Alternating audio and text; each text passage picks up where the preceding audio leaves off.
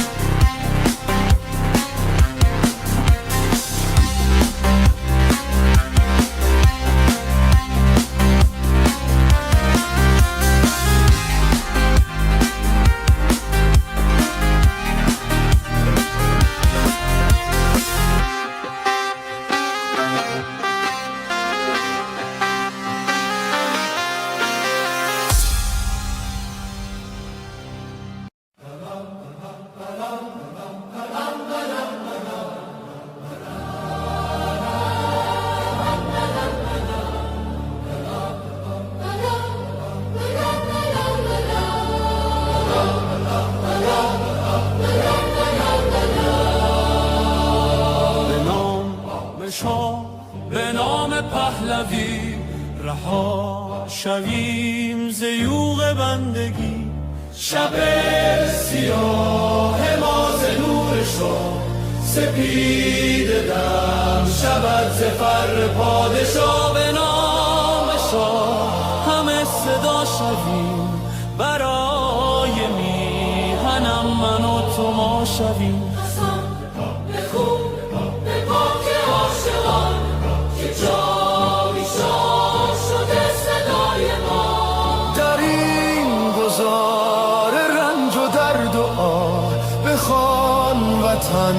به نام پادشاه که با صدای شاه و نام تو جهان بلرزد از قیام تو.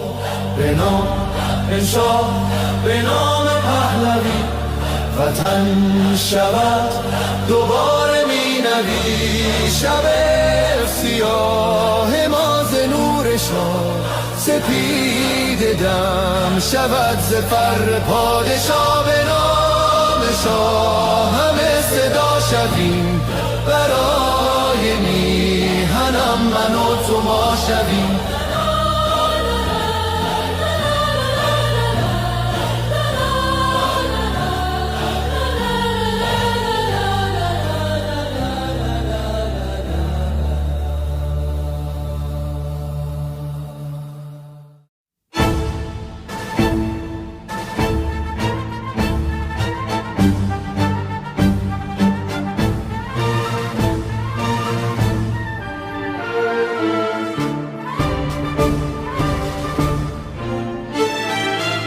نام جاویده وطن صبح امید وطن جلوه کن در آسمان همچو مهر جاودان. وطن ای هستی من شور و سرمستی من جلوه کن در آسمان همچو مهر جاودان. بشنو سوز سخنم که هم آواز تو منم همه جان و تنم وطنم وطنم وطنم وطنم. بشنو سوز سخنم که نواگر این چمنم همه جان و تنم وطنم وطنم وطنم وطنم. همه با یک نام و نشان به تفاوت هر رنگ و زبان. همه با یک نام و نشان به تفاوت هر رنگ و زبان. همه شاد و خوش و نغمه زنان ز صلابت ایران جوان به اصالت ایران کهن ز صلابت ایران جوان.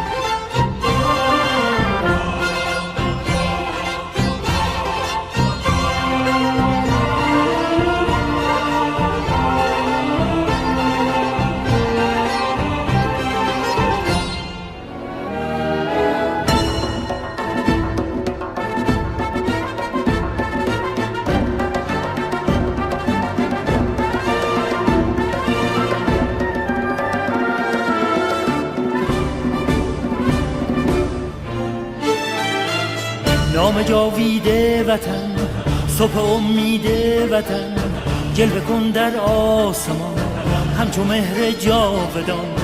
وطن ای هستی من شور و سرمستی من جلوه کن در آسمان همچو مهر جاودان.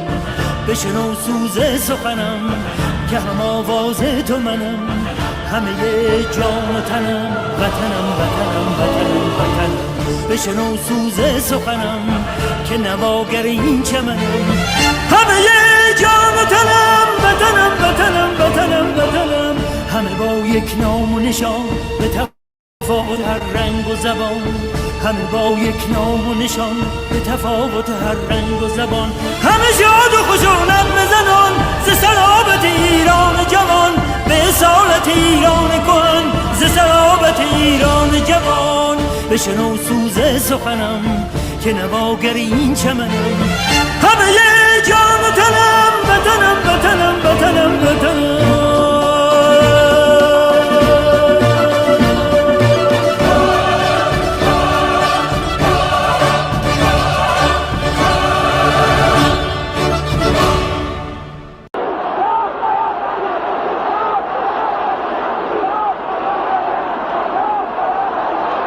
When you look at the crowds today, you have maybe 5,000-6,000 people here. On the streets yesterday, 1 million people, 1 million Iranians in the street for the Ayatollah Khomeini. Does that not give you concern? Does that not make you afraid? Because they are afraid, yeah, that's right. And most of the people don't say anything because they are afraid. And they are in silence, you know, they don't say anything. Is this the silent majority of Iran out here now? Yes, yes, yes, that's right. Do you want the Shah to return? Yes, Shah, return to the country. What about you,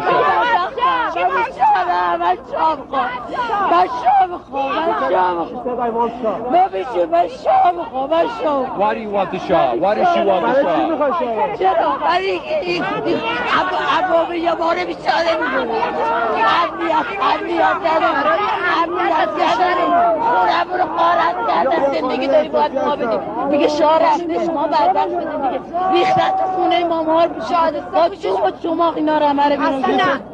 ما شاه میخوایم ما بیچاره کشتنش حلاله کجای قرآن گفته. Across Iran, ordinary people took to the streets in peaceful protest. Millions of citizens, more than 400 cities. Their demands clear: dignity, justice, freedom.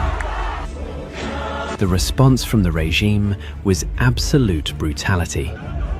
Security forces opened fire on unarmed protesters. Tens of thousands of innocent men, women and children were killed on the streets. But the killing machine did not stop there. Despite what the regime has told the world, the machinery of terror has only intensified. Dozens of detainees, many of them children, are being forced to confess to crimes they never committed. الان میدونیم چه حکمی به شما دادن؟ چه حکمی؟ حکم شما محاربه است. خب میشه بگید محاربه چیه لطفا؟ من نمیدونم چیه بابا. اعدام. تو رو خدا اعدام بده. آقا من غلط کردم. گول خوردم. تو رو خدا. خب غلط کردن تو چیزی درست میشه؟ به خدا من اونجا بیکار بودم. من برای جامعه به خدا خطری ندارم. آقا من غلط کردم. گول خوردم. Right now, at least 8 people are at risk of imminent execution. Their lives can be taken at any moment. These are not criminals. They are peaceful citizens who dared to hope for a better future. The world must not look away.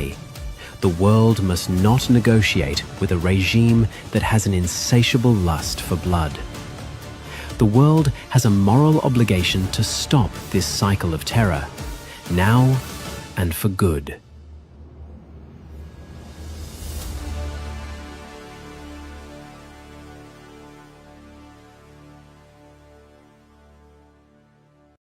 To all of our friends around the world, under the yoke of the Islamic Republic, Iran is identified in your minds with terrorism, extremism, and poverty. The real Iran is a different Iran, a beautiful, peace-loving, and flourishing Iran. It is the Iran that existed before the Islamic Republic, and it is the Iran that will rise again from its ashes the day the Islamic Republic falls. So let me be clear about how a free Iran will act towards its neighbors and the world after the fall of this regime. In security and foreign policy, Iran's nuclear military program will end. Support for terrorist groups will cease immediately. A free Iran will work with regional and global partners to confront terrorism, organized crime, drug trafficking, and extremist Islamism. Iran will act as a friend and a stabilizing force in the region, and it will be a responsible partner in global security. In diplomacy, relations with the United States will be normalized, and our friendship with America and her people will be restored. The State of Israel will be recognized immediately. We will pursue the expansion of the Abraham Accords into the Cyrus Accords, bringing together a free Iran, Israel, and the Arab world. A new chapter will begin, grounded in mutual recognition, sovereignty, and national interest. In energy, Iran holds some of the largest oil and gas reserves in the world. A free Iran will become a reliable energy supplier to the free world. Policymaking will be transparent. Iran's actions will be responsible. Prices will be predictable. In transparency and governance, Iran will adopt and enforce international standards. Money laundering will be confronted. Organized corruption will be dismantled. Public institutions will answer to the people. In the economy, Iran is one of the world's last great untapped markets. Our population is educated, modern, with a diaspora that connects it to the four corners of the world. A democratic Iran will open its economy to trade, investment, and innovation, and Iran will seek to invest in the world. Opportunity will replace isolation. This is not an abstract vision. It is a practical one, grounded in national interest, stability, and cooperation. To achieve this, now is the time to stand with the Iranian people. The fall of the Islamic Republic and the establishment of a secular, democratic government in Iran will not only restore dignity to my people, it will benefit the region and the world. A free Iran will be a force for peace, for prosperity, and for partnership.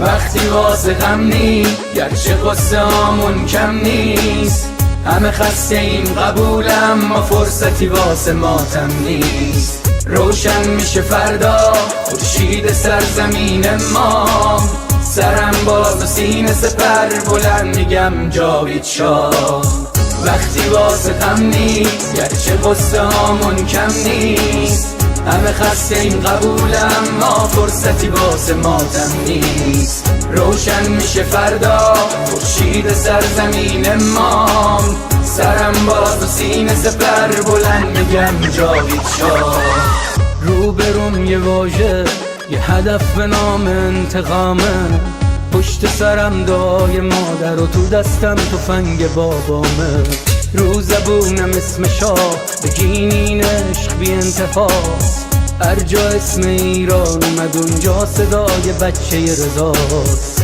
فردا می نویسن تو کتاب قصه دیمار بگو با تیر جنگی کشتن بچه های بیگناه رو بگو از بخت مادرها چیر زنا و دخترامون بگو تنها شهید شدیم تا تنها نمونه شامون وقتی واسه غم نی گرچه قصه هامون کم نیست همه خسته این قبولم ما فرصتی واسه ماتم نیست روشن میشه فردا خورشید سرزمین ما سرم باز و سینه سپر بلند میگم جاوید شاه وقتی واسه غم نی گرچه قصه هامون کم نیست همه خسته این قبولم ما فرصتی واسه ماتم نیست روشن میشه فردا خورشید سرزمین ما سرم باز و سینه سپر بلند میگم جاوید شاه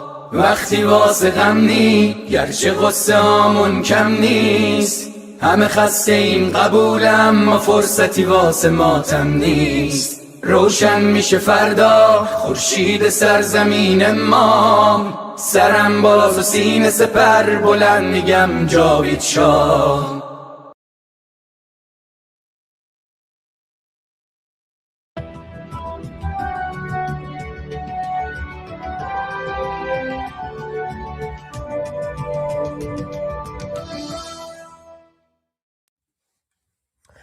Hello, ladies and gentlemen. Welcome to 2C TV. This is your global news channel. I'm Maya 2C, and we come to you guys with some live updates from the Islamic Republic of Iran. Over the last few hours, we've seen a massive internal conflict inside the regime between the so-called reformists and the hardliners. Of course, they're all in favor of the Islamic Republic, but there are apparently tiny differences, which is how much jihad and how much Islam we want to have. We also are going to go live to the capital of Baghdad. Yes, so we have the live feed as we have a bunch of IRGC supporters, the Shia militants who are currently out. I don't know what they're doing. It's some sort of rally. It's supposed to be a protest, but obviously in the third world, protests means let's get ready to fight and kill innocent people. These guys are getting ready. The rest of them have already invaded Iran, as you guys know. Thousands of them have invaded Iran. More of them are still on the Iraqi side. They are getting ready to invade Iran to help the Islamic occupation forces against the Iranian people and the Israeli forces and the American forces. But we're going to talk about the split inside the regime. We're going to show you the videos from last night, the strikes, as the order has now come from Pentagon and also in Israel to escalate the strikes and target the senior regime figures. A lot of them were taken off the list over the last few weeks, but now everybody is getting targeted. We're going to get your reaction in the live chat as usual. Let's quickly go to the first update we have.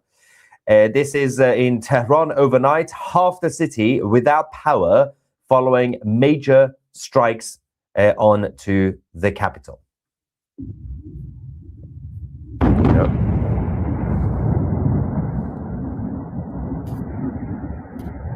I don't have sound for some reason. Can you guys in the live chat confirm whether you can hear the explosions?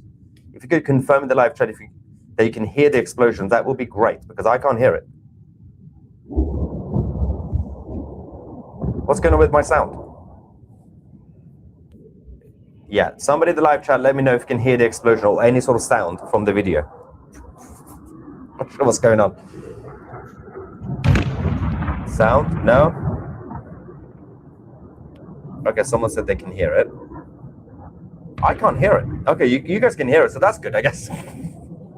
Not sure how that's happening right now. This is a new glitch. I haven't dealt with this one before, but we live and learn, I guess. That's interesting. Okay. Anyway, so these are the explosions. I've heard them before, so it's fine. I'm just gonna have to improvise, I guess. This was Tehran. Also, we've had major explosions. I'm just gonna test this again. Oh, I can hear it now. Okay. I heard it the second time. Multiple explosions also struck Neovaran, which is a major district in the northern parts of Tehran, where influential figures from the regime are based in. Obviously, the Israelis and the Americans started to target the senior figures of the regime.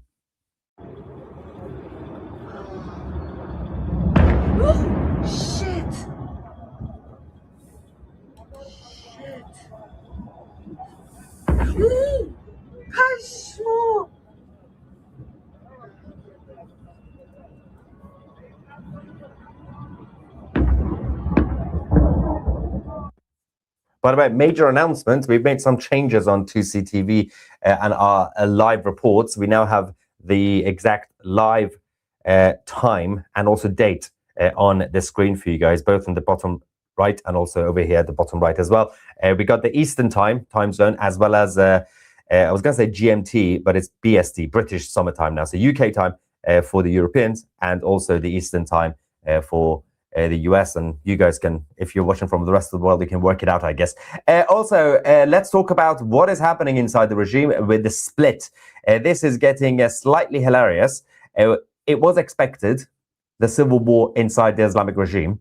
So you've got two sides, which are the same side, but slight differences.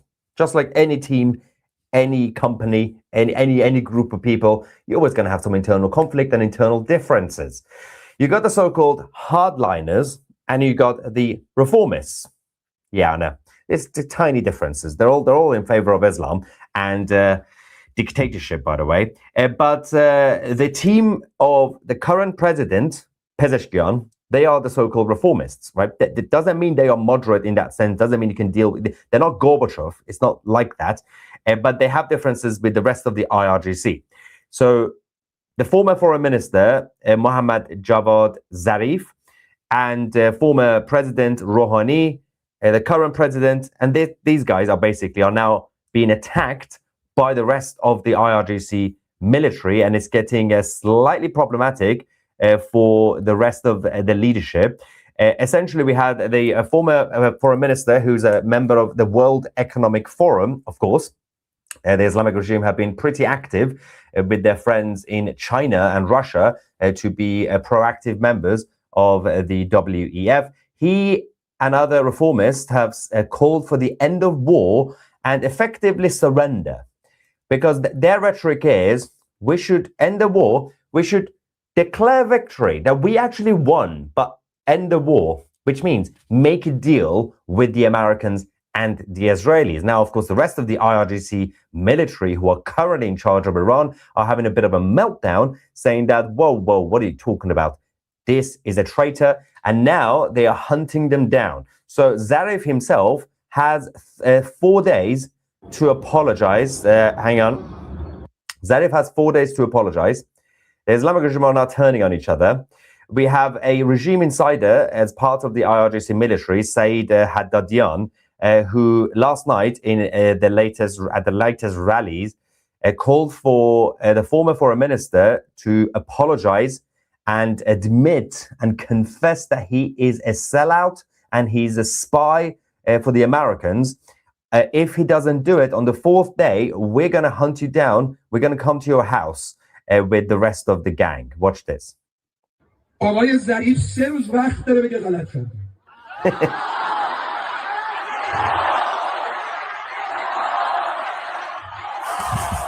بعضی از دوستان آمدن گفتن که آقا خواهش میکنیم دو قطبی نشه.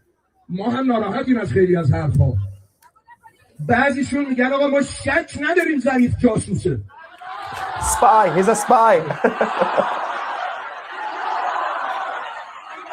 آقایان امنیتی دیگه منتظرید آقای ظریف این بالا بنویسه من خودفروخته آمریکام. این که شما غلط میکنی برای جمهوری اسلامی ایران نسخه میپیچی آقای ظریف.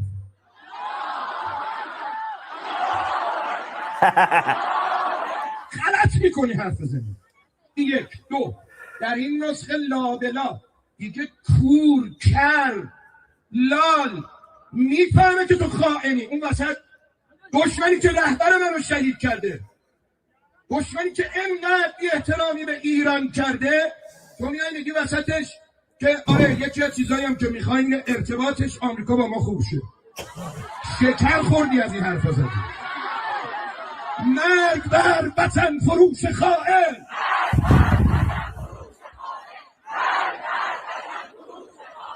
دستگاه‌های امنیتی برادران عزیزم، پشت رزمنده ها به این مردم و به شما گرمه. اگر شما کاری نمی کنی 3 روز من وقت میدم. بسم الله بامونه. اگه درست نشه شب این نگه غلط کردم، شب 4م کاروان میشه میریم در خونه.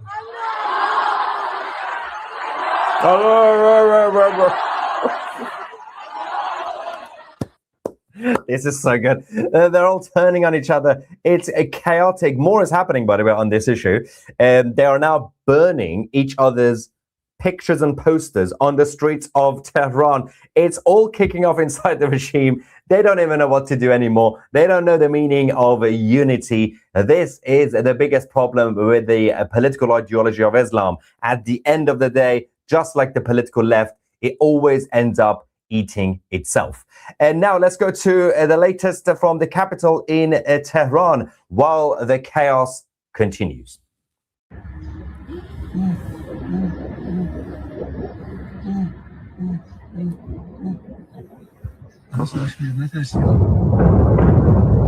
That's a big one.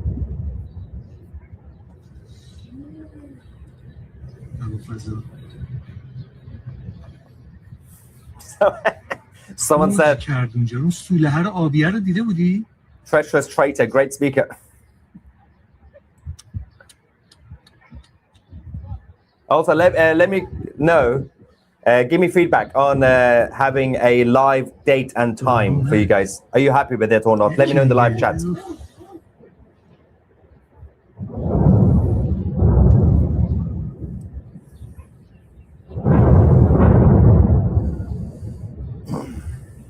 That's Tehran, if you just joined us now.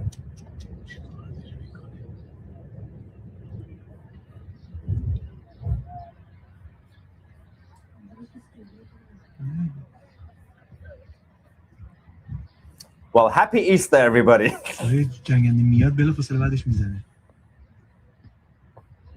چیکار کرده اونجا رو؟ نه اونجا رو نزده بود اصلا، نه این سوله آبیه بود.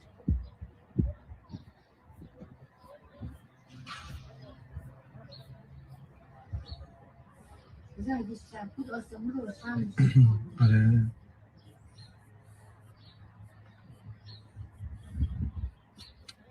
پودر کرده اونجا رو. Yeah, brilliant. So yeah, I can see the feedback on the having the live date and time on the screen. We had we used to have the number of subscribers, but we came up with it back in the day when we had the campaign to reach 1 million subscribers. But of course, that was hit a while ago, and I was like, what's the point of having the number of subscribers anymore? There's no campaign, so let's just replace it with a live date and time. And obviously we have Eastern time and British summertime. All right, the hardliners and the so-called reformists are continuing to attack each other, which is absolutely hilarious. They are now, as I said, burning each other's pictures and posters on the streets. Watch this idiot.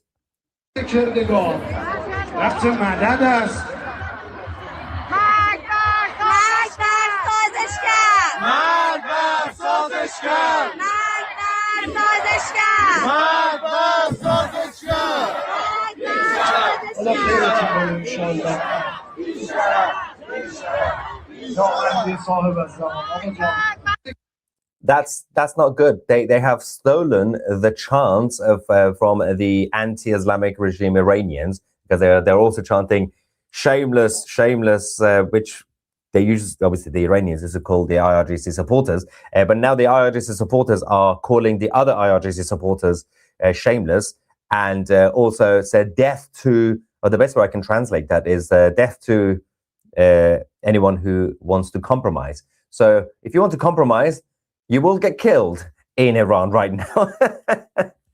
Anyway, let's go to the latest from the capital in Tehran. There we go. So there's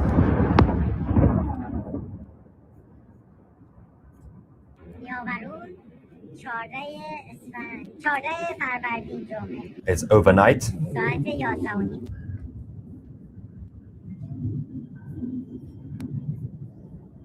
Yeah. Now, there is also a situation in the southwestern parts of Iran, in the city of Abadan, which was also attacked and invaded by Saddam Hussein's Iraqi forces. And we had 8 years of war to push the Iraqis out. in the 1980s. Now, thanks to the Islamic Republic of Iran, they have invited the Arab proxies from Iraq to invade Iran. All welcome, do whatever you want to do. So the reaction from the Israelis and the Americans were, let's hit all of them. And they've also decided to hit the military infrastructure in the western parts in Abadan.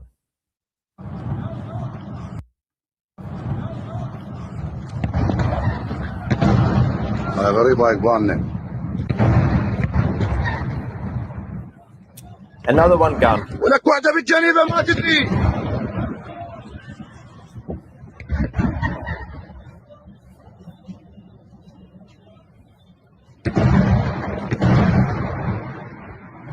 All right, we have an ultimatum from President Trump. Another one. Hang on.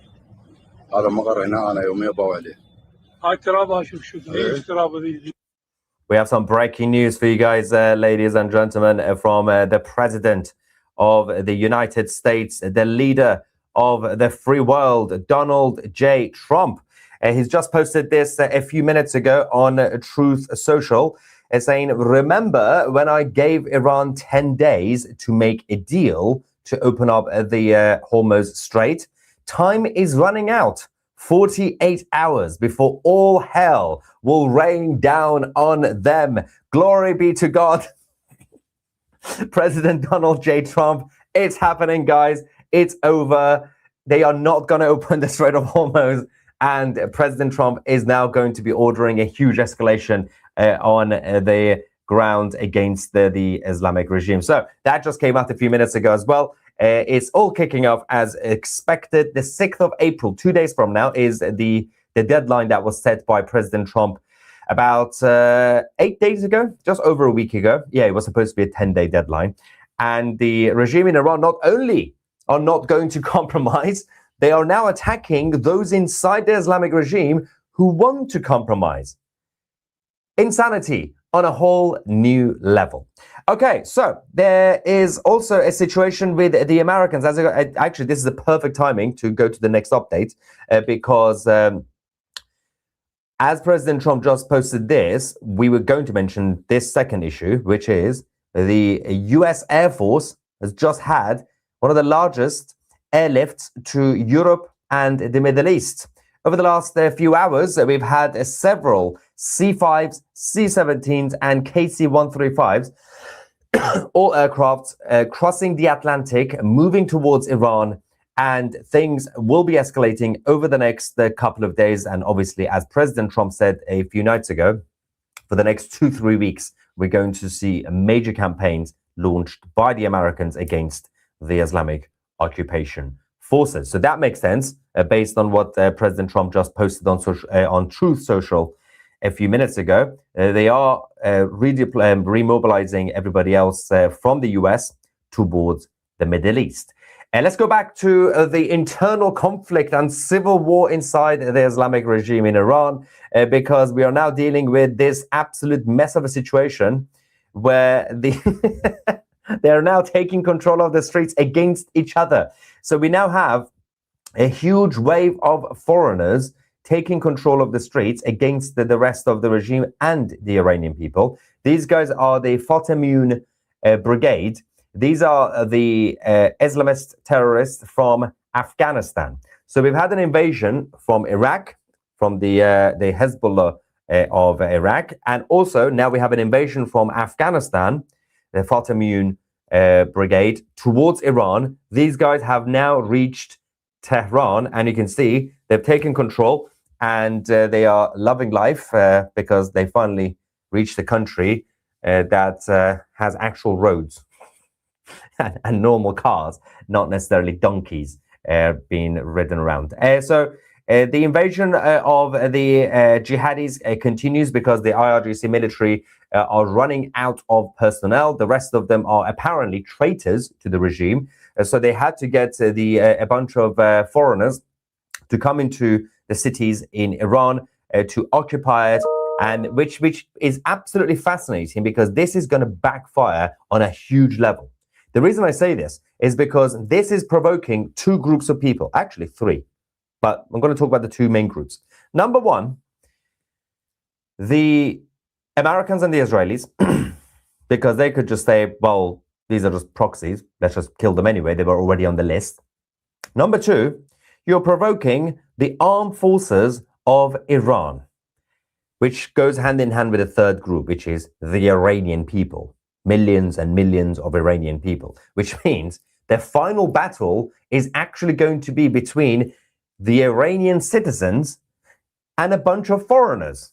It's no longer even about the Iranian people against the Islamic Republic Iranian people. It's actually going to be between Iranians and foreigners. And that's going to be much easier in terms of motivation and in terms of mobilization. Because the armed forces, those who are in the armed forces of Iran, not the IRGC military, the armed forces, the official army, for example, they're going to see this as an invasion. And once the regime is completely crippled, once we reach the next stage, which is the battle on the streets, on the ground, well, it's going to be much easier for everybody to unite and say, if you see a foreigner, get rid of them. Done. Because these are not even Iranians. You can't even just say, okay, this person supports the regime, evil, but at the end of the day, they're still a citizen of the country. Maybe we can work something out, right? Would you like to defect, for example? Well, these guys can't defect. They are foreigners. You can't get them to defect. You can't make a deal with them. You're just going to have to get rid of them. And this is going to be the next and final battle on the ground. Now, let's also go to the latest round of attacks from Iran and by the Islamic Revolutionary Guard Corps. They have been reduced, which means that they're not able to launch as many missiles and drones as the first week of the conflict or during the 12-day war. They've been launching a handful of missiles and drones, but they are still hitting. Every day, we're getting fewer and fewer. Over the last 24 hours and today, again, Kuwait has been targeted, specifically Kuwait's Mina al-Ahmadi oil refinery, which is still on fire since yesterday, by the way, after the Shahid drones from the Islamic Republic was launched. Let's go to the video from Kuwait this morning.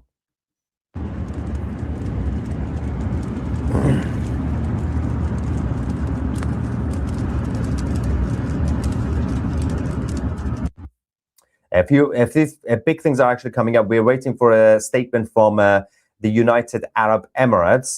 But before we get to that, we're going to quickly take you back to Baghdad as this insane situation continues. Watch this. This is our live feed from, and it's gone. Oh no, we just lost the live feed. That is perfect timing. Let's go to Beirut, the capital of Lebanon, while we figure out if that live feed is going to come back or not. That was the gathering of the Shia militants in Iraq who are getting ready to join the rest of their friends to invade Iran. And while we're here, I'm going to wait for the Iraqi side. We got a couple of reactions. Thank you for your prompt and responsible reporting. You were the first to report the downed aircraft yesterday and the most accurate of all reports I have seen. God bless. Thank you so much. As I said last night, it's insane that I have to go through this. We have to go through the same thing together every single time. Yesterday, about 24 hours ago, when 2CTV was the first outlet to report about the F-15E being downed in Iran, the US fighter jet, we had a bunch of trolls in the live chat saying, oh, it's fake news. It's not real. The Americans have denied it. Bah, ha, ha, ha. We're like, well, just wait. We got our sources. We know what's going on. Stop trying to be clever. It's not going to work against me. So IRGC has not claimed his capture. Yeah, no, he's still fine. He's still free.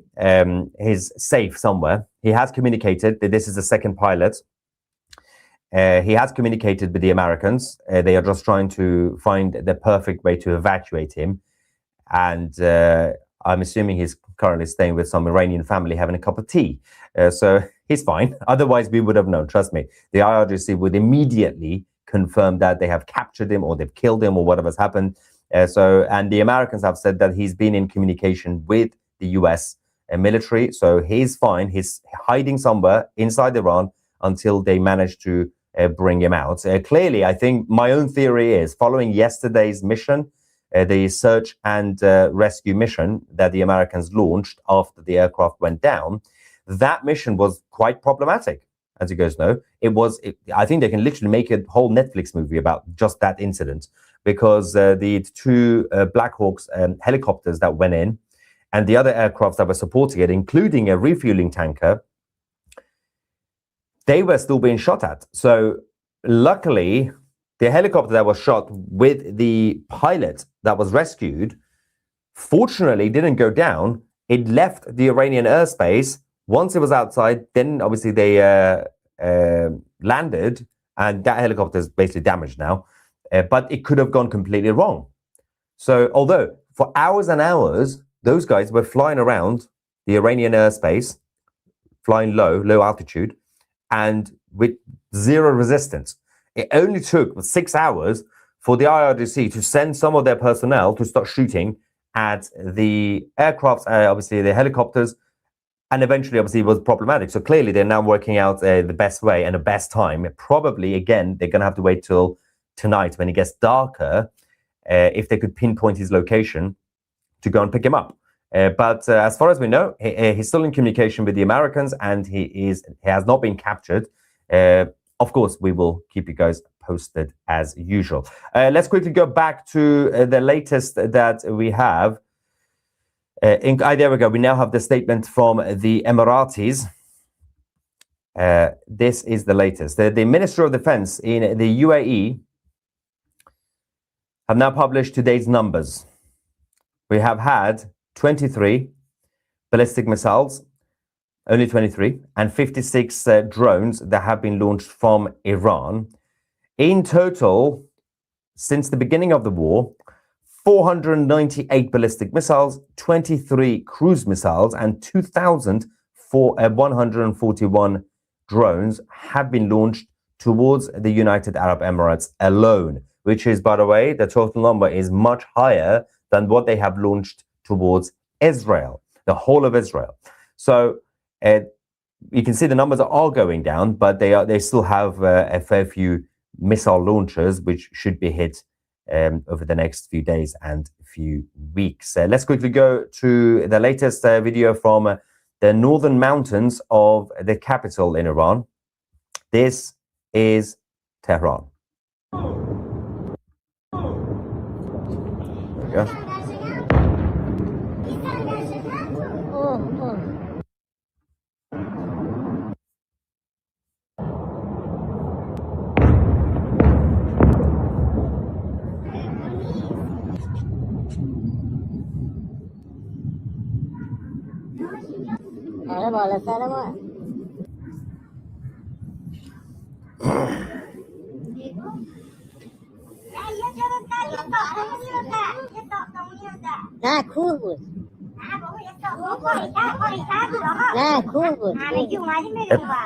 They've changed the sound, so I can't hear what they're saying.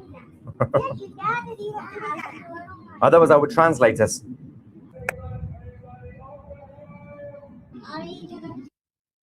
Anyway, okay, so we have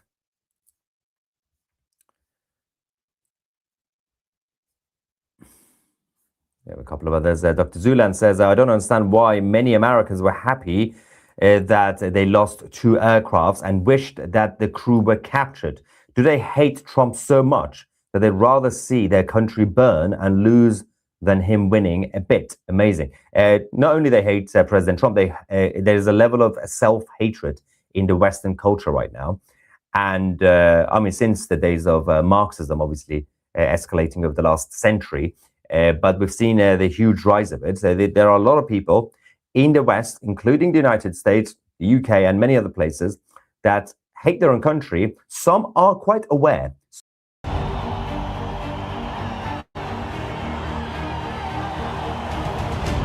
Look at us here today. We see so many flags representing so many nations. We know we are not alone. and we thank you for being with us. For all people around the world who stand today in unity with the Iranian people, this is not just because it's good for us, and you do it out of compassion and care for our rights to liberty and justice and equality and human rights. But understand that it is in your best interest too, to have, unlike this regime that has been propagating terror and radicalism, we the people of Iran are peacemakers and not warmongers. We like to be friends, especially with the free world.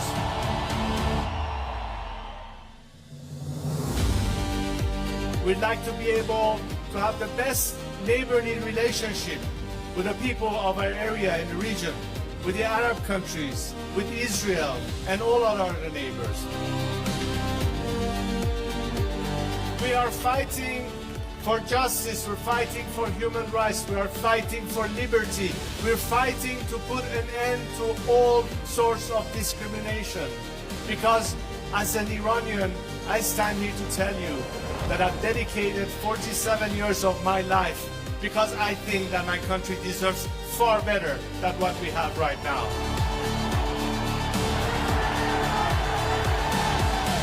To now understand that their best remedy is to support the people of Iran, because ultimately a free Iran will be your best partner, not just to bring stability and peace, but it will be in your best economic interest and opportunities.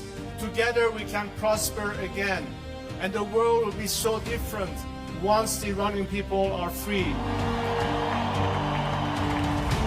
I am here to guarantee a transition to secular democratic future. I am committed to be that leader of transition for you, so we can one day have the final opportunity to decide the fate of our country through a democratic, transparent process, through the ballot box and free elections.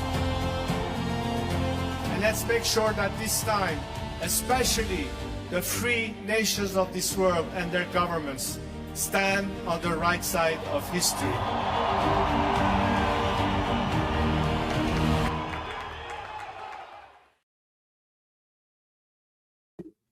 Well, Durud, everyone. Good morning, good afternoon, good evening, wherever you are. Welcome to day 98 of Iran Revolution Live with your wonderful and amazing host, Mr. Navabi.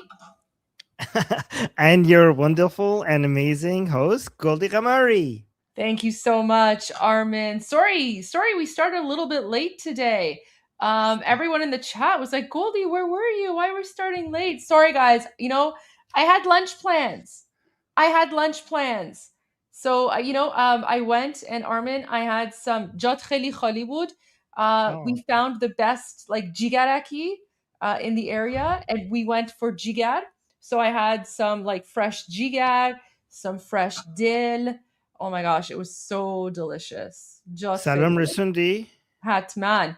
And Armin, the best part, let me just share this. What made it even better is when I showed up, this was on the front door of the restaurant. Let me just pull it up here. No way. Yeah, so they had a giant lion and sun flag, and then they had a poster of King Reza Pahlavi as well. So I was like, that just made the lunch even more delicious. So I don't know about you, Armin, but if I'm going somewhere and I see an Iranian restaurant or an Iranian owned business, and I see the lion and sun flag, but I also see King Reza Pahlavi's photo there, I'm just like, take all my money. So, I'll definitely be going back. So I did a little Instagram post as well. Guys, I don't really do food reviews, but if I see a small business, small independent business, and it's under new ownership, and this was the first thing I saw when I was walking in, I was like, you know what? I'm going to support them. right? Because I think it's important that we support one another. And, when I see businesses have the line and stuff. By the way, the Jigar was amazing. Like, it was just so good. It was so good. Oh my gosh. And then he brought us complimentary tea, which was really nice. And then you can see. So, and then even Armin, look, even in the kitchen, when we went to pay, they had like a calendar and you can see like the royal family there. And then beautiful. And then Armin, that fan, that's like the OG Kababi fan, right? The Kababi fan. So yeah. So there we go. Anyway, so guys, that's why I was a little late. That's why I was a little bit late because yes. Oh wait, that's the wrong post. So yes, I was going for some lunch, jigar, which is basically it's equivalent of like the Iranian version of liver and onions. So yes, we love liver and onions. So there you go. And people are like, "Oh, this doesn't look well done."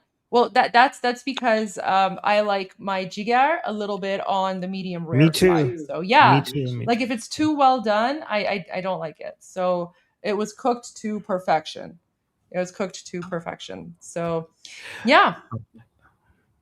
Goldie, I'm hearing myself back when I'm speaking. Is there a speaker on or anything by any chance? Not on my end. Oh, okay. Do you do you want to leave and come Testing. back?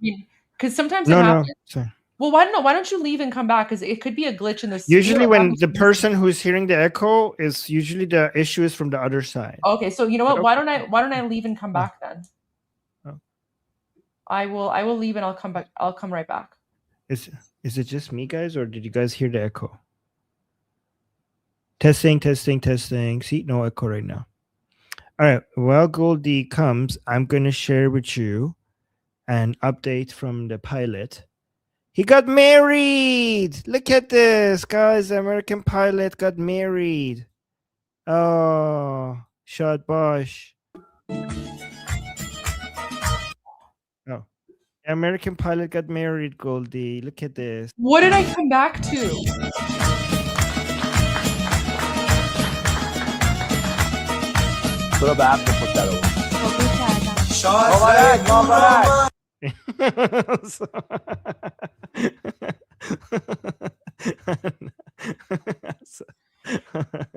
That is funny, but at the same time, it is still a very serious situation, and we are praying for his safety.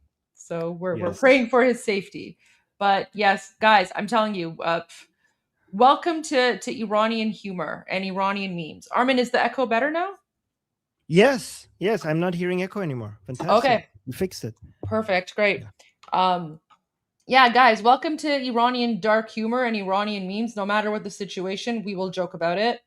Not because we're insensitive, but because after 47 years of trauma in dealing with the Islamic regime, the way that we deal with these situations is through humor and comedy. So, yes. And the reason why they haven't found him is because he has turned off his signal because he's very happy right now with his new wife. Oh my God. Okay.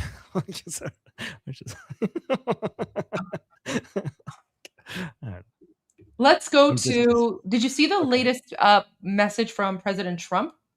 Yes. No.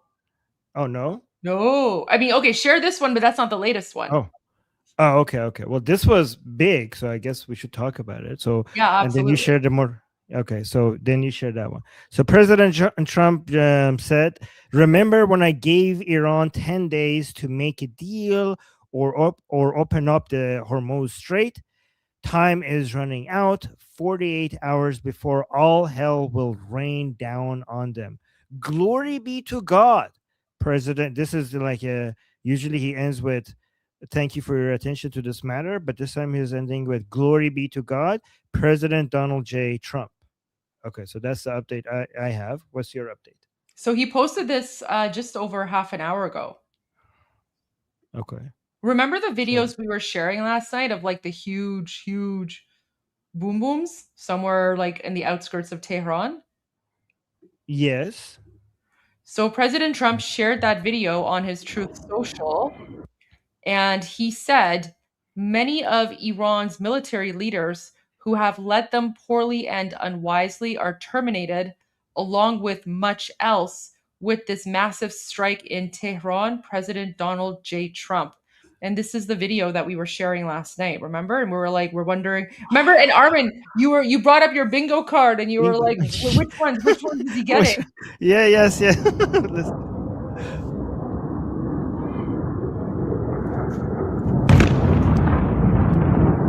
That was Vahidi.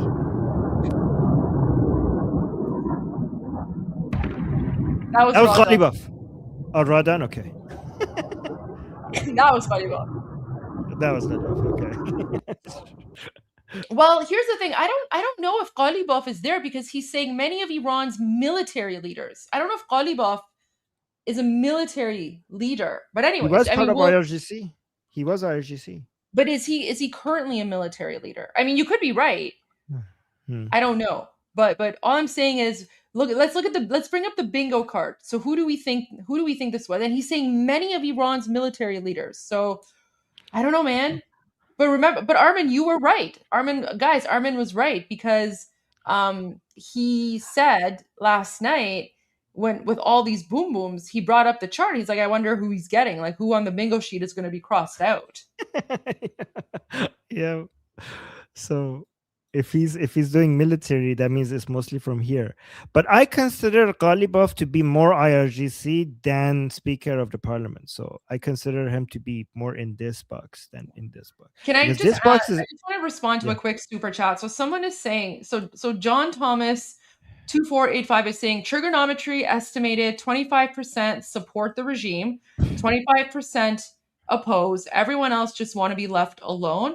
What's y'all's estimate? So I can tell you respectfully, trigonometry have no clue what they're talking about. They're not Iranian. They don't understand the dynamics inside of occupied Iran. And their opinion is irrelevant and pointless. And, president, and, this is respectful, right? Like respectfully, but they have no idea what they're talking about. Guys, Iran is like, when you want to talk about geopolitics, Iran is like expert mode. Okay. So, just because people have big platforms and, they put out these opinions, doesn't mean that they're right. So trigonometry is 100% wrong. Guys, you can't just talk about Iran without actually knowing anything about it. But yeah, that's 100% wrong, guys. Only 25% oppose? It's an idiotic thing. It's an idiotic. That is insane. Yeah. It's guys, and you know what? It's not just them. It's everyone. It's everyone, right? Guys, this is why, like, I personally don't care what non-Iranians have to say about Iran because they don't know the truth. They're not experts, right? People like Armin, people like myself, and others, who have been focused on Iran our entire lives, we know what's going on. Right. I mean, they might be experts in other things, but when it comes to Iran, they're completely clueless. Goldie, they made the oppose and support equal. They're saying the level of support for the regime is the equal to the number of people who oppose the regime. It can, which is an idiotic take. It's retarded. Yeah. Armin, look who's here. Oh, Petito. Hi guys, Durud. Thanks. How do you do? How do you doing? We are great. How are you? I'm just fine, and thanks to you and all of your viewers, I have direct access to Starlink and clean and safe internet again. So you may hear more from me from this night and other nights. We hope to hear more from you. See, Petito, now that you have access to Starlink again, and guys, that's thanks to you. That's thanks to all of your support, all of your donations. Petito was able to secure another Starlink, and now he has safe access again. He can join us. Petito, now we just expect you to be here every day.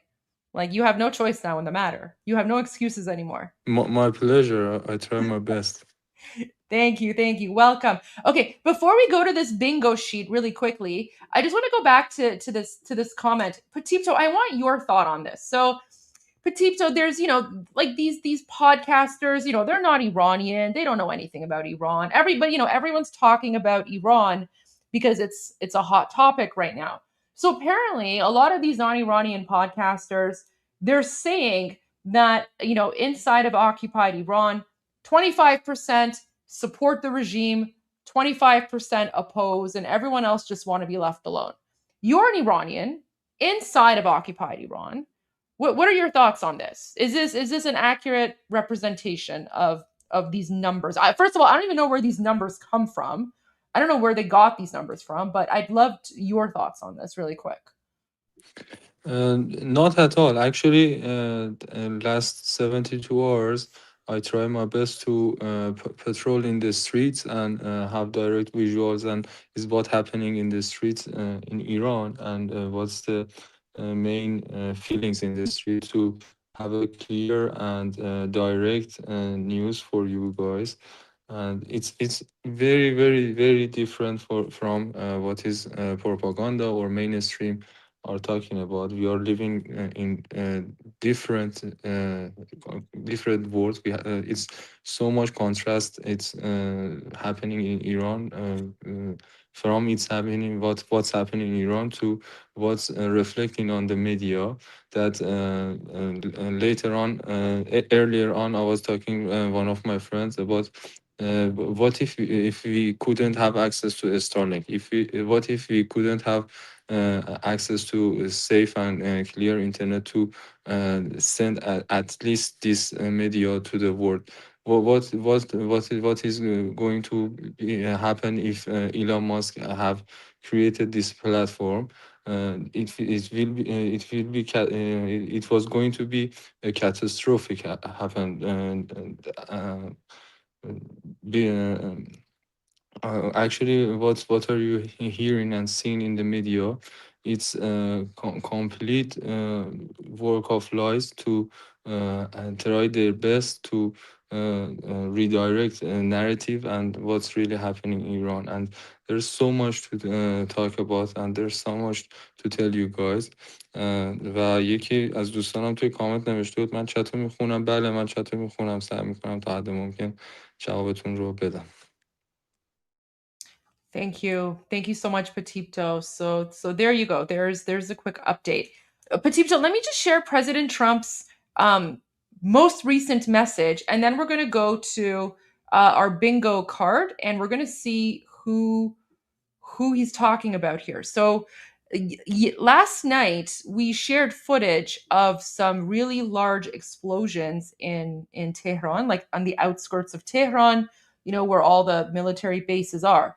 And about just over half an hour ago, President Trump posted a video of those explosions, and he said many of Iran's military leaders who have led them poorly and unwisely are terminated, along with much else, with this massive strike in Tehran. So let's watch this video.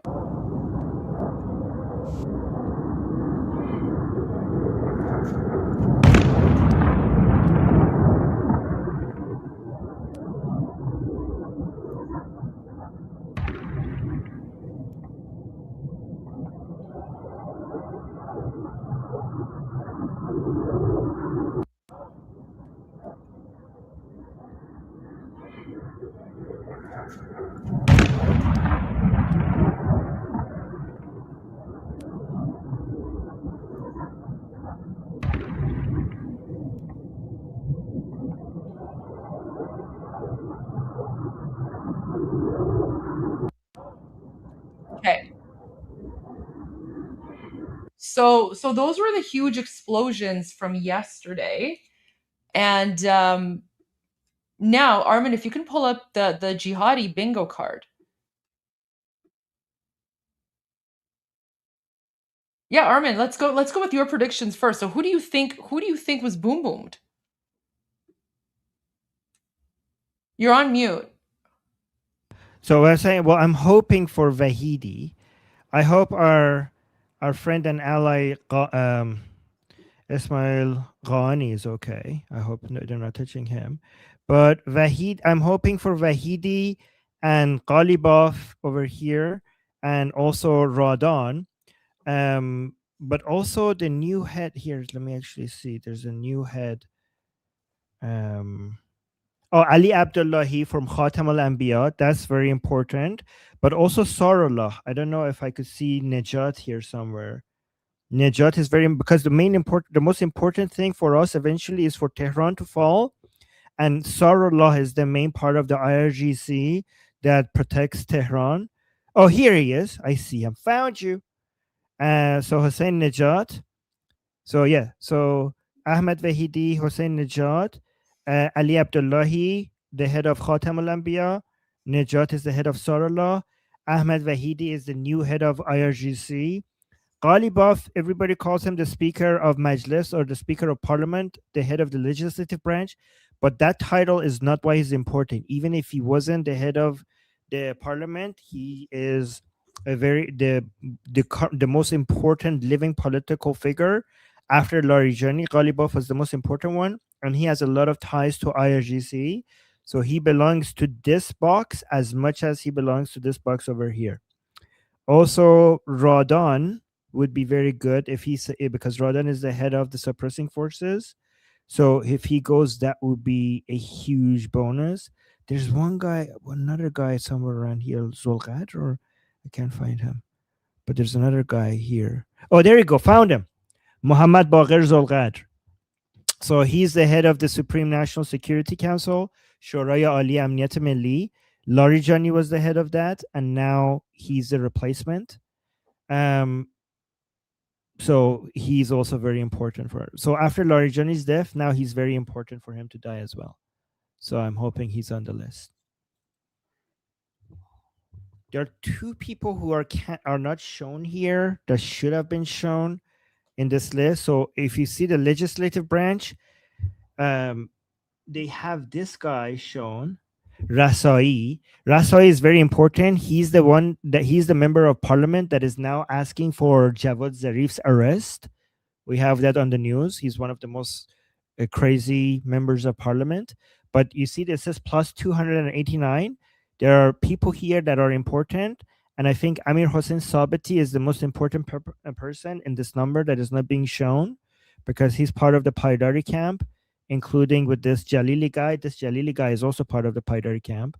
And another person that is part of the Paidari camp that is not shown here and is hiding behind this 86 number here is Mir Bagheri.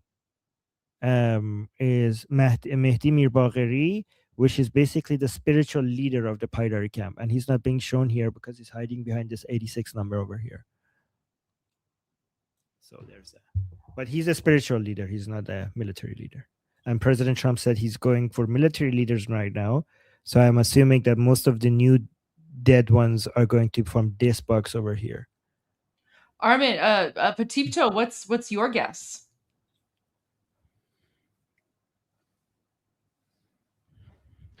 ببین در واقع من حدس که خیلی زیاد دارم. خب و اول اینکه این ویدیویی که دیدیم به نظرم بیشتر ذوق مهمات بود، ولی در واقع من بازی حدس زدن رو کنار گذاشتم، دارم از مسیر لذت میبرم، چون برای هر کدومشون دیر و زود داره، سوخت و سوز نزد. So Petito is saying I'm putting guessing aside, and I'm just enjoying the ride. So I'm just trying to enjoy. I'm just just smelling the roses. Just enjoy the destination. There's no way to guess. He said like he thinks these explosions that we saw was mostly military ammunition, being like military sources, like basically rockets and maybe rocket fuel and other military supply being exploded. But regarding who's going to die next, he's just like, I'm just on the ride. I'm just enjoying the ride. I don't know if I could guess anything. Yeah, I also didn't guess. I just gave you my wish list. I didn't give you my guess list. I gave you my wish list. But what about you, Goldie? What about you? Me? Yeah. I don't know. I just want all of them dead. All of them? Well, no, Goldie. They should leave some for us.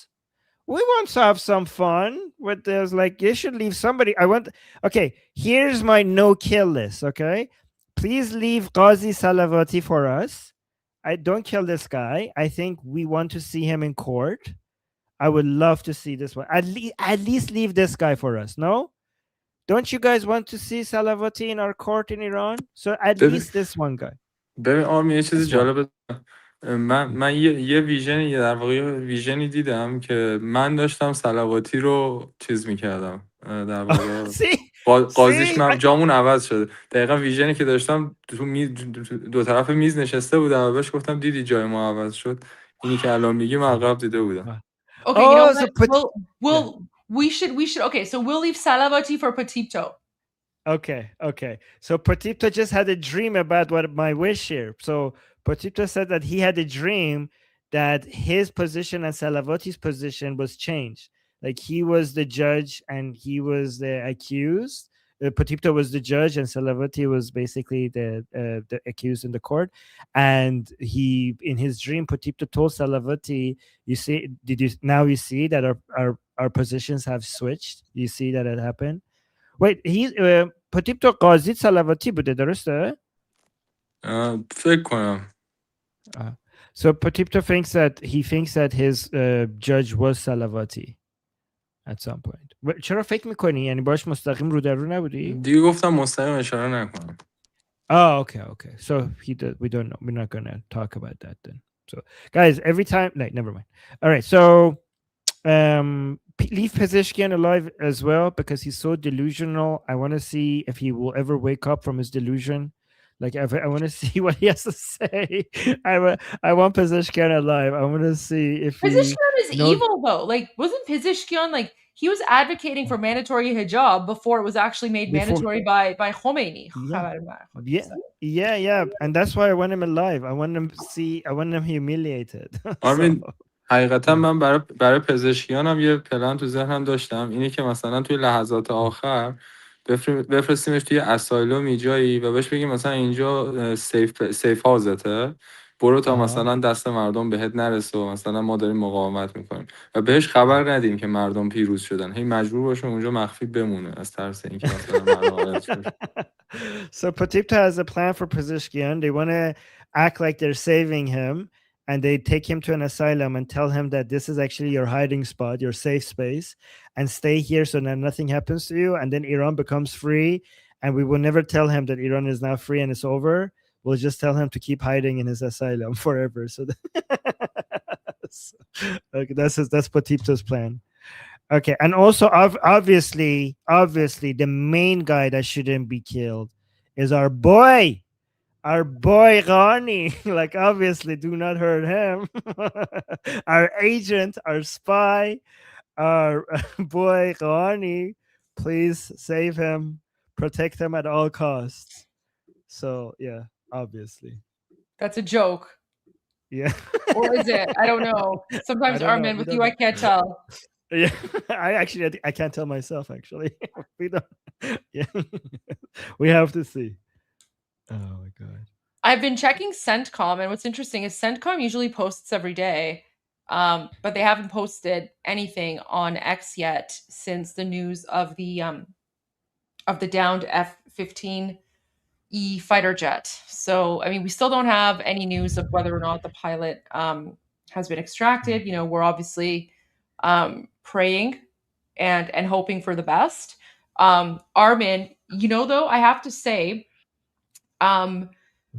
the fact that it's been over 24 hours and there's no news of the pilot, that makes me think, and I could be wrong, but I'd like to hear people's opinions in the chat on this, but that makes me think that he has survived and he is currently hiding somewhere and he is waiting for the right opportunity to be safely extracted, right? Because after 24 hours, if he had been captured, the Islamic regime, that would be all over Islamic regime state TV, right?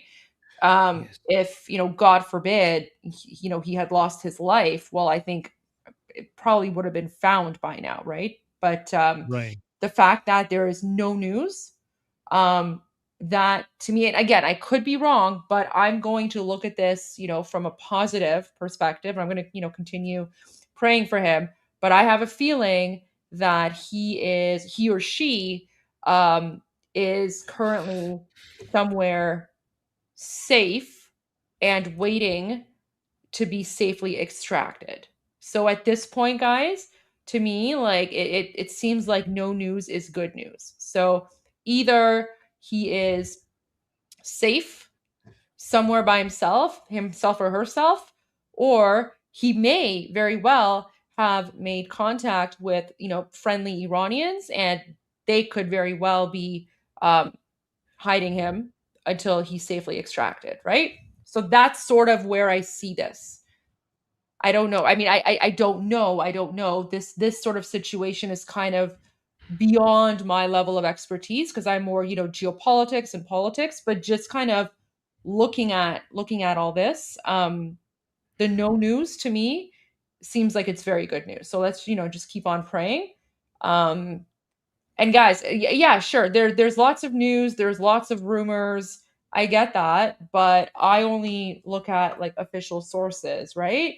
So I have a feeling that I don't know. I'm feeling above my pay grade, guys. It's just a saying. Above my pay grade is just a saying, right? It just basically means like I'm not qualified. Like I'm not giving you guys like an expert analysis on what's going on the ground. I'm just kind of giving you my personal opinion, and I'm saying take it with a grain of salt because my area of expertise is geopolitics. My area of expertise is not, military extractions. That's all I'm saying. Goldie, I watch a lot of pro-regime content. Let me know if you want me to show you how they're talking about this pilot and the fact that she's probably a beautiful. I could show you that one of these people, they're celebrating that maybe she's a beautiful woman and we will capture her and we will rent her body out and make money off of it. Are they actually saying that? That's so gross. Yep. And it's on YouTube. It's on YouTube. Are you kidding me? Ugh. Yeah. These people are so vile. I don't know if you want me to play it because it's really vile and disgusting. But I mean, sure, maybe, you know what, we should, and you should probably translate it because I think it's important to expose how depraved and savage and just disgusting these people are, right? And remember, guys, this is a mullah. This is supposed to be one of like the spiritual Muslim clerics, right? So yeah, expose this guy because people should know how evil and just garbage this whole like Islamic regime ideology is. Okay, let me. And Armin, people are asking for the link to the video. So if you could just put the link to the video in both chats as well when you have a moment. Okay, let me. I will do it right now. Here's the link. I put it in the chat. Okay. I don't even know how this is allowed on YouTube because in this video he also talks about raping women in another part. I could like as a punishment to anti-regime people. I don't know if you want me to play that part as well here. Up to you. If you think it's important, definitely do it. Yeah, I think it's important. Let me know in the chat if you want to see that part as well, because he actually points to his private parts by saying what they're going to do to women, like anti-regime Iranian women. Here, let me. توجه بفرمایید. ای جونم. She's like, oh wow, so beautiful. Like ویدیو ترکیب شده با یکی از خلبان‌های امریکا. Look at this. He said this video has been matched with one of the American pilots. البته این پشت B2 رو پارک کردن. Like behind her there's a B2. So این قطعاً مثلا حالا میتونه خلبان دیگه‌ای باشه. So this is a different pilot. It's not the pilot that has gone down in Iran. ولی خلبان‌های F-35 از آن یه همچین طرحیه. Like however F-35 pilots, they look like this. Like he's giving you the good news that this is the pilot that we captured looks like something like this, right? Like they're pretty. Like we got a pretty pilot. By the way, they think that they shot down an F-35. They haven't shot down an F-35, but they like to say that they shot down an F-35 because that's actually more impressive to shoot down. یه همچین چیزیه. By the way, guys, let me see how many views this is getting. This got 12,000 views on YouTube. So let's see what he says.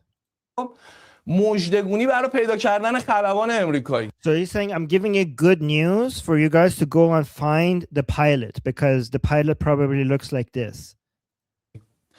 غلط نکنم این لورای عزیز این شیرمردای لرستان. So Goldie, are you here? He's talking about your people. So he's saying منم لور هستم. Oh, okay. Patipto is lore, Goldie is lore. And he's saying like the great lore people of Iran, because the area that the plane went down, that's a lore area, right? این شیرمردای So کوکیل he's saying the lion like lore people of Iran. بوی رحمت. آقا اینا اینو پیدا کردن. They have already found her. Like these people, these men have already found her. داداشی را پیدا کردن. So now he's trying to talk with the accent of lore people. مخفی کردن تحویل ندادن. So گفتم من 10 he's saying the lords of Iran, they captured this woman, but they're not delivering her because of how pretty she is. میلیاردم نمیخوام. Like they're like, oh, I don't want the reward that you're giving me. یه تحویل نمیدم. آقا من همین الان از طرف رسانه آخوندانه 20 میلیارد تومان. He's saying for my channel, I'm actually going to give I'm going to give a bigger reward, 20 billion 2 months. هدیه مژدگانی برای کسی که خلبان F-35 رو به من تحویل بده. For whoever gives this the pilot of the plane that went down to me. Don't give it to the regime, give it to me. به دولت به نظامی‌ها تحویل ندید. 20 میلیارد تومان جایزه تعیین میکنم من. به I will give you a reward, give it to me. تحویل بدید. چرا این حرفو میزنم علی؟ Like, why am I saying this? این پول از کجا میخوای بیاری؟ من به شما میگم این پول از کجا. And like I'll tell you where I get the money. میارم. ما دو روش داریم برای اینکه از همچین خلبانی پول استخراج کنیم. Like we have two ways to actually make money from a pilot like this. یکی اینجا میارمش، همینجا میذارمش مزایده. میذارم مزایده واسه فروش. Like I'll bring it here for sale. مزایده اجارهش میدم آن کامل. Like I will put it for rent. I'm not actually going to give it over to anybody. نمیفروشم که. مثلا ساعتی اجارهش میدیم. I will per hour. I will put her for rent per hour. So people who want to basically have their way with her per hour, I will charge for it. باور کن. Guys, this is on YouTube. This is on YouTube. واسه جنگنده F-35 خلبان ساعتی 1 میلیارد میدن. I say, believe me, they will pay 1 billion per hour for a pilot like this.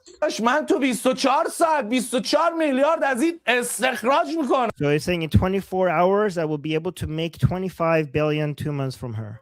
Armin, can I just say something? Like this is, right. I mean, we know how disgusting these people are. But guys, do you see? So this guy, this garbage, whatever he is supposedly a Muslim Shia cleric. Okay, so he's supposed to be a man of Allah. You know, he's supposed to be like a holy man of the Quran or whatever. And here he is. He's basically talking about how he wants to buy this American woman so that he can rent her out for prostitution. Do you now understand why we are disgusted by the Islamic regime and their ideology?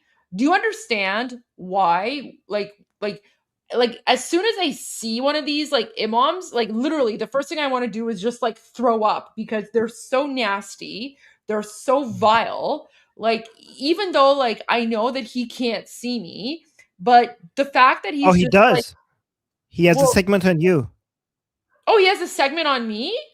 Yeah, he does. And on this very show, I'm not going to show it, but yeah. But go on, sorry. I'll watch it. But my point is that even though, like, I know that he can't see me right now, right? Because he's just talking to a camera, but I still feel violated, right? That's how gross he is. And ew, the fact that he had a segment on me, خاک تو سرت آخون. من نمیذارم سر به تنت بمونه. نمیذارم سر به تنت بمونه. Send me the link, Armin. I'm gonna respond to this ashghal myself. And then guys, by the way, remember, so we're the ones who are Islamophobic for calling out these like third world savage barbarians, right? But they can go and talk about how they want to like rent out American women, and he wants to prostitute them, right? So welcome to the Islamic regime. Welcome to Shia Islam, right? When we say that these savages literally believe that they have the God-given right to have non-Muslim sex slaves, we're not exaggerating. You're seeing it right here. I don't know how much more over this I can take, Armin. This is vile. Okay, I'll stop. There's even worse parts, but I'm not gonna stop now. Oh my gosh. It is, yeah. You know what you should do, Armin?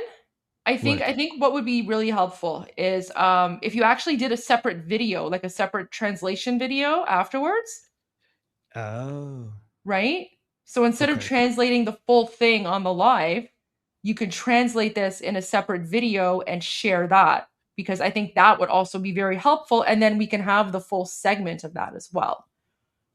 Okay, I could do that. Because Goldie, if it gets worse than this, like I don't know how much more of this I can stomach, because this is like really gross. Like it's just so I mean, we know how demonic their religion is, but this is just so gross. Yeah. Can Goldie, I say could make something? segment. I could just once.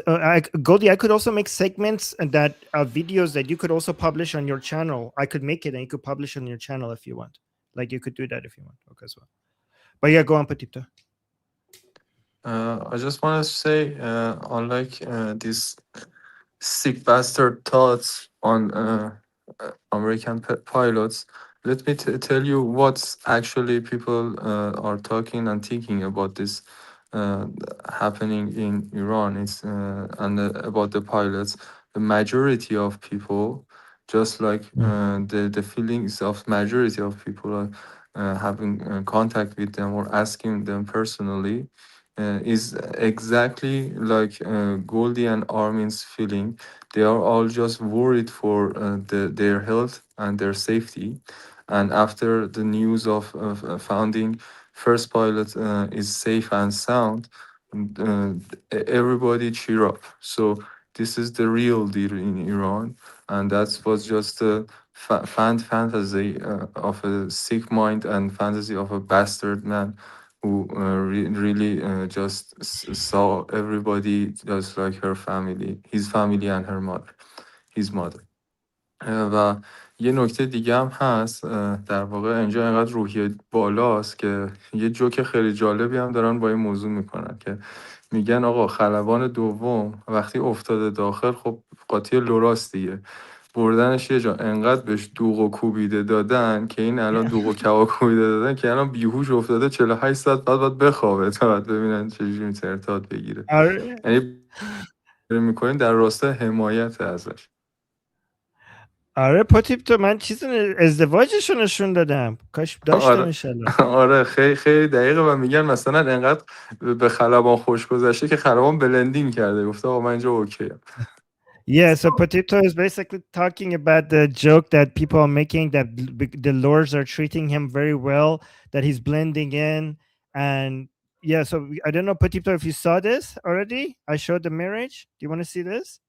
Let me show Patito because I think he didn't see it here. آره به نظرم بهترین ترند AI بود توی این چند روز گذشته. Okay, just tell a second. Hold on.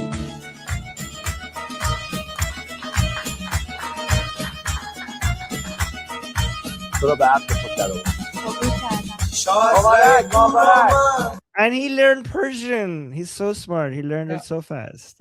So Pepito is saying that the pilot, like, so he's basically saying that the mood and like the morale in Iran is so high that people are making jokes about how maybe the reason the pilot hasn't been found yet is that when the lords found him, they fed him so much kebab and dough.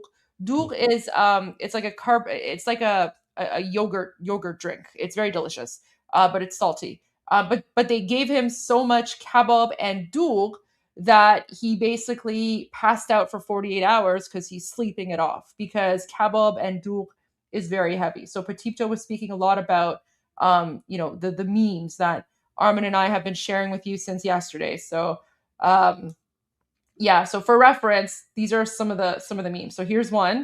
So you can see the American fighter pilot, and there's like the kebab. And guys, these are the lures. Remember, the lures are the American. They're like the Iranian version of Texans, right? They're the tribes that they're the tribe that ride around on horseback and they shoot from horseback, right? So they're the warrior tribe. They're basically the Iranian Texans. They're all about barbecue, horseback riding, guns, and the men have their own particular outfits as well with their own style of hats, right? So there's that one, and there's this one. Petito, I'm sure you've seen all of these. این خیلی فوق‌العاده و یه احتمال خیلی زیادی هست که اینا واقعی باشه، فقط با این تفاوت که طبیعتا پایلوت باید لباس لوری پاش باشه دیگه، شلوار کردی پوشه. Shalvar Lodi. Yeah. Petito was saying this is good. This is pretty accurate, except the pilot needs to be wearing like lore pants, right? So those are like the wide pants. اینجا خب پیژاما بهش دادن. So there's this one. حالا اونم باز میبخشیم، ولی واقعا در واقع اینجا سناریو اینه که وقتی شما با شلوار مثلا جین یا چیزی اونجا باشی، طرف مقابل احساس میکنه شما احساس ناراحتی میکنی و اولین کاری که میکنه میگه خب شلوارتو عوض کن، شلوار لوری بپوش. Yeah. So it's like so Petito was saying the only thing that would make these memes more accurate is if he was wearing like lore pants, because like if you go somewhere and let's say you're wearing jeans or you're wearing like a formal outfit, the lures will be like, okay, well, why are you so formal? Are you not like comfortable? Let's change your pants, wear some comfortable lore pants, and then we'll start eating and partying and dancing. So there you go. So it's interesting. Well, you know what, guys? So this is actually a very good example of how, the things that Armin and I share with you when we're speaking about what's, the general mood in occupied Iran, because we spoke about this yesterday, and now Petito is here with us today, and he pretty much repeated the same thing. So there you go. There you go. So thank you, Petito, for that. Really appreciate that. Guys, I know that 2C is on, but we started late today, and I don't know how much time Armin has. And I also, we want to hear the direct updates from inside of Iran from Petito. So we will go to 2C later, but only because we started late because I was out for lunch today. So it's totally my fault, and I apologize. But you guys are welcome to go to 2C, but we're going to continue our updates here. Because I don't know how much time we have with Armin and Petito. من حدودا مثلا یه 10 دقیقه زمان میخوام چند تا نکته رو بهتون بگم از چیزایی که Armin, can you translate for Petito? Yes, of course. Okay, thank you. چون حقیقتا چیزای جالبی من مشاهده کردم و نکته خیلی مهمی. مسئله اول این بود که شما اگر توی مثلا 48 ساعت و 72 ساعت گذشته در سطح شهر میچرخیدی، اولین چیزی که نظرت جلب میکرد اینه که ایست‌های بازرسی دیگه تقریبا خالی شده از مثلا نیروی فولمار یا نیروی نظامی، یا یه سری مثلا کودکن و نوجوانن و اینا که بهشون اسلحه دادن، یا سری پیرمرد و کسایی هستن که دیگه مثلا از زوار در رفتن. دسته سوم افرادی هستن که در واقع چفیه بستن و کاملا قیافه جهادی و تروریستی دارن، که این دو تا جهت داره. جهت اولش اینه که خب طبیعتا حد زیادی ازشون نابود شده از همین افسرها و اینجور چیزا، و اون حد باقی مونده هم دست از کار کشیدن که مجبور شدن یه همچین رفتار مهم و کریتیکالی رو بسپارن به آدمای آموزش ندیده یا آدمای خارج از سیستم. اینو بگیم تا بریم بعدش.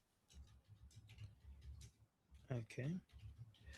All right. So Petito saying he has had some very interesting observations if in the past 48 hours or 72 hours, is that the first is that if he's seen in the checkpoints are empty of formal military officials, and the checkpoints that you see are either filled with kids or old people, and also the third group of people that are filling the checkpoints are these jihadi looking, so it's either kids or old people, or these jihadi looking people with kafiyas that are not basically looking like an official army soldiers or anything like that. They're just a bunch of like jihadis. And to Petito, this suggests that many of these people have been eliminated and the rest are not showing up. And this is very important information because for such a critical role, they don't have people who are trained for this job. All right. خب حالا این در واقع تحمل کردن این خطر رو در نظر بگیرید، در کنار اینکه از لحاظ لوجستیکی هم به حدی اینا به ضعف رسیدن که بعضی از ایست بازرسی مثلا با ماشین شخصیه، شما از پراید تا مثلا توسان رو میبینی که با همونا دارن استفاده میکنن برای اینکه مثلا مسیر رو ببندن و اینجور چیزا. یا در کنارش تسلیحات نظامیشون از مثلا هایلوکس های 2026 تبدیل شده به مثلا هایلوکس های دهه 70 و 80 یا لند کروزر های دهه 70 و 80 که مثلا توی من پارکینگ های نمیدونم یعنی اوراق چی. من نمیدونم یعنی چی. ببین لوجستیک مثلا 2026 نه شون میشه جان. نه لوجستیکشو فهمیدم، این اسم اینایی که داری میاری رو نمیدونم چیه. لازم نیست بگی، بگو ماشین لاجستیک و تکنولوژی که 2026 در اختیارشون بوده تازه خریدن که استفاده کنن تو این روزا، الان عملا وجود نداره و برگشتن به دهه 70 80 میلادی و چیزایی که تو انبار و مثلا قبرستون و اینجور چیزا بودن و کشوندن بیرون دارن. عملا الان خیابون یه شو ماشین کلاسیک نظامیه، یعنی ماشینایی که تو خیابون می‌بینی همه ماشینای کلاسیک نظامی. یعنی یه نکته دیگه است که باید گوش‌زد کنیم. All right, so he's saying that the regime is logistically very, very weak right now. So, for example, sometimes a lot of times you can see they're using their own personal cars for security reasons, for example, closing roads and stuff. And also the military cars that they have are so old, like they used to have like vehicles that were updated from 2026. But he says that now all of their cars, the cars that they're using for, military cars that they're using is ancient. They're like from the 70s. And he's saying effectively what you're seeing right now in the streets is like a classical military show, like a show of like, as if, imagine if you had a show where you had a, where people were trying to show you what type of cars were being used in the 70s. That's what's happening right now in the streets of Iran. So that's what he's saying. All right. درسته. خب حالا در کنار این موضوع ما میرسیم به این که چک پوینت ها دیگه عملا کارایی ندارن و همچنان دیگه اون سختگیری که شما فکر میکنین بخوان سر مردم بیارن اصلا تواناییشو ندارن و مردم هم به این موضوع دارن واقف میشن و خیلی خیلی خطاهای در واقع سیستماتیک توی شهر تهران و شرایط امنیتیشون به وجود اومده. این بابا رو توی یه طرف در نظر بگیر. All right, so he's saying the checkpoints that they have is not helping them anymore. There's no use, and they can't do what they want with the people, and they also have a lot of systematic errors in their operations now. و اینو بذار کنار این در واقع راهپیمایی خیابونی خودشون که در واقع دست جمع میشن و هر شب تو خیابون میگردن و سر صدا میکنن. الان تقریبا ماه یکمو که رد کردیم اینم داره تبدیل به کابوس میشه براشون. چرا؟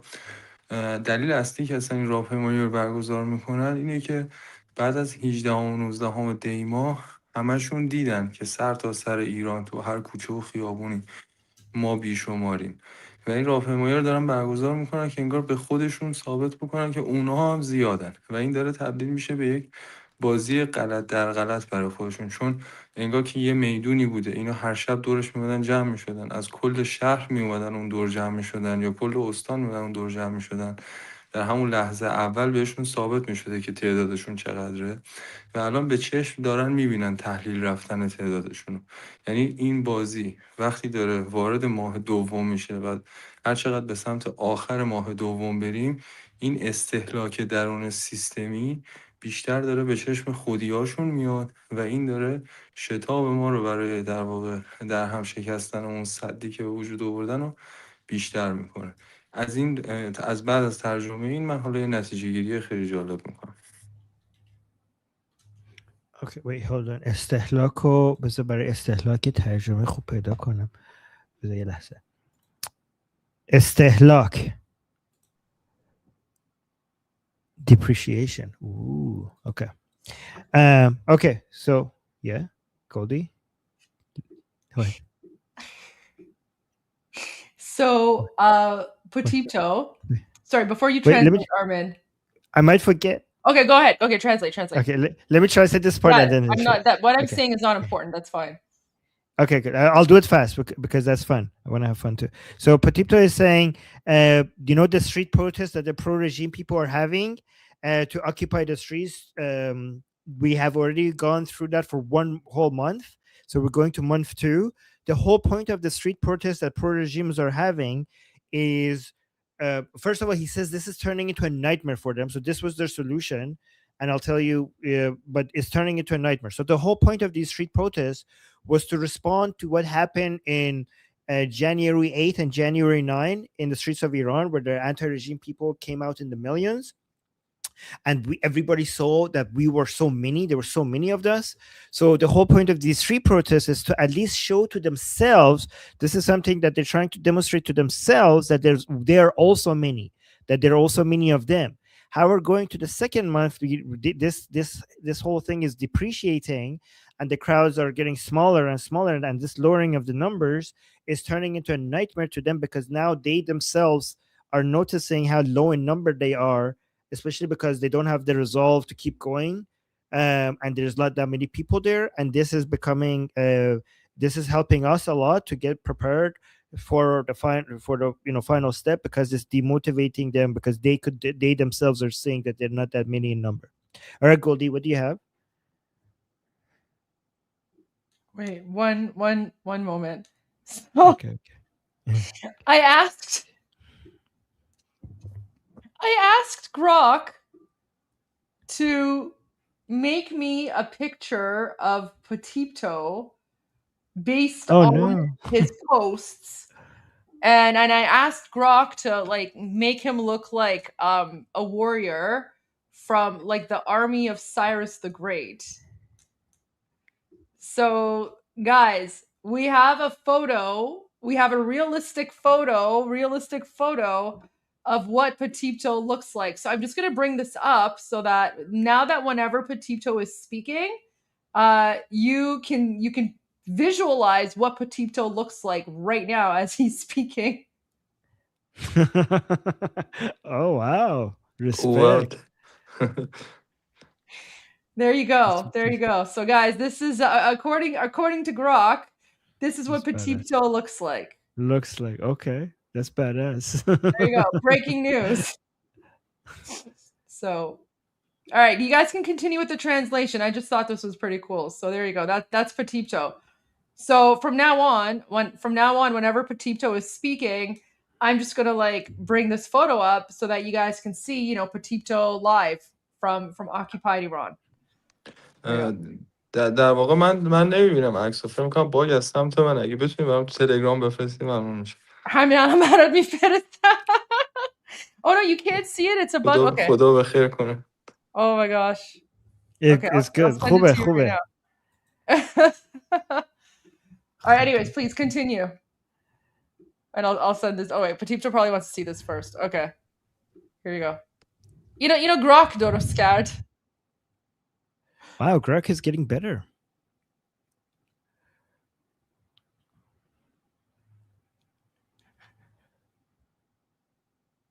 Fits Immortal Guard. This is the original Immortal Guard. The ancient. خیلی جالب بود. مثلا اون قسمت خشونت توی صورتش و رون روی سینه‌ش، اون رونی که روی سینه‌ش رون داگازه به معنای روز و روشنایی. خیلی جالبه. و واقعا آره گراک خیلی داره معروف حرفه‌ای میشه. خیلی داره آگاه میشه. So this is what Grok thinks you look like as a Persian warrior under Cyrus the Great, based on your ex posts. So there you go. A special thanks to Grok. There you go.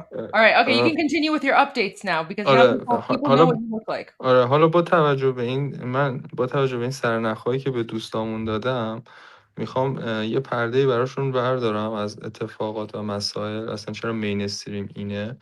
اونم این موضوعه که جمهوری اسلامی و تمام حلقه‌های مرتبط بهش که از انگلیس و همه جای دیگه دنیا داره سر در میاره، اروپا و انگلیس و جای دیگه داره سر در میاره، همشون روی این موضوع بسته بودن که مثلا عمر نظام ماشین مثلا جمهوری اسلامی 30 روز 40 روز 45 روز میتونه مقاومت بکنه و الان هر چقدر ما داریم به این پایان این دوره تموم میشیم، اینا تمام دست و پاهشون رو میزنن و خواهند زد که این حس رو القا بکنن که ترامپ شکست خورده، عملیات شکست خورده، جنگ قرار متوقف بشه و آماده باید باشین که برای 1-2 هفته آینده این موضوع به شدت اوج بگیره. چرا؟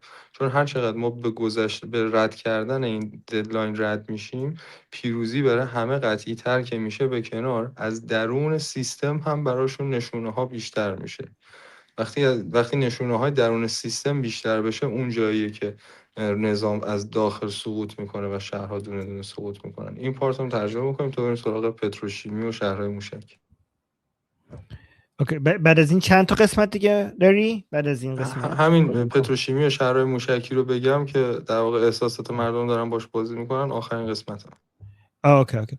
So he's saying, based on everything I mentioned to you, Patipta wanted to talk about this analysis that exists, that that regime could only resist 30 to 45 days, and we're getting close to those days. So the regime is doing whatever force that it can use, whatever way possible, basically to try to demonstrate that Trump has lost.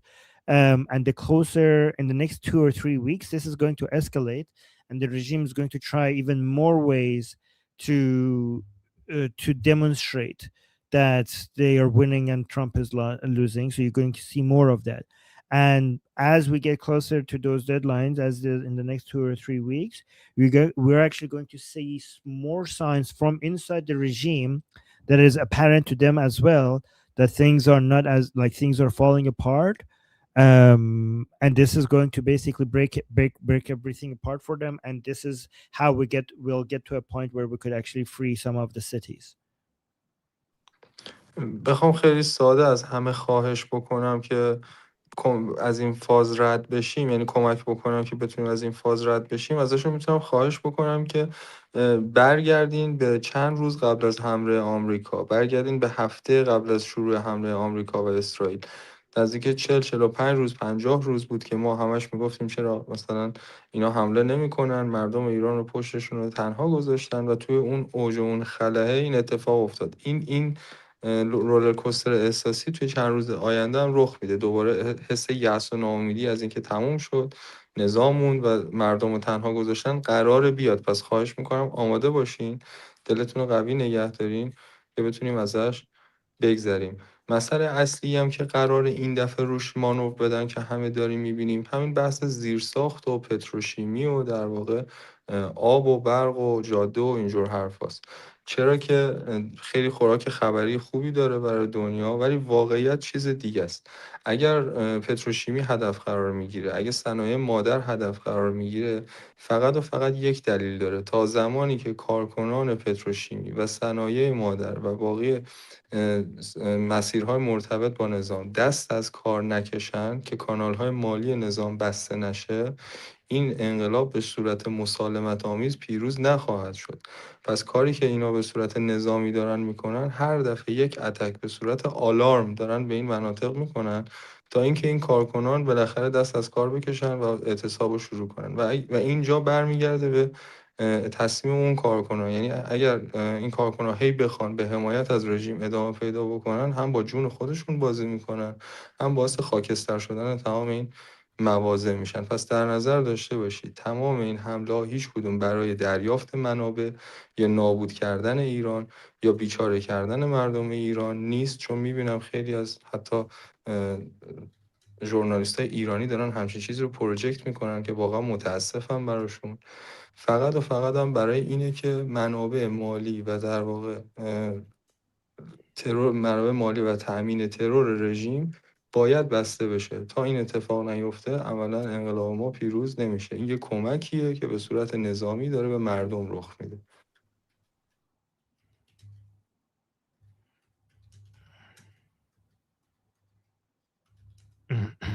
Okay.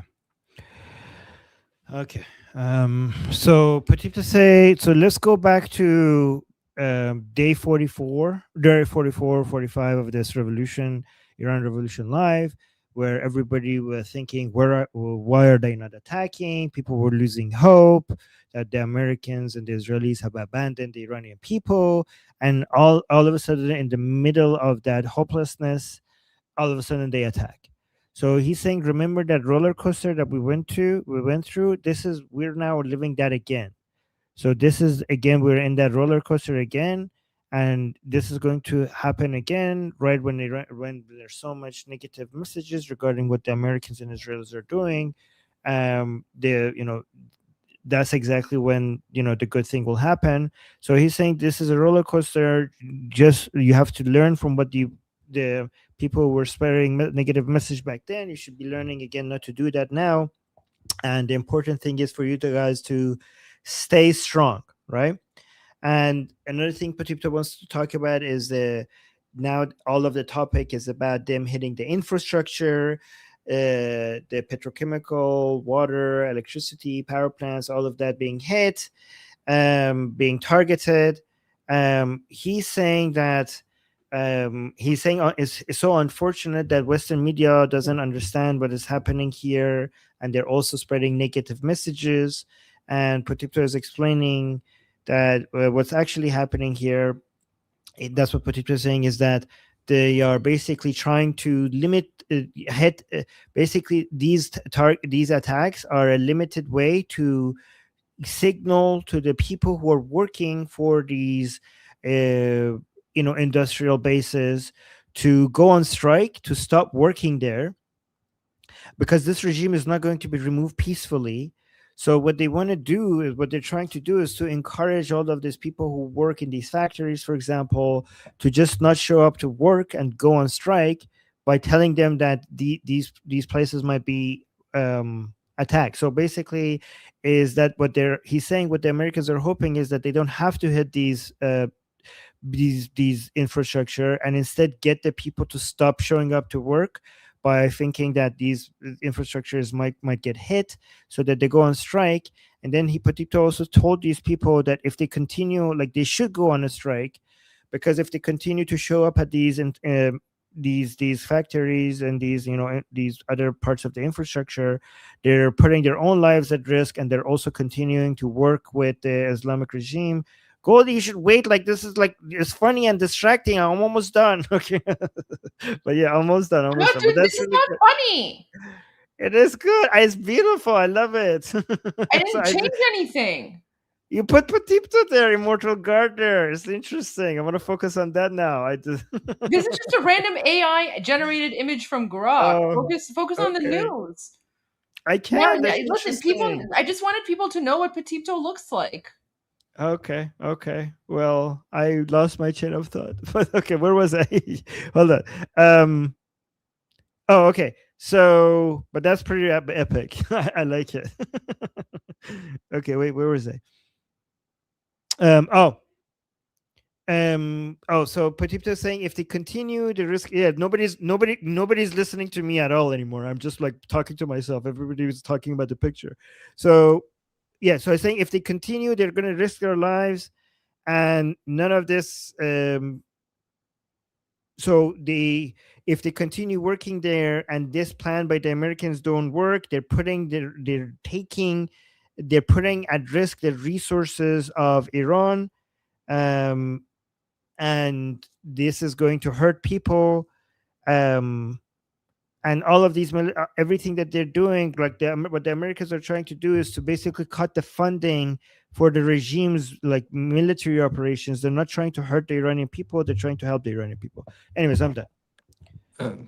ببین در واقع اولا که ممنون، خیلی خوب ترجمه کردی، ولی برای اینکه مفهومو بهتر برسونم میخوام بگم که برعکس چیزی که الان داره توی مدیا پروژکت میشه، ارتش آمریکا و ارتش اسرائیل بسیار مورال دارن میجنگن و از مورالیتی خیلی بالایی دارن، در صورتی که روز اول میتونن بزنین سنا رو کامل قطع و نابود بکنن و در واقع شرایط طبق برنامه خودشون پیش بره، با حملات محدود و حملات نمادین دارن بهونه میدن به کسایی که میخوان استرایک کنن که آقا داره حمله میشه، نیان سر کار. یعنی این خیلی نکته مهمیه که چقدر اینا دارن از مورالیتی استفاده میکنن و نباید اجازه بدیم این برعکس ترجمه بشه که اینا دشمن مردمن و میخوان ایران رو با خاک یکسان بکنن. میبینی که از این خبرنگارایی که میشناسی ژورنالیستا دارن چه خطی رو میرن، ما باید این خط رو بشکنیم.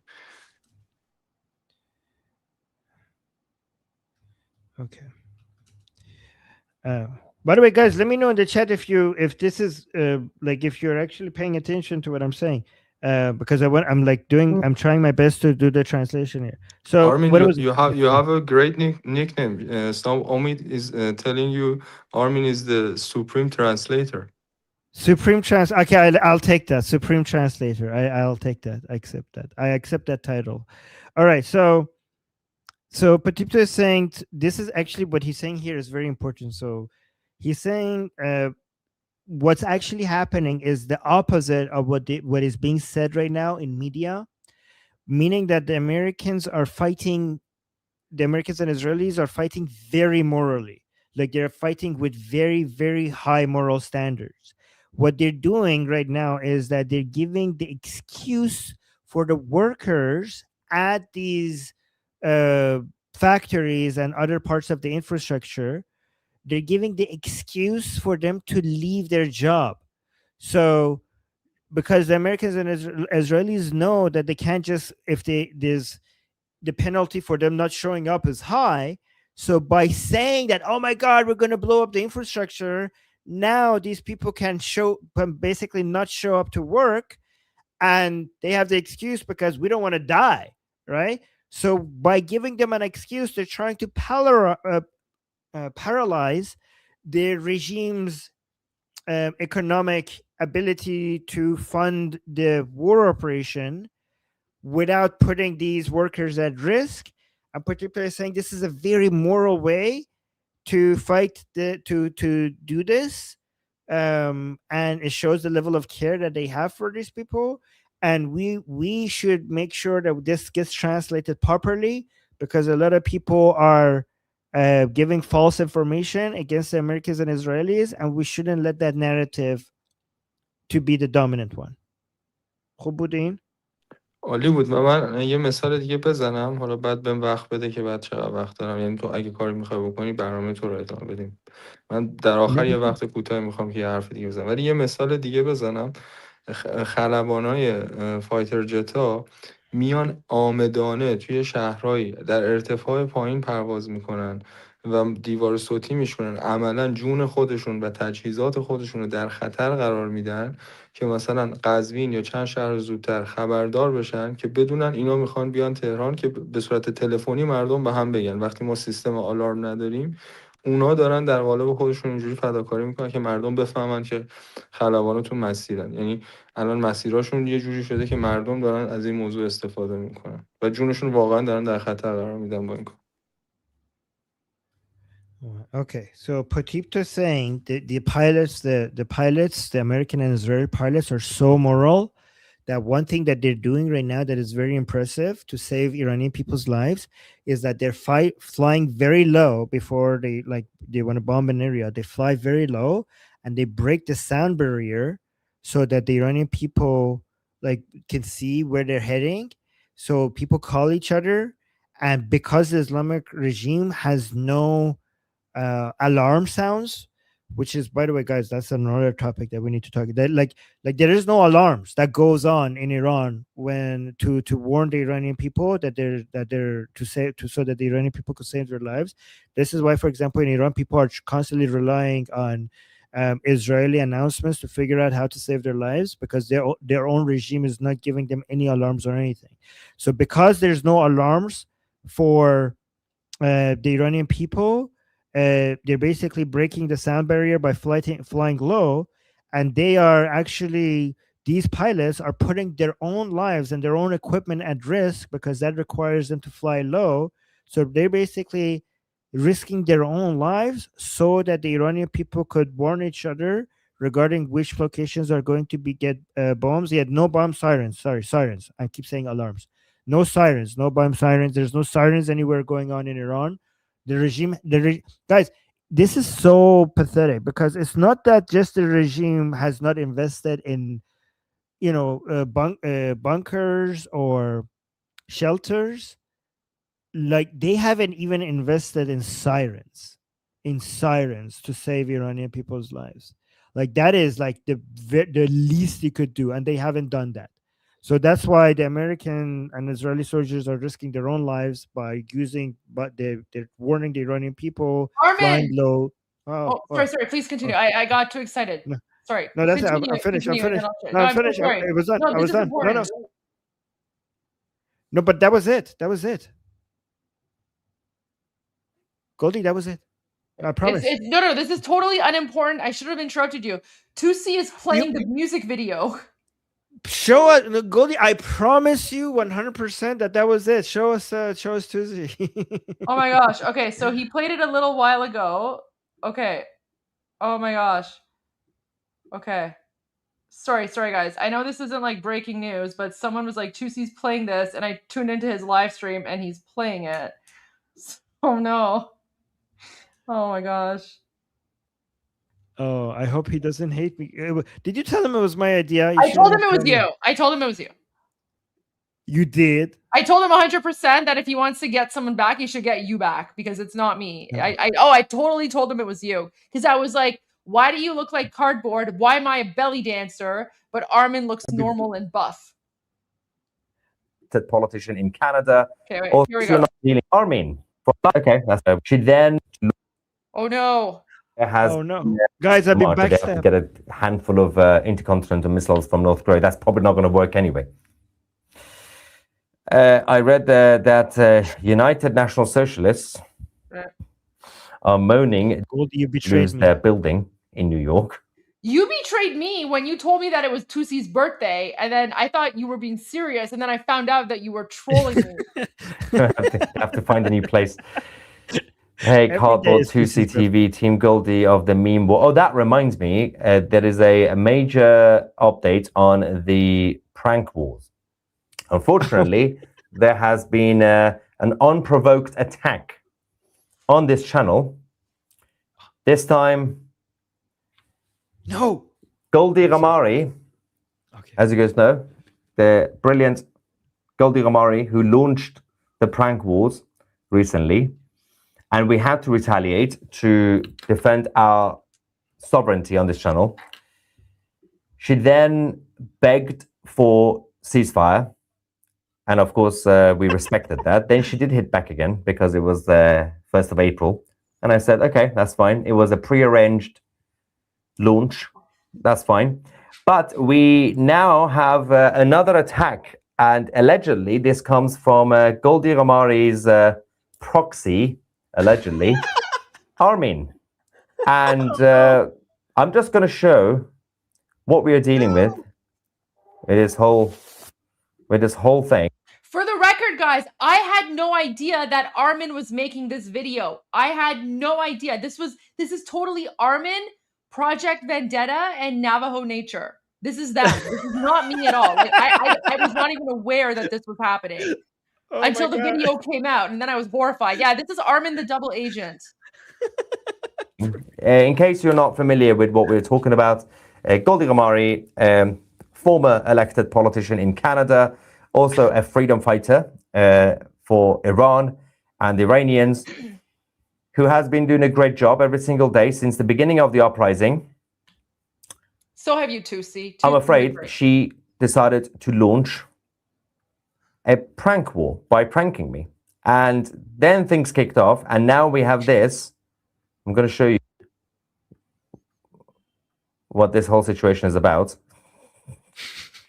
I can't take this seriously. They have now made another AI meme video targeting 2C TV. Apparently, we are now cardboard 2C TV, like the Supreme Leader. That's right. That's right. Hang on. There we go. Let's go.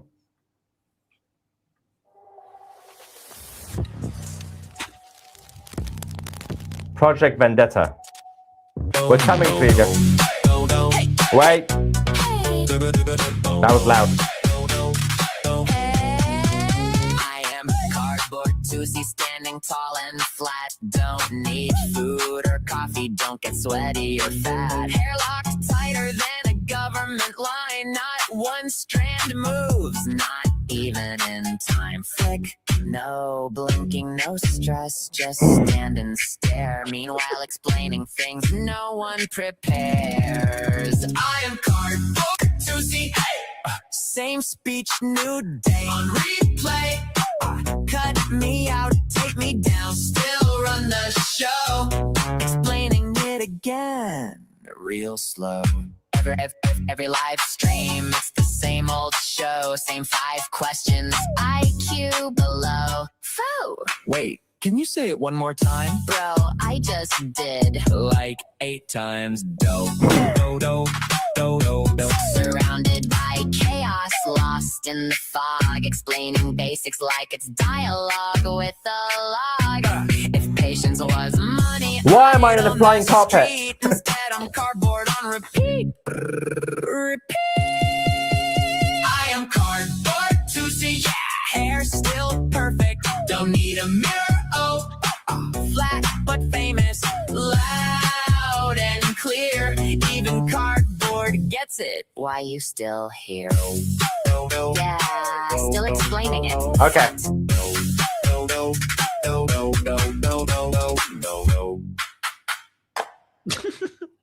Okay, firstly, cardboard CCTV, right? I believe this is false flag. Right. So Goldie Ramari claims that she was not responsible, right? She then indicated that Armin on the far right, was responsible. Armin is Goldie's proxy. Both of them obviously Iranian. But my proxy went wrong. And this attack on me included putting both of them in the video so that they seem innocent, because they are also being targeted. The only difference is they both look amazing. No, I don't. I'm in a belly dancing outfit. They both look great. And I look like a Pakistani local corner shopkeeper. Nothing wrong with it, but I don't look like that. That is not me. Also, why do I look like I'm on heroin? I don't even look like myself. But that makes no sense. Look at that face. Anyway, Armin, proxy. He looks great, although not in this, because his eyes look huge. Anyway, so this is what I'm dealing with on a daily basis while we are awaiting the collapse of the Islamic regime in Iran. I also have to deal with these unprovoked attacks on 2CTV and its sovereignty. Unprovoked? Whew. I wouldn't say that. Anyway. Trump's tweet. I hope he doesn't hate me now. Why me? Why it's all me? Because it was you. This was you. I didn't know about this, Armin. You know I didn't know about this. Why are you pretending like I knew about this? You keep saying that. Oh, I'm a belly dancer. So belly dancer, like what's wrong? When did I ever say that I'm a belly dancer? No, you're saying because you're being portrayed as a belly dancer, you had nothing to do with it. Yeah, but what's wrong with being a belly dancer? Which former politician ever looks like a belly dancer? I'm not. There are many politicians that do belly dancing on the side. Like, why do you think politicians don't have hobbies? Politicians have hobbies, including belly dancing. That's why I know it was you. So guys, apparently my proxy has gone rogue. My proxy has gone rogue. Lost control of the proxy. The proxy starting World War III. Guys, is being a belly dancer a bad thing? Like being a cardboard box, that's a bad thing. Being a belly dancer. I'm not saying it's a bad thing. I'm not saying it's a bad thing. You're insulting belly dancers around the world, Goldie. I'm offended on behalf of the belly dancing union representative. That's okay. Yeah. All right. Okay. Let's go back to Petito's updates really quick, because I think he had a few more final points. And then we'll go to your updates as well, Armin, because I know you have a number of things that you want to share. ببین دوستان، در واقع اون موضوع اصلی که گفتیم، ممنونم ازتون. جزئیاتم که خودتون استادین ادامه میدین. من وقتم کمه، باید برم. تو قسمت آخر یه خواهشی دارم، حالا هم از شما هم از دوستای دیگه‌مون که توی آمریکا مخصوصا توی ایالت تگزاس هستن. همونجوری که همتون کمک کردین، ما توی ایران خیلی از زندانی‌ها و در واقع فریدم فایترها رو حمایت کردیم. یه دسته از دوستای من هستن که اینا طبق حالا اون فعالیتی که توی 1401 داشتیم و خطری که برای زندگیشون داشت، یه تعدادشون تصمیم گرفتن که حالا از مسیرهای غیرقانونی به آمریکا پناهنده بشن. حدود 1.5 سال پیش اینا 3 ماه توی راه بودن و بعد از 3 ماه به دتنشن سنتر رسیدن. حالا یه تعدادشون توی تگزاس هستن، اطلاعات دقیق رو براتون میفرستم. مشکلی که هست و خواهشی که ازتون دارم، این فریدم فایترها در واقع 1 سال و 3 ماهی که اونجا فراموش شدن و هیچ ارتباطی ندارن و انگار که به صورت غیرقانونی هم اونجا موندن. اگر دوستانی توی تگزاس هستن یا کسایی هستن که میتونن کمک کنن صدای اینا باشن، من ممنون میشم که هم بهشون فکر بکنین. بدونین که ما در حال حاضر تو دتنشن سنترها هم کسایی داریم که نیاز به کمک دارن. هم حالا توی برنامه بعدی من یه بیانیه از سمت اینا دارم که براتون میخونمش. و پاینده ایران و جاوید شاه. بعد از این من میرم.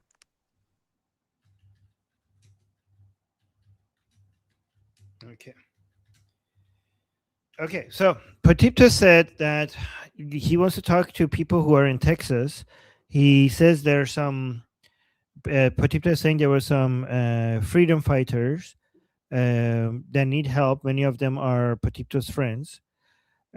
He said that these are some people who are part of the freedom fighting against the regime, but they basically ran away. They went to United States. They went to United States illegally. He says that they went there illegally, and now they have been captured, and they're in Texas, in a detention center in Texas, and they have been in a detention center for like 3 months, I think he said.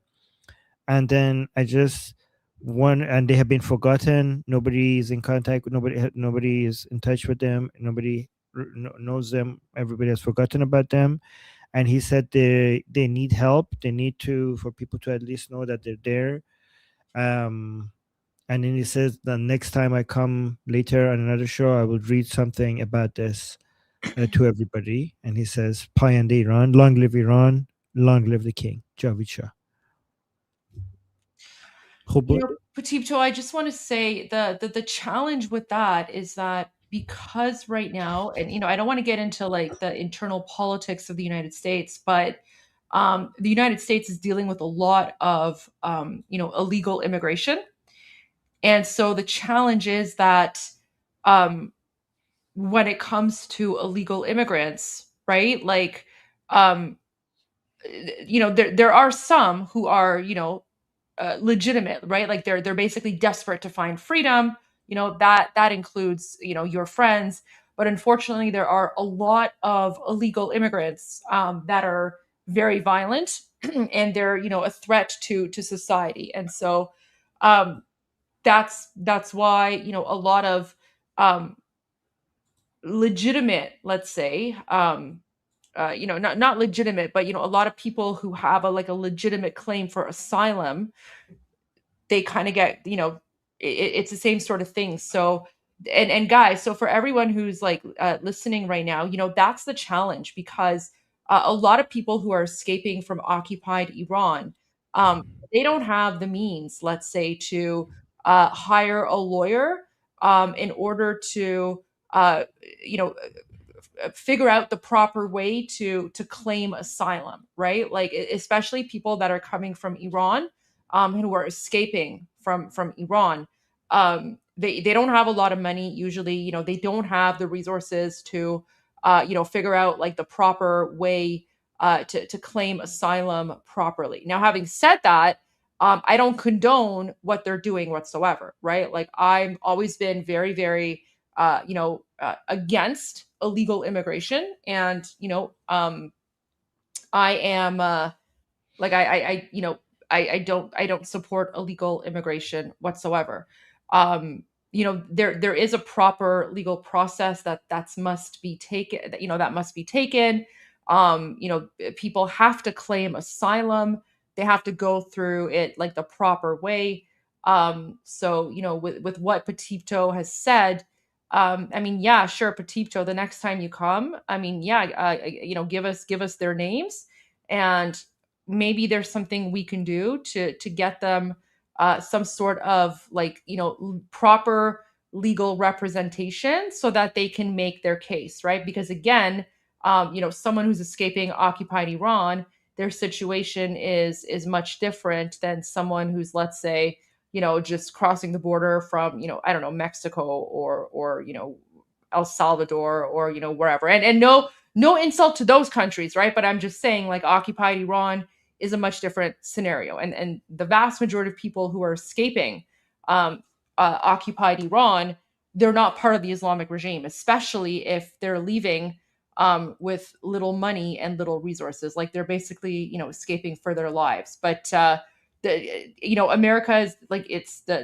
ICE is very serious. ICE is very serious, and so, like, I'm not going to criticize ICE, but I mean, they're going to have to make their case, obviously, but maybe something can be done to assist them if they're able to prove their case. So yeah, I mean, if Americans want to help, that would be great. But I personally am not going to criticize ICE for this, because ICE is just doing their job. ممنونم برای توضیحاتت و واقعا منم همچین نیتی ندارم. خب آخرین صحبتی که ما با هم کردیم همین چند دقیقه قبل از اینکه من جوین بدم، صحبتشون این بود که ما برای ترس از جونمون و نجات جونمون این مسیر رو اومدیم و به اینجا رسیدیم و الان هم نمیتونیم اینجا جلو بریم، نمیتونیم برگردیم، چون اگه برگردیم داخل ایران هم برام، یعنی آرزوشون اینه که ایران آزاد شه، برگردن، اصلا وارد خاک آمریکا نشن. متوجه هستین؟ بله، و همین که سکوت خبرشون شکسته بشه براشون یه دستاورد بزرگیه.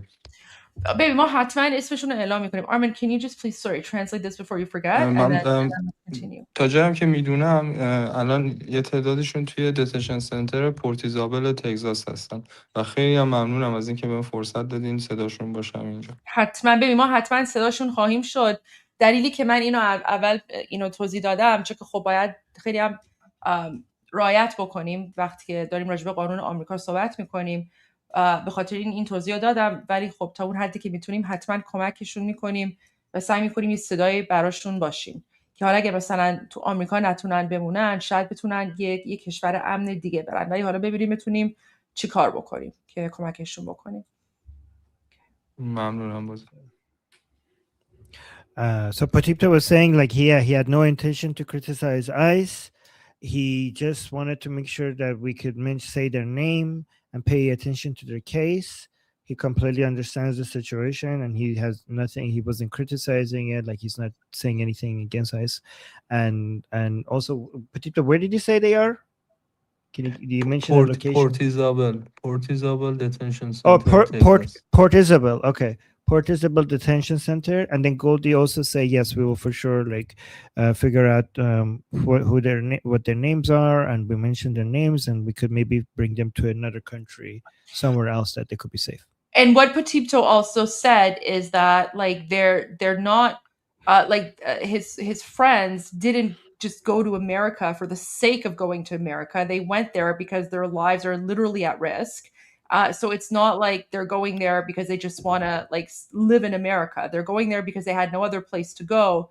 And they can't move forward, but they also can't go back, because if they go back to Iran, they will be killed because they're known by the Islamic regime. So that's basically what it is. So the purpose for them to escape Iran and go to the United States is not because they just want to live illegally in the United States for the rest of their lives. It's because of the situation, pretty much. So they need help.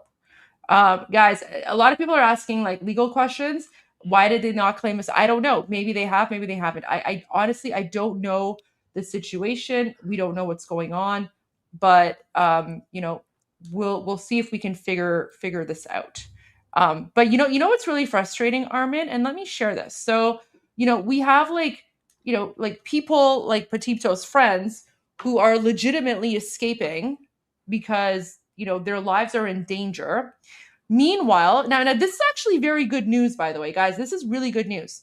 Meanwhile, there are people within America who are literally part of the Islamic regime, and they have immigrated to America legally through some sort of visa or green card or whatever. And these Islamic regime terrorists have lived in the United States for years. Now, today, actually, we got some really good news from Marco Rubio. Armin, did you know about this? Yeah, I was really happy. I'm like, about time. Yeah, like finally, guys, finally, right? So look at this. Until recently, Hamideh Soleimani Afshar and her daughter were green card holders living lavishly in the United States. And by lavishly, he's referring to the fact he's referring to the fact that these people, these Islamic regime terrorists, had come to the United States with millions and millions of dollars of stolen blood money of the United States, of stolen blood money of the Iranian people. So he continues. Secretary Marco Rubio continues.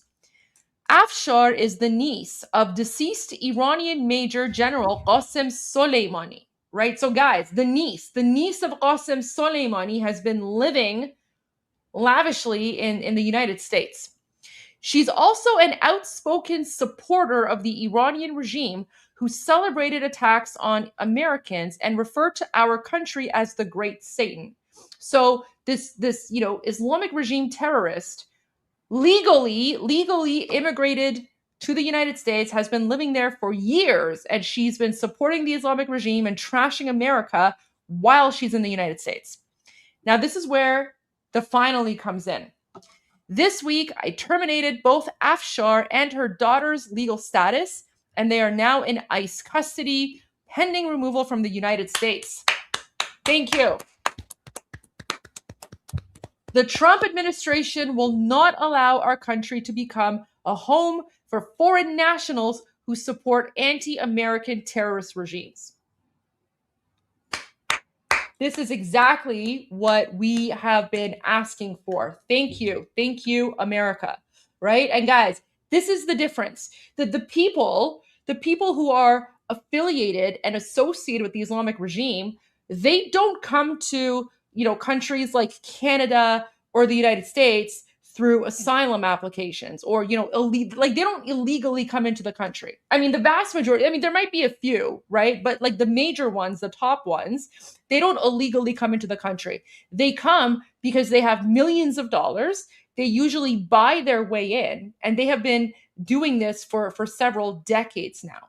Meanwhile, the Iranian freedom fighters whose lives are legitimately at risk, they're the ones who, have no resources, have no money, have no access to lawyers.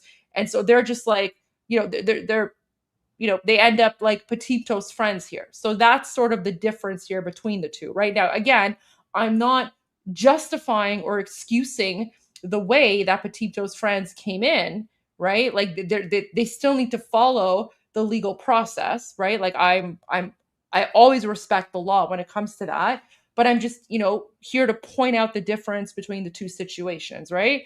But I'm really glad that the United States is waking up to this for sure. So, yeah, there we go. Anyways, Armin, I'm sure you want to speak more about this as well, but I just want to share that. No, I think you made all the great points. Okay.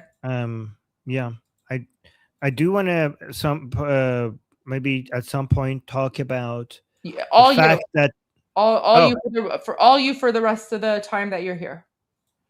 Oh, okay. Well, we're being invaded, extra invaded by Hashd Shabi, Zainabiyun, and Fatimiyun. We have now more reports that we have not only we have Hashd Shabi or the Iraqi Popular Mobilization Front, which is a Shia militia proxy of the Islamic Republic. We saw that we already showed you the caravan of them coming into Iran from the Iraq-Iran border. I have some good news regarding that because I have videos of them going, being taken out to some extent. But I'm also seeing videos actually of Zainabiyun. We saw Zainabiyun, Pakistani Zainabiyun in Qom, unfortunately. And we also saw Afghanistani Fatimiyun in Mashhad and all over Khorasan. But let me start with the good news because some of them are finally Because, guys, remember, we were like, why are these people not being bombed? They're right there. They're right there. There's like a whole caravan of terrorists with Iraqi Islamic Republic and even Hashd-e-Shabi flags. They had Hashd-e-Shabi flags. They were like begging to be bombed. They were like, look, we are terrorists. Like, we admitted, like, here's our terrorist flags on our cars. On our cars, we have the Hashd-e-Shabi logo. Or like, it was basically an invitation to get bombed. So like, why are they not being bombed? Why are they not being bombed? They were all, remember the video? They were all in a row. Like, huh? So I don't know if this is true or not, but Iran International reported twice that these cars were filled with family members. Maybe that's why they weren't being bombed. I don't know. I saw that one analyst on Iran International mentioning that Arasha Aramesh, that's his name. I don't know what his source is, but that was his suggestion. But anyways, they got bombed. Just yesterday, they got bombed. Finally, the first caravan came in, didn't get bombed. The second caravan came in, didn't get bombed. This one got bombed. So let's look at this.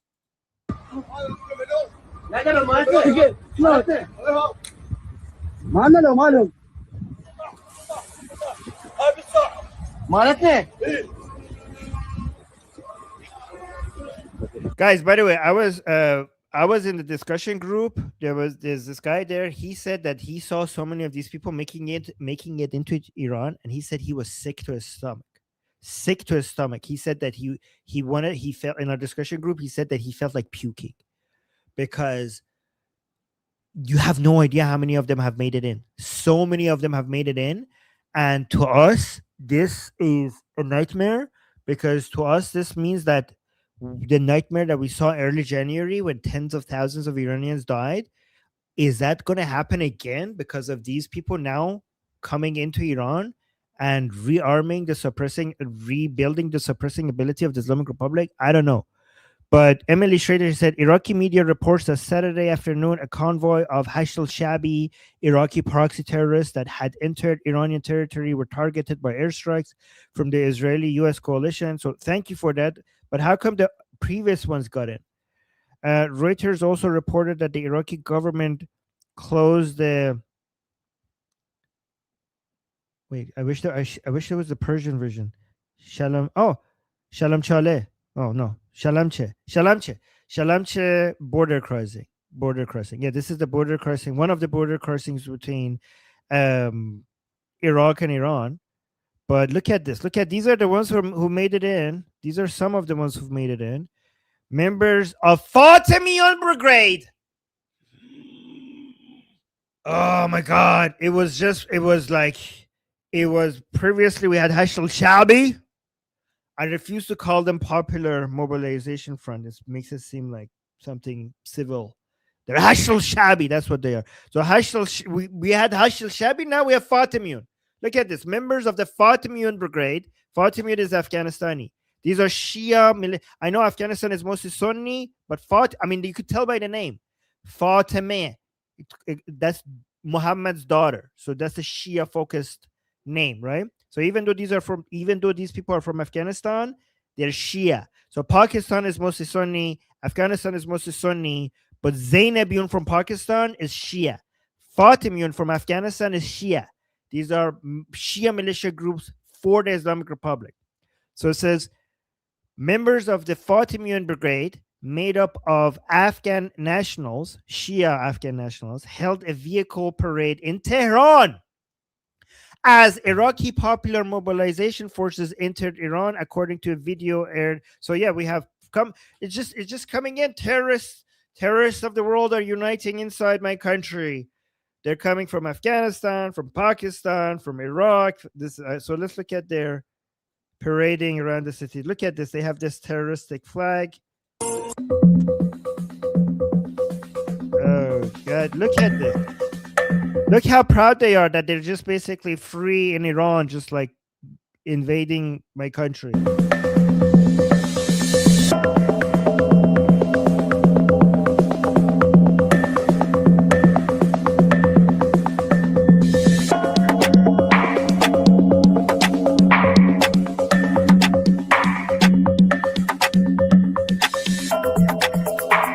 Guys, these people are not even Iranian. They're in Iran though. Look at them. Read them to Hussein.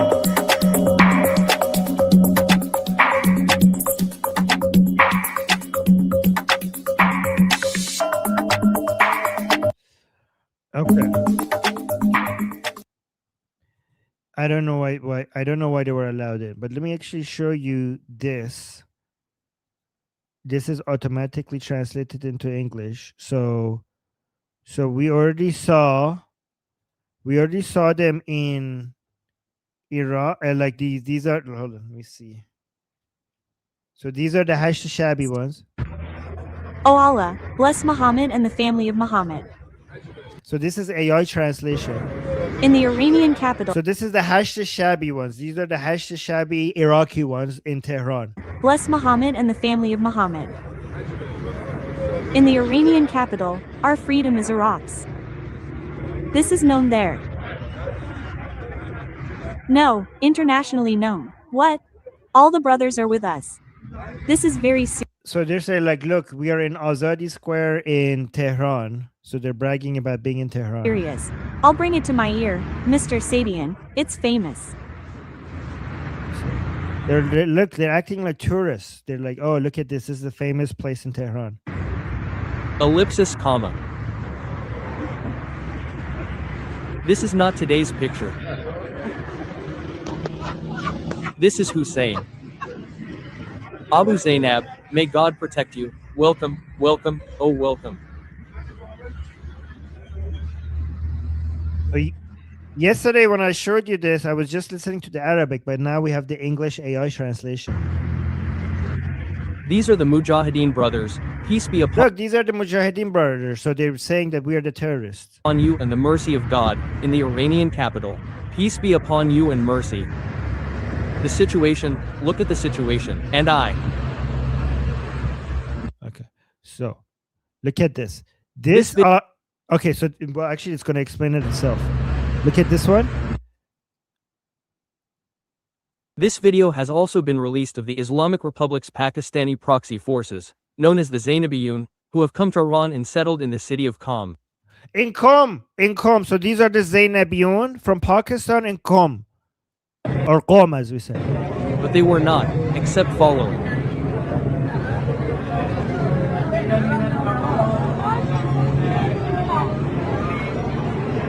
Say to the desert Arabs who lag behind, if you obey, God will give you a good reward. But if you turn away as you turned away before. So let me actually, then there was another group. Oh, here. Look at this. So, right.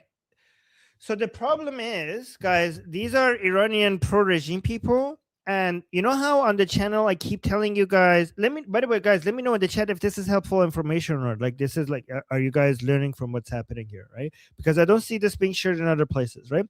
But now I'm going to show you this part. And this part shows you is evidence that what we have been telling you here on Iran Revolution Live has been correct. Meaning that the anti-regime Iranians are patriotic and they believe in nationhood. They believe in, Iran. But the pro-regime people, they believe their mindset is Islam. So if I'm Iranian, I see another Iranian, I consider them, that him and me or her and me to belong to the same group because we're Iranian. Our national identity bonds us with each other.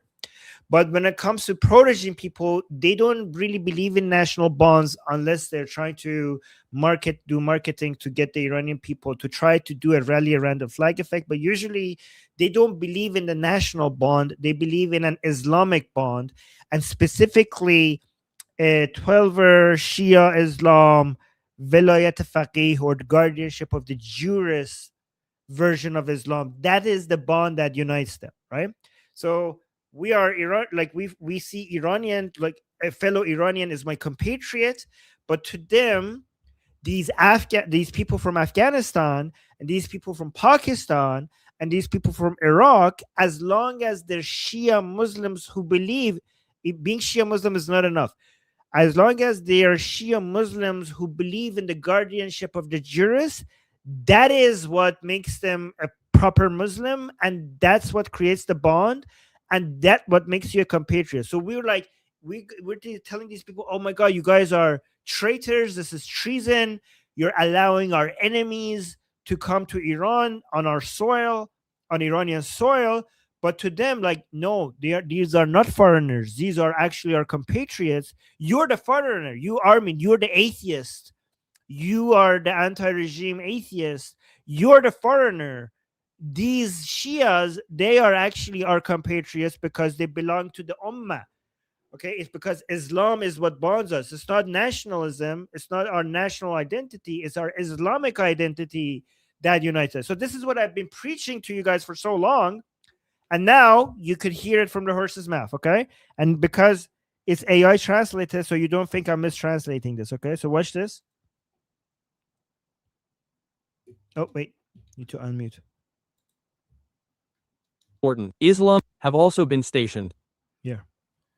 The country is not what's important. Islam is what matters. Now the war. You see, he's saying that this father, pro-regime Iranian father, is saying the country, it's not basically it's not nationhood that matters. Islam is what matters. Okay, you can see that that's what they say. See, I wasn't lying to you guys. I was always telling you guys the truth. Look at this.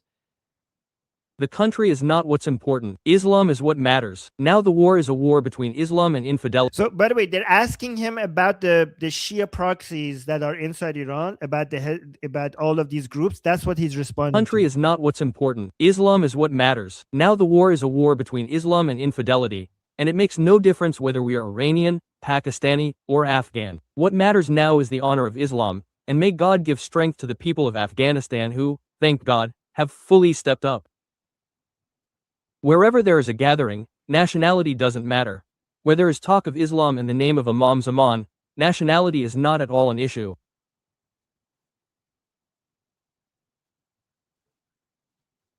Mashallah, how lovely tonight. Today, our Afghan brothers are there by God's grace. They gather there every night. May God truly honor them.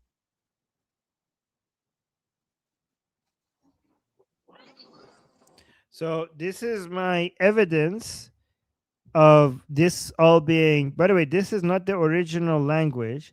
The original language, I just used YouTube's own. Let me actually remove the chat here.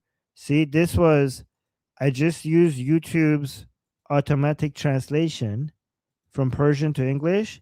This was the actual audio was like this. جنگ بین اسلام و کفر و فرق نداره ایرانی باشیم پاکستانی. Here, see. Here, look at this. مهم کشور نیست، مهم اسلامه. مهم کشور نیست، مهم اسلامه. جنگ بین اسلام و کفر و فرق نداره ایرانی باشیم، پاکستانی باشیم، افغانستانی باشیم.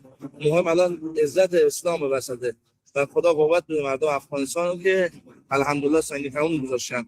هر جای ناملی باشه فرقی نداره ملیت. See, he says, see, it's not Islam, it's Islam Ali. Okay, he says it doesn't. Your nation does not matter. Wherever there is Islam of Ali, so not just Islam, Ali's Islam, Ali, meaning that Shia Islam. So he's saying wherever, it doesn't matter what nation you're from, wherever you have Ali's Islam, meaning Shia Islam, that's what matters. الله سنگ تموم گذاشتن. هر جای ناملی باشه فرقی نداره ملیت. جای که حرف نام جای اسم امام زمان امام علی که ملیت به هیچ عنوان مطرح نیست. ماشاءالله. You're like, you're saying your nationalism does not matter at all. چقدر خوشحالم. این برادری افغانی آمدن ماشاءالله خدا خوش براتون. سلام حسن سنت جوشو هر شب بخیر. Anyways, that's basically what happened. Guys, let me know if this is educational, because I want to make sure you guys are way more informed than other people here, than other people that are analyzing this. Somebody in the chat just keep posting like, Armin, are you listening? Like, no, like I'm reading your messages. Somebody's saying, is the guardianship of the jurist the Ayatollah representative until the hidden imam? Yes, that's basically the same thing. The guardianship of the jurist means that we get to rule until Mahdi shows up. This is an invention by Khomeini. It's a Khomeini invention. That's what it means. right? Anyways, let me go to very yes. Somebody saying very yes, Armin. Let me. I mean, a lot of you have already seen this, but this is well, actually, I don't know. This is an I told you so moment. Look at what's happening in Iran. Look at. Oh my god. Oh, guys, did you guys see that Javad Zarif posted an article on foreign affairs? And this is regarding that maybe we should stop fighting because we're having our handed to us. Remember guys, I told you, where's my chart? Oh, here's my chart. Here's the bingo card, right? So among these reformers, look at this. So we have Hassan Rouhani, the former president. Oh, I need to go soon. Okay, I'll go. I'll rush this. Okay, we have Hassan Rouhani, the former president, Javad Zarif, the former foreign minister, and let's see who else. Over here, yeah, Mohammad Khatami, former president. But there's missing. 2 people are missing here. And also, so let me, guys, my information is even more complete than this chart here. Okay, because 2 people who are not on this chart that should be is Hassan Khomeini and what's his face? No, yeah, just Hassan Khomeini. Hassan Khomeini is missing. Oh wait, maybe he's there. Is that no? It's not missing. It's right there. I saw his face. There we go. The chart is complete. Hassan Khomeini right here. It was right next to Muhammad Khatami. How did I miss that? And Hassan Khomeini, okay? And so these are the Arakshi. You could also add Arakshi to this list. These are the so-called reformers that would, by Western media, incorrectly be considered the moderates, reformer moderates, who would be the most reasonable people to talk to. And these are the people who might be able to surrender or basically accept the terms of surrender by President Trump and surrender, right? I told you that I don't see that happening. Did I not? Did I not tell you that I don't see that happening? Because what is the problem with these so-called moderate reformers? Guys, let me know in the chat. What is the problem with people like Hassan Khomeini, Mohammad Khatami, Hassan Rouhani, Javad Zarif, and Arakshi? Where is Arakshi? Tell me in the chat because I want to see if you guys understand what the problem is. Oh, here, Arakshi is here. Abbas Arakshi. What is the problem with them? What is the issue? Like, why, guys? I promise you that these people, they do actually want to basically negotiate with the Americans. They do want to capitulate, and they are more. That part is true. They are more flexible than the rest of the regime. That doesn't make them good people because they want to do that to save the Islamic regime. They're not doing that because they're like, oh, we should be good people and actually stop being cruel to the Iranian people and and all of that. They want to do that because they want to. They think like these Durka jihadis. I mean, they're also Durka, but they're less Durka, right? They are destroying the Islamic regime, and we are basically we're being destroyed by the Americans and Israelis, and we need to be more flexible. But why is it that they can't do that? Yeah, somebody's saying because they don't have power. Okay, but why do they not have power? The reason why they don't have power is, so what is power? What is political power? Political power comes in 3 forms: military power, economic power, and people power, right? Before Ali Khamenei died, who had the people? But guys, when I say people power, let's say, for example, let's say the anti-regime Iranians, they're 95%, okay? And the pro-regime Iranians are 5%, okay? So forget about the 95% because they have no chance with them. They're a lost cause for them. There's no way that they could get those people to be on their side. But among this 5% pro-regime people, who had the people power? Who had the people power? Do you guys know? Was it IRGC? Was it the reformers? Was it Larijani? Was it Ghalibov? Was it the Paidari camp? Was it Alam al Huda? This guy over here. I call you know what I call him, guys. I made it like on the Persian side on my Persian channel when I used to go live, because when we had internet in Iran, I called this guy Mashhad's Santa Claus. I used to call him that. But who was it? Yes, good job. Say somebody in the chat saying it's Ali Khamenei. Yes, Ali Khamenei had the people power among that 5%. I'll respond to the super chat soon. Okay, but now without Ali Khamenei, nobody has the people power because Mujtaba is missing in action as well. And even if he was around, he wouldn't be able to have his father's people connection with the people. So the IRGC has most economic power and the most military power, and the people power, the person that could represent this 5%, is non-existent. Ghalibov doesn't have that connection with this 5%. Nobody does. And the only group of people that can fill that role right now is the media and propaganda apparatus of what Ali Khamenei left behind, meaning Sada Sima, which is the Islamic Republic State TV, and the Madahs. The Madahs are the people, the religious vocalists.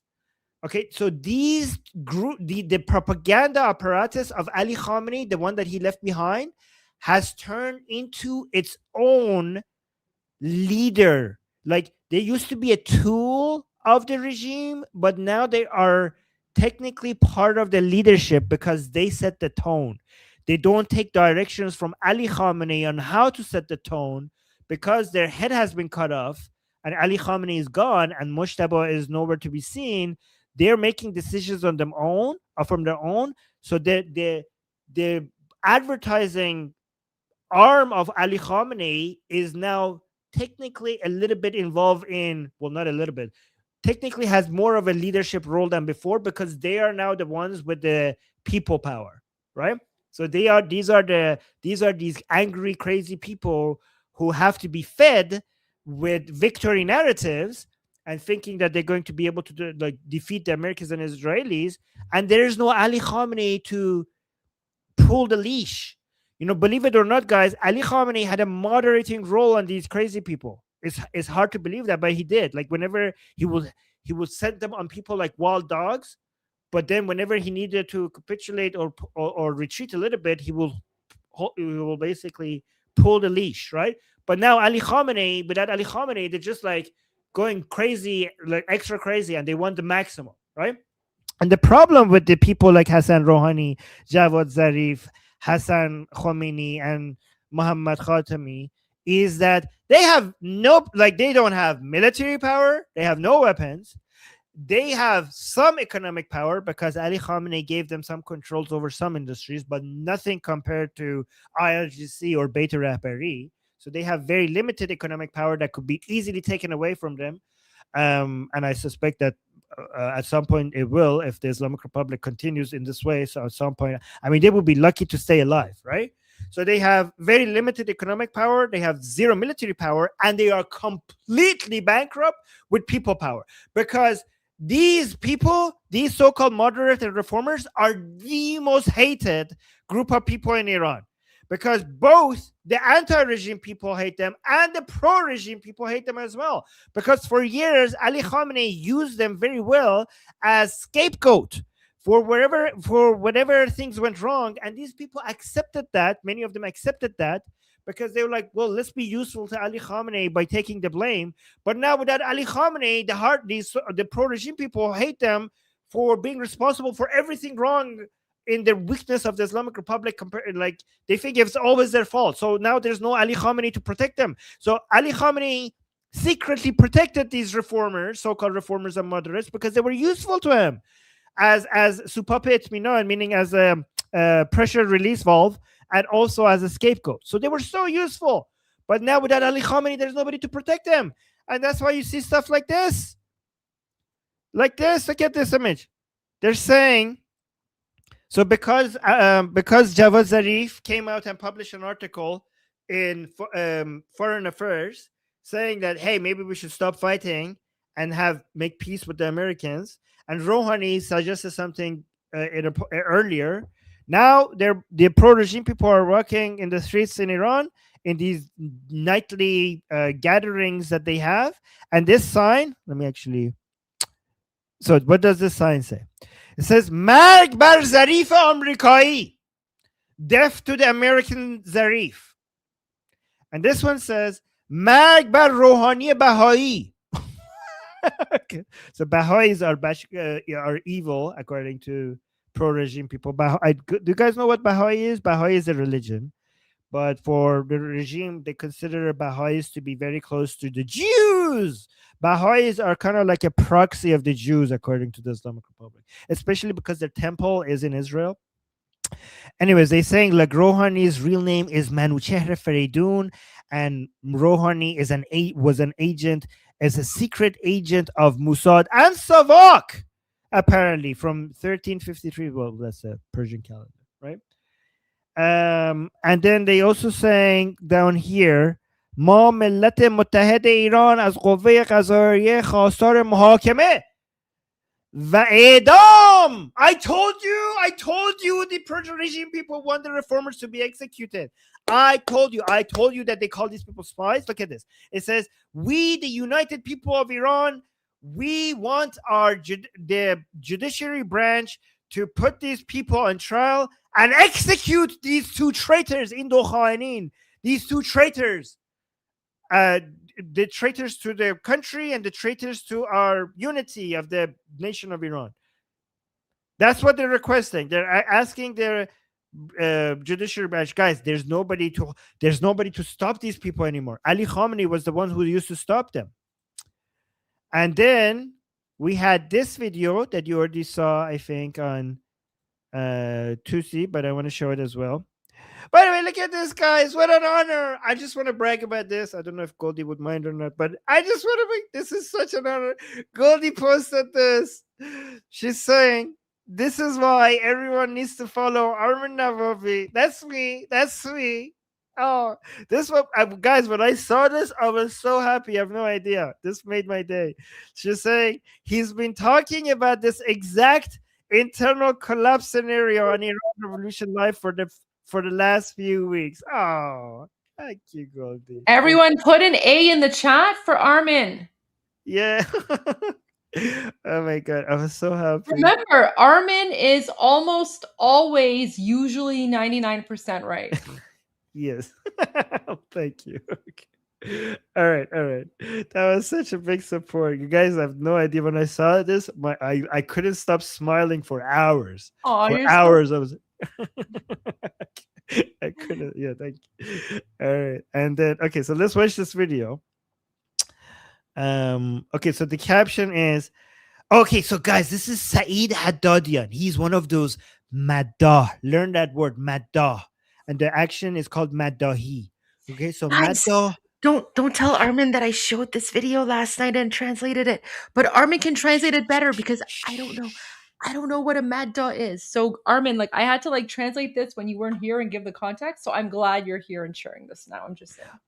Well, Goldie, I'm sure your translation was very good because Iran International already. Yeah, but I didn't say he's a maddah. So like you're teaching like the legit OG stuff, right? Like guys, okay, Armin is the Durka whisperer, right?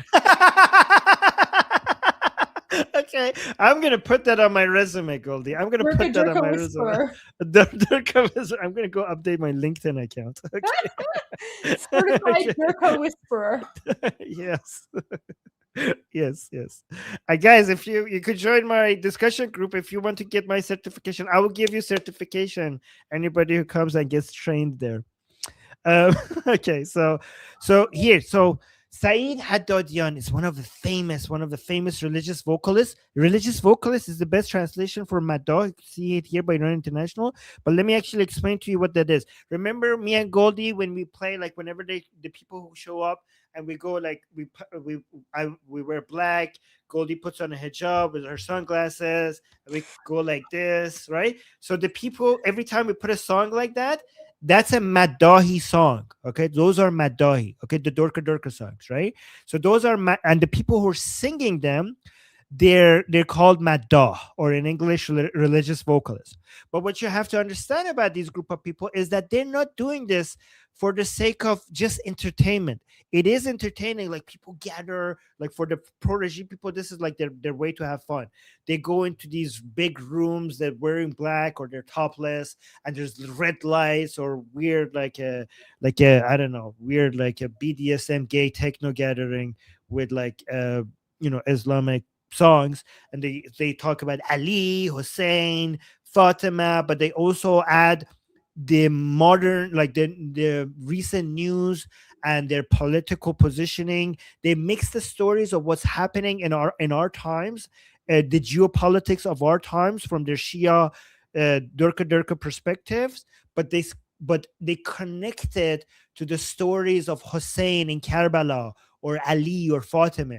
So they use the Shia religious stories and they connect it to what's happening right now.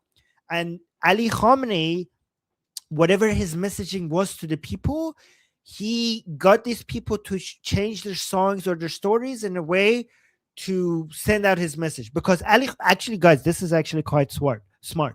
Because Ali Khamenei, when he came out and gave a sermon, he knew that people like even his own followers are falling asleep, right? He knew that even among his millions of supporters, only a fraction of a percentage of the ones who are listening to his speeches are actually understanding what he's saying and what he wants them to believe. Like they're not, like they're just there to they don't know what he's saying. It's boring. So only his most diehard followers will actually pay attention to what he's genuinely saying in his sermons, because the average people, they don't know politics. They get bored about it. Even if you're a religious zealot and pro-Islamic Republic, they're like, politics is hard. Like, what is this? Okay. So he knew that the way to get his average followers to buy into whatever messaging he wanted to put out there, he had to come bring these, religious vocalists to come go like Ali, Haydar, and then trickle in the messaging, the positions that he wanted his followers to have in those religious songs in an easy, entertaining, simple way for them to get on the same page. So the Maddahs were the most important.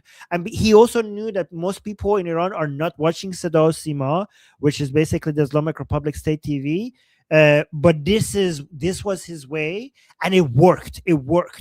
To make sure that pro-regime people know what the correct position is, right? And these Maddahs, they turn into celebrities among pro-regime people, and they become, you might think like, oh, this is just a crazy person that is like singing something durka, but they became so influential because a lot of these people also had Ali Khamenei's blessings, and they were famous for being Ali Khamenei's favorite Maddahs. So they became celebrities. And now that Ali Khamenei is dead, these people have maintained their influence without Ali Khamenei telling them what to do. So that's why you need to take these Maddahs very seriously. So that's the background regarding this guy, for example, Saeed Haddadian, a famous religious vocalist or Maddah with close ties to Iran's establishment or the Islamic Republic's establishment called ex-foreign minister Javad Zarif a traitor after his foreign affairs article urging an end to the war and threatened to raid his home if he fails to retract his remarks within 3 days. Guys, do you want me to read the translation, or you guys, if you guys have already went through this, I could go to the next video. But let me know if you want me to read the translation one more time with you guys, or you guys already know this? Let me know in the chat. Just waiting on the chat. Read it. Read the translation because it's around 2 minutes. Read it or not. Waiting for the response. Skip. Okay, somebody's saying skip. Why 3 days? I mean, I think he thought that's enough time. We watched it. Okay. All right. So you watched this one already, but I give you some extra information. So most people are saying skip it. So here's the next video. Have you guys seen this? This is another demonstration of being anti-Javad Zarif. Have you seen this one? I mean, it's very short, so I'm just going to play it. You guys saw this one. Okay, so I think you saw this one on 2C TV as well. But let me actually make, while I'm playing it, I just want to make it remind people that, look, the Islamic Republic is very, very eager to use non-hijabi women. So the same regime that used to lose its mind every time it saw some hair is now obsessed with non-hijabi women. Like, hijabi women are not getting nearly as much attention by the regime as non-hijabi women. We have entered into a situation where non-hijabi women, being non-hijabi pro-regime women, are right now the regime's favorite people. Favorite people. So look at this. It's only short.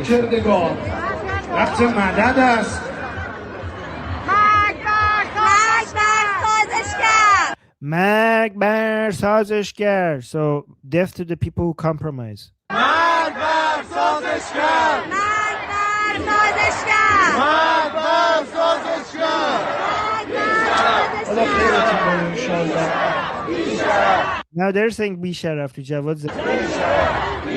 Guys, this is why there is no chance that the regime could capitulate and accept any of the terms that President Trump is putting, because these guys, this is the Islamic Republic now, okay? The Islamic Republic is not Ali Khamenei. It's not even fully IRGC. This is the Islamic Republic. This is what you're seeing on screen. This is the Islamic Republic. It's kind of a retarded version of democracy, because the reason why it's not democracy is because 95% of the Iranian people don't have a say, but these 5% pro-regime people have now been unleashed, and now they get to have their say. So meaning that it's not Ali Khamenei that sets the tone, it's Ali Khamenei's creation. Without Ali Khamenei, they now unleash, and whatever parts of the Islamic Republic needs to survive, needs to basically respond to these people, to this 5%. Like, I'm not saying, guys, I'm not talking about the fake democracy regarding the elections and the parliament. I'm not even talking about that. I'm talking about this 5% of Iran now gets to actually have so much influence in politics because there's no Ali Khamenei to pull the leash.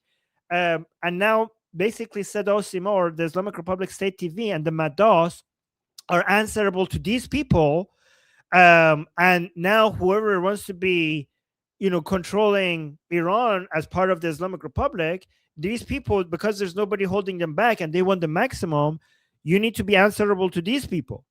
So it's kind of like a I don't know, weird version of democracy, but only for 5% of Iranians.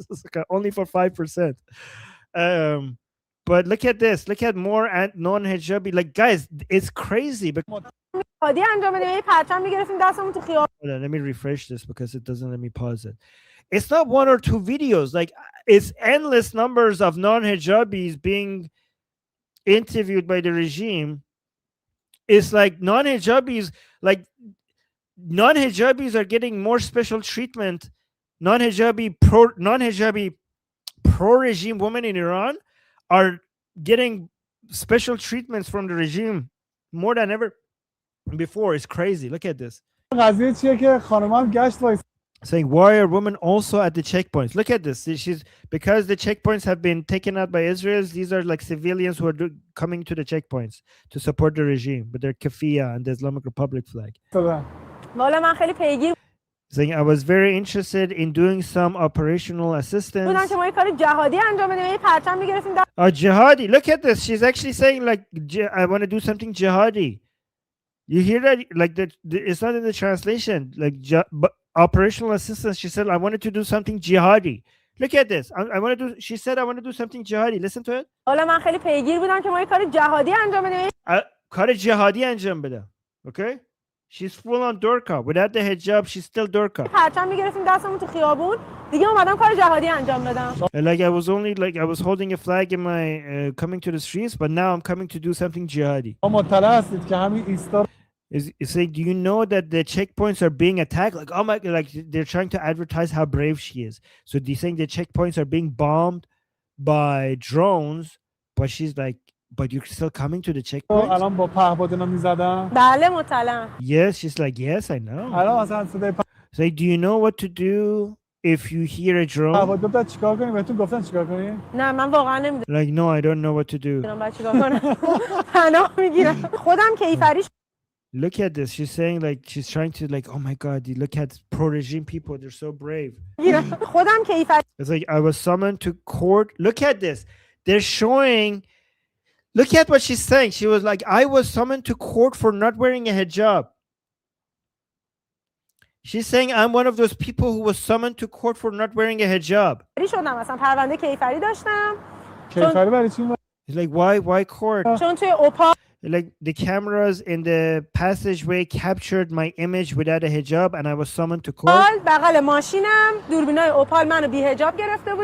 So guys, let me know in the chat if you understand why she's admitting this. Like, why are they filming that this is a woman who was arrested at some point for not wearing a hijab? They're admitting that. They're not even hiding that. Okay? But let me know. I'll tell you why, but I'm going to see if you guys are Durkha specialists right now. I want to see how good you guys are at being a Durkha specialist. Why are they including this part? Why are they including this part? I'll let you know, but I want to see if you guys understand. Yeah, so yeah, the cameras in the passageway captured my image without a hijab and I was summoned with an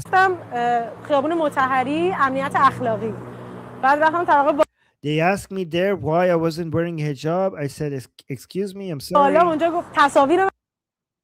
Somebody's saying because they want to show how merciful they are. No, they're showing that this is a person that they're admitting that we punish these people. No, they're admitting that we punish these people. They're not hiding that. But why are they including that? No, somebody's saying because you're saying because they changed and their form. No. If they wanted to show that they changed, wait, hold on. Oh, okay, Goldie, that's more important. Let's go to that. I know, but I didn't want to interrupt you because you were doing so good. No, that's so important. We need to go to that. Okay. So a few hours ago, wait, what's this? Let me just. Okay. So a few hours ago, Iran International reports that U.S. paratroopers were deployed by helicopter in the Charusa district of Kohyule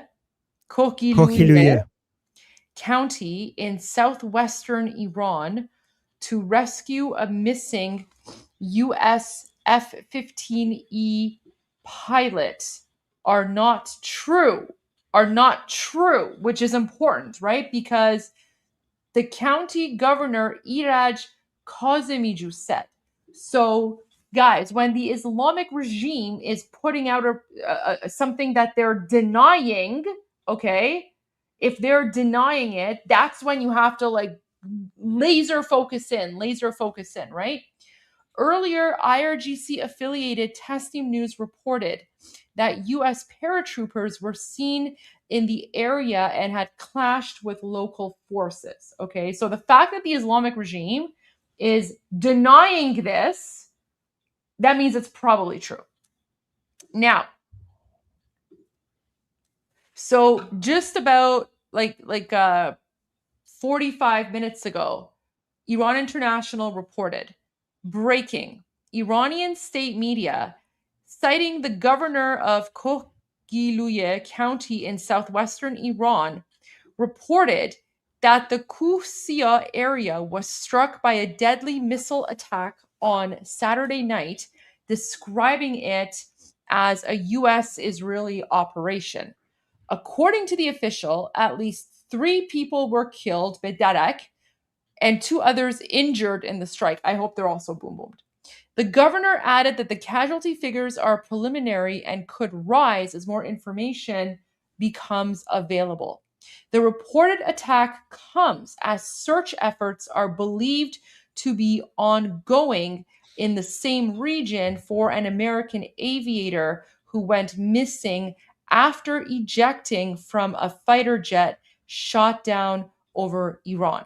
There has been no immediate confirmation from US or Israeli officials regarding the reported strike. Now, this is the account, usually they're right, sometimes they're wrong, so we're going to take this with a grain of salt. But Babak is reporting, again, take it with a grain of salt. I can't confirm or deny this. Breaking. Major clashes between U.S. Army Special Forces and IRGC ground forces are reported in the Milas Mount of the Rig Mountains in Charmahal and Bakhtiyari Province, Iran. U.S. Air Force combat search and rescue teams have located the second crew member of the downed F-15E of the 494th FS and are attempting to rescue him. Their aircraft and helicopters are under small and heavy arms fire from the IRGC, Basij militants, as well as Nomad fighters. 810Cs and F-35As of the USAF, together with at least 1 HC-13OJ and 2 HH-60Ws are present at the site. I don't know how accurate this report is, but apparently something is going on, because if Iran International is reporting on this, then it's 130, not 130. Thanks, guys. Sorry, I'm not oh, and then here's the thing. So this is also an update, Armin. So update. The missile strikes have hit the telecommunications and IRIB broadcast tower of Kusia in Dehdash in Iran's southwest, killing 4 and injuring 1, a deputy governor general of Kohgiluye and Buyar Ahmad province told state media. So, guys, obviously completely unconfirmed, but Iran International seems to be reporting that there is currently an extraction operation that is happening. And everyone, pray for the, US fighter pilot, pray that he's safely extracted. But if Iran International is reporting on this, then that's pretty legit.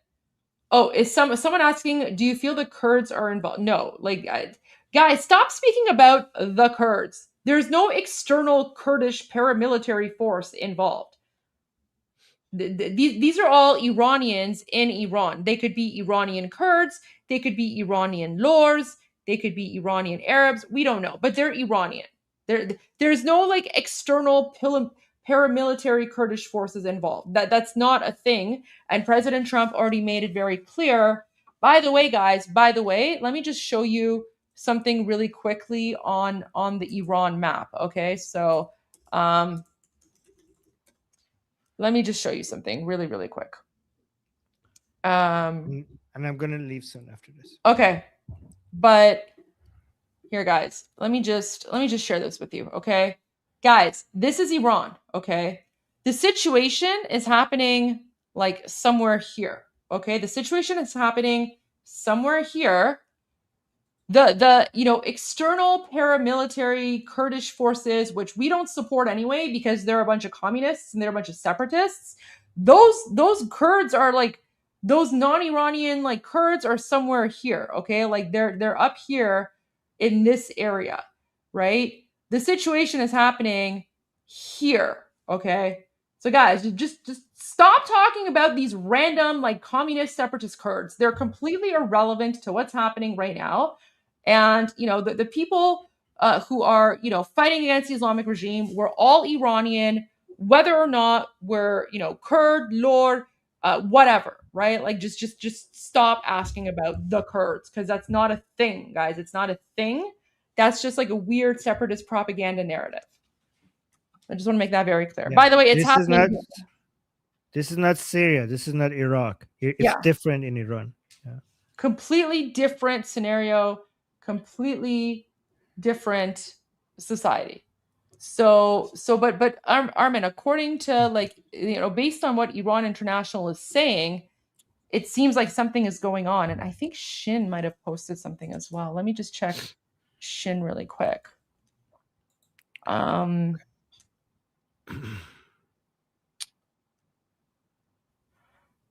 Wait. Anyways. Okay. Yeah. So this is interesting. So and guys, Shin is one of the most reliable OSINT accounts out there. So 5 hours ago, the governor of Kogi said any suspicious. So guys, this is how we know that something is up, because the Islamic regime is basically saying any suspicious movements in the Charusa district and sightings of paratroopers are denied. The dissemination of these reports is false, and we urge the public to disregard such rumors. So he has like a smiley face there, right? So, you know, and then he says, to be honest, I'm expecting an extraction quite soon. And then he says locals, and he says locals in quotation marks, because when he says locals, he's referring to people affiliated with the Islamic regime, right? So the IRGC. So he's saying the IRGC were instructed to stay in groups of 5 to 6, with each group carrying at least 1 mg. What's an mg? Milligram? What? No, mg in like military terms. Wait, let me see. Local in Kokiluye were instructed. Machine gun. I googled it. So apparently the Islamic regime is instructing IRGC in the area to stay in groups of 5 to 6, with each group carrying at least 1 machine gun. Remember, these machine guns are used to murder innocent unarmed Iranians, right? So now, like guys, this is how you know something's going on, right? Because the governor is saying, ignore the rumors, deny the rumors. There's nothing going on. Oh, by the way, any suspicious movements, we're going to come after you. Oh, and by the way, make sure that you stay in small groups and you have a machine gun. So if nothing is going on, why is the Islamic regime encouraging the Basij in the area to go around with machine guns, right? So yeah, I have a feeling that an extraction operation is happening right now. So guys, everyone, pray for the Americans, pray for the Israelis, pray for our allies, pray for the Iranians who are fighting against the Islamic regime, because something is happening. Something is happening, and hopefully we'll get some good news very, very soon. Okay. So Goldie, I only had like a little bit of 2 more updates, but I can do it tomorrow. No, go ahead. I'm done. No, because I think this is more important. I think we should like just stick with that. That's all I have. I don't have any other news. Oh, okay. Oh, look at this, Goldie. Because I don't go to my Persian channel, people come here sometimes. They say Armin Deltange team. Oh, منم همینطور میام فارس اینترنت که برگشت میام کانال فارسی برمیگردم. ببخشید. خب پس من اوفیلیم. اوکی متوجه شدم. پس من اوفیلیم. اوکی. برای آرمین اومدن. منم اوفیلیم. اوکی. I see how it is. آخه خیلیشون ممکنه انگلیسی بلد نباشه. منم میتونم فارسی صحبت بکنم. ببین حالا من دیدم من اوفیلیم.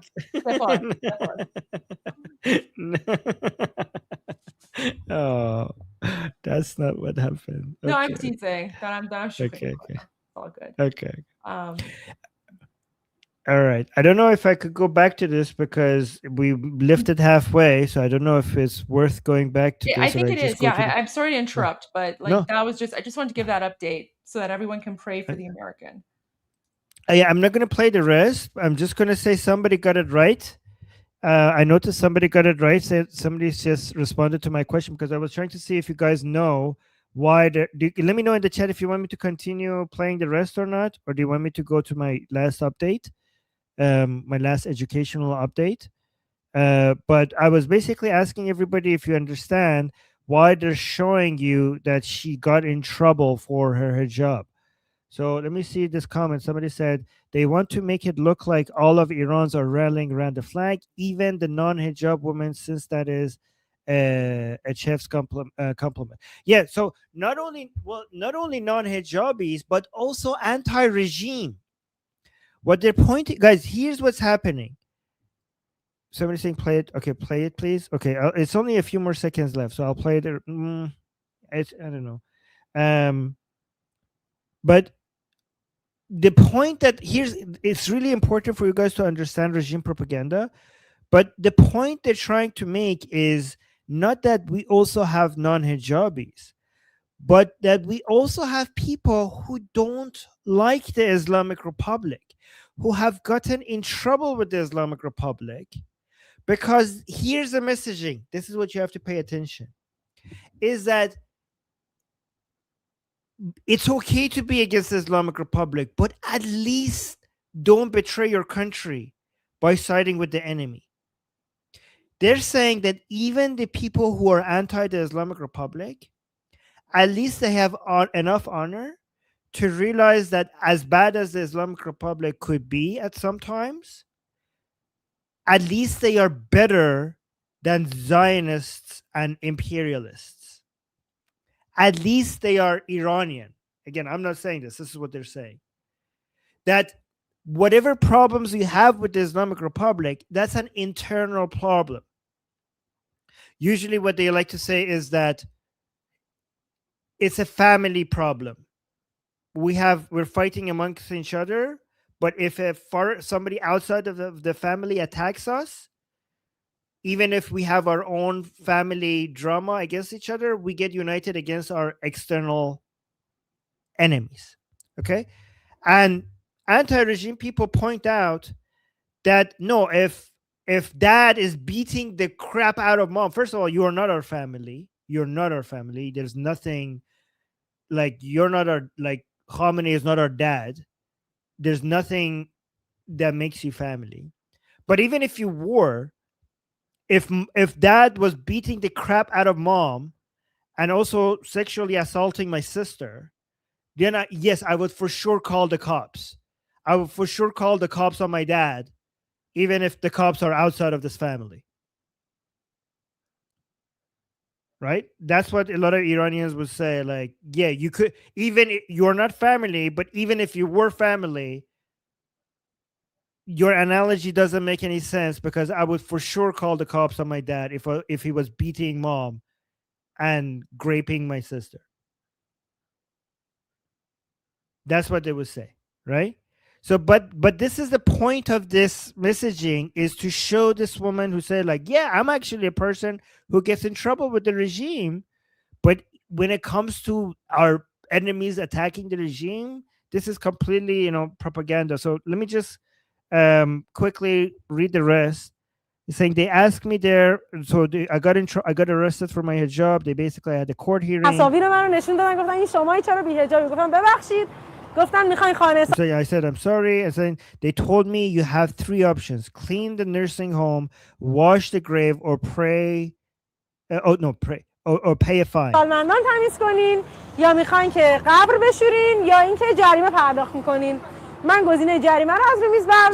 So she said, I picked a fine. So she said, I paid 5 million 2 months and, for the fine. Saying, did you pay the fine and take off your hijab again?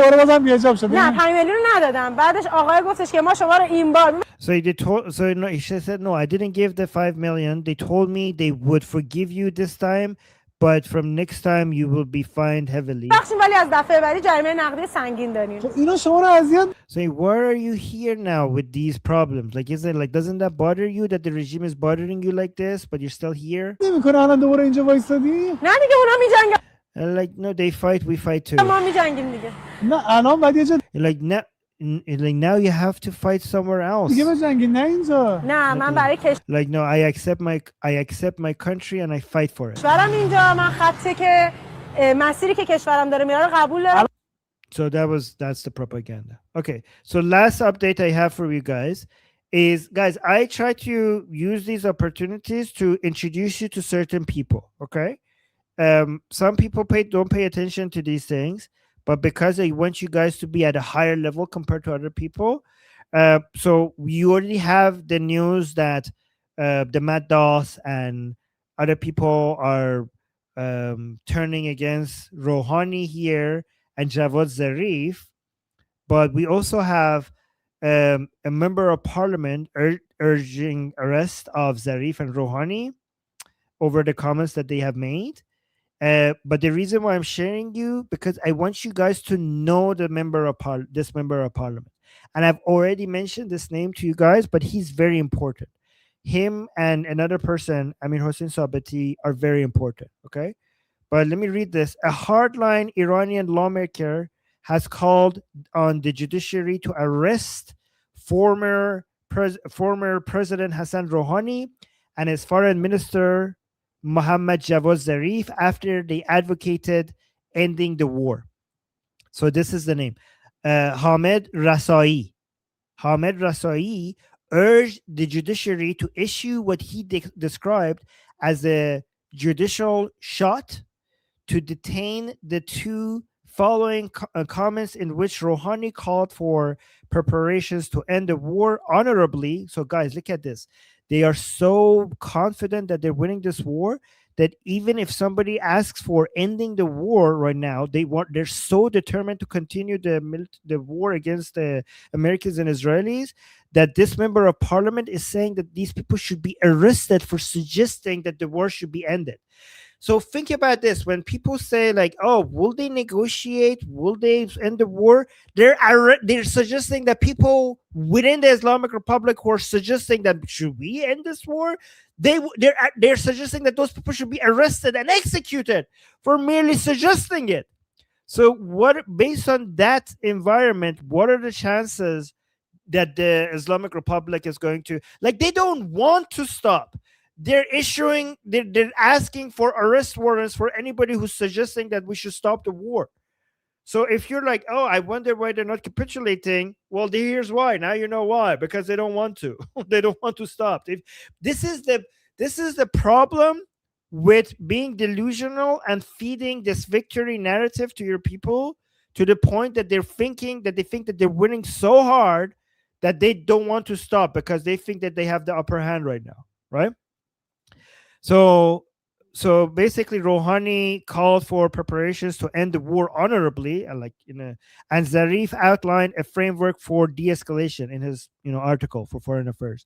In an article published in Foreign Affairs, Zarif argued that any agreement must go beyond a temporary ceasefire and address the root causes of the conflict.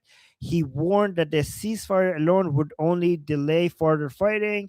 Zarif proposed that Iran continue limited. Yeah, sure. Guys, look at this. Even the most flexible part of the Islamic Republic, which is Javad Zarif, guys, you're not going to find anyone more so-called moderate than these people. And even this guy is saying, yeah, we're going to continue to enrich uranium. So, and this guy is not, and now people want to execute him for suggesting that we should end the war. But even this guy is like, yeah, we're not going to stop enriching uranium. Okay.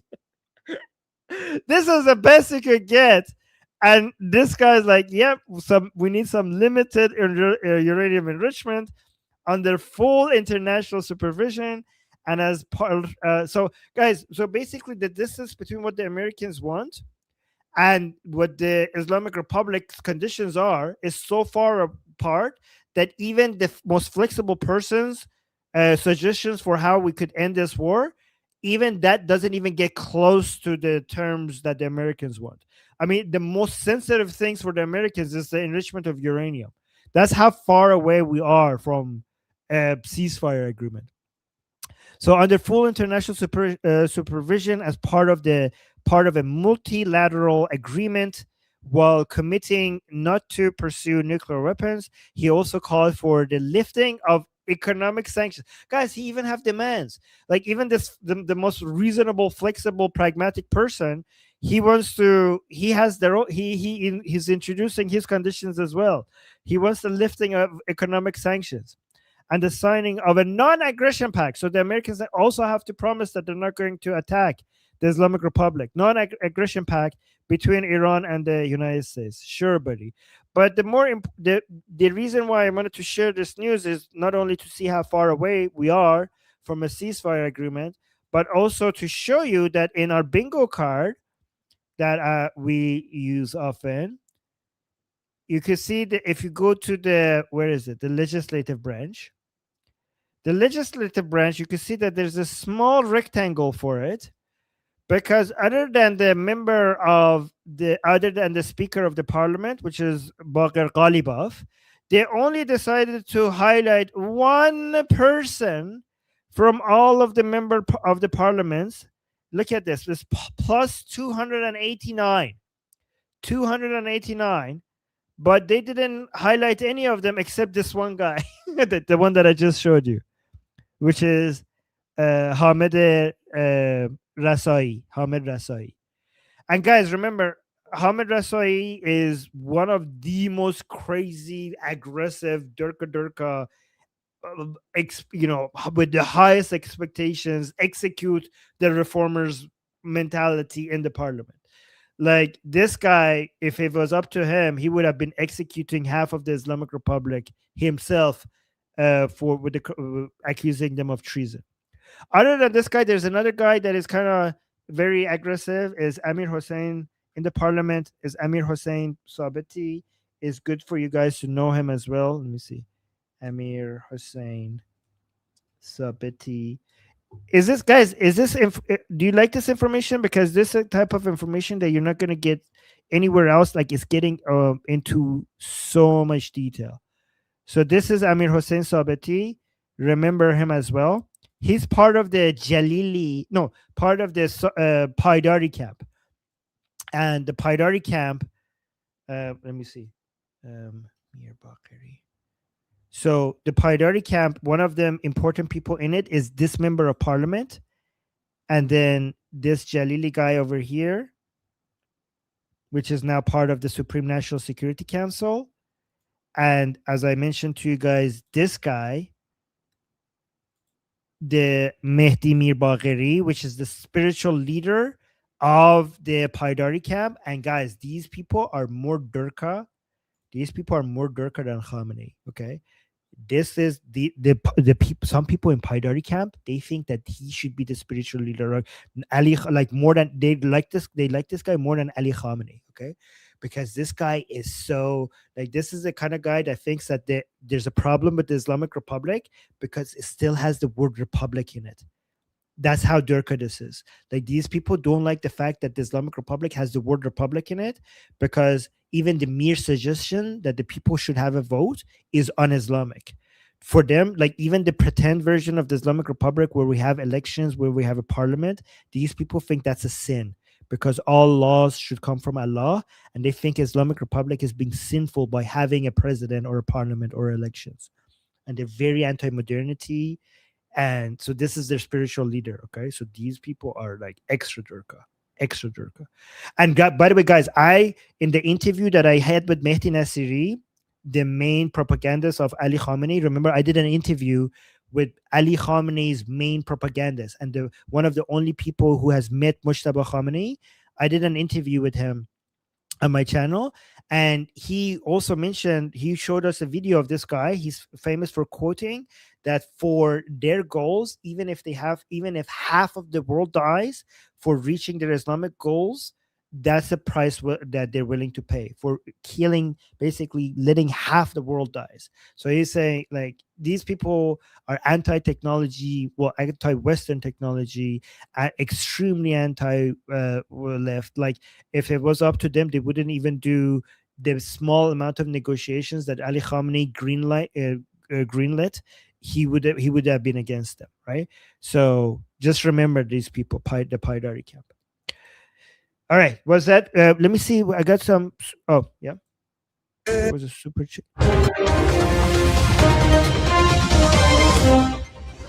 What is this? Is this a? بسم الله الرحمن الرحیم. مردم عزیز ایران سلام. وقت همگی بخیر. امروز در 36مین روز از جنگ رمضان هستیم. جنگی که به کشور ما تحمیل شد ولی جانانه ایستادیم. همه ما جانانه ایستادیم. دست و بازوی نیروهای دفاعی و نظامیمون رو میبوسیم و همچنین پدافند شجاعمون رو که غرورآفرینی کردند و به افزایش عزت نفس ملی ما کمک کردند. مردم عزیزمون که مثل همیشه در صحنه هستند و کمک میکنن که جلوه جدیدی از کشورداری نمایش داده بشه. Okay, sorry. I thought they were going to give something, like I was watching it and then they were playing like a Hey Dad music video, but then I thought they were going to give I was ready to dance because I thought I'm getting rickrolled. It was no, it was like a full Hey Dad video. No, Armin, I rickrolled everyone last night. I already rickrolled. Oh, you did? Last night, yeah. I was like, no, we're gonna give you up. Yeah. No, I rickrolled everyone last night. I don't know. I have to, like, I can't trust you anymore. I know. Well, you know what I did is someone asked me about iced tea. You know what iced tea is, right? Chayach? Iced tea, yeah, chayach. Like just iced tea, whatever, sweet tea, iced tea, whatever. And I pretended that I didn't know what iced tea was. And then you did. And everyone was like, wait, what? You don't know what iced tea is? And I'm like, wait, oh no. Oh, you guys fell for it. And then people were like, they were even sending me super chats. Like, this is what iced tea is. And then I was like, oh, wait, guys, I found a video of what iced tea is. Oh, you guys deserve it. You guys deserve it because when I fell for Goldie's trolls, you were like, Armin fell for it again. Now you fell for it. There you go. There you go. A taste of your world. You keep making fun of me. See, you're no better. You fall for it as well. There you go. Yes, good job, Goldie. I'm proud of you. Everyone was very, very like everyone was convinced that I didn't know what iced tea was, yes. And then they were shocked, and they were sending me links, they were sending me like recipes, they were like, "What? How does gold?" And I was like, "Guys, I'm Iranian. What's iced tea?" I'm Iranian. What's that? I was like, I'm Iranian. Why did you fall for that? She's been in Canada. Like, first of all, we have iced tea in Iran. Okay, like we don't live in caves. Okay. Second of all, even if we did live in caves, she's been in Canada for all her life, and you think she didn't come across iced tea? Okay. Oh my god. To be fair, though, it was really good. But no, I was there. Like they were playing like a Haydar jihadi thing live, so I was gonna go to that. But Armin, like, okay, so I don't know if I should share this or not. I know you have to go. I don't know if I should share this because we don't we have a strict rule. You and I, we don't deal with rumors, right? Like we don't deal with rumors. We don't deal with unverified reports. But I'm seeing like these random American accounts that are allegedly posting videos from, inside occupied Iran about the rescue operation. I just don't know if it's true or not. And like how you and I, like, we don't like sharing videos about, like things happening in Iran unless we know it's verified. So I don't know. I don't know if I should share it. It's like from an account called Nick Sordor. I don't know if that account is legit or not.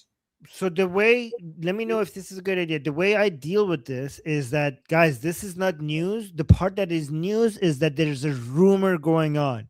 So the rumor itself is not news, but the fact that there's a rumor going on, that is the news. Does that make sense? Sure. Okay, so you know what? Why don't I put a disclaimer? There we go, disclaimer. Okay, so I'm going to add a disclaimer, and I'm going to say, This is not news. These are unverified videos and we can't confirm it. Okay? Okay. Let's do it that way.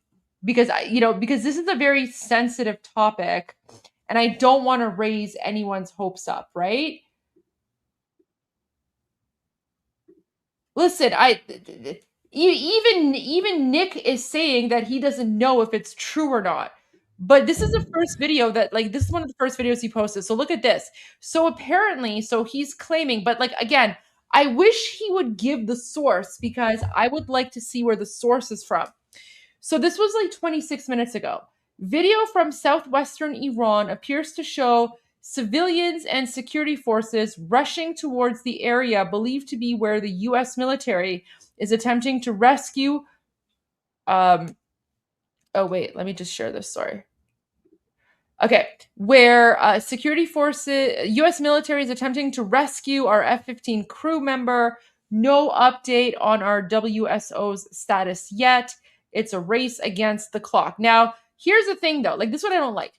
He says, civilians, guys. Civilians are not rushing towards the site. The civilians are in the cars. It's the Basij in their motorcycles, right? So the civilians are actually the plainclothes Basij.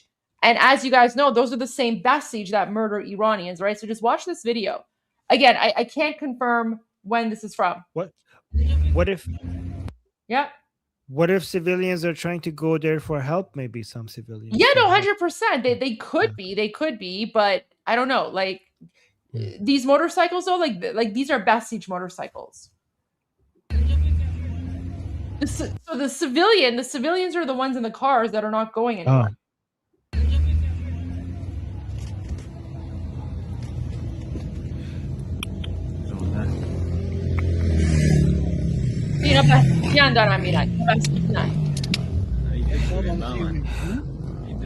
Goldie, it's also possible that the Americans would do a fake rescue operation somewhere to distract the Islamic Republic, and then that is also possible. A fake rescue operation. I would hope. Guys, for people telling me to give Nick a follow, I do follow him. I do. Okay, so this is interesting. Armin. Oh, this is a very good point. So Patriotic Revolution is saying Iranians, right? ببین انگار مثلا ایرانی‌ها دارن یه جورایی so guys, Iranian civilians are blocking the roads. Do you see this?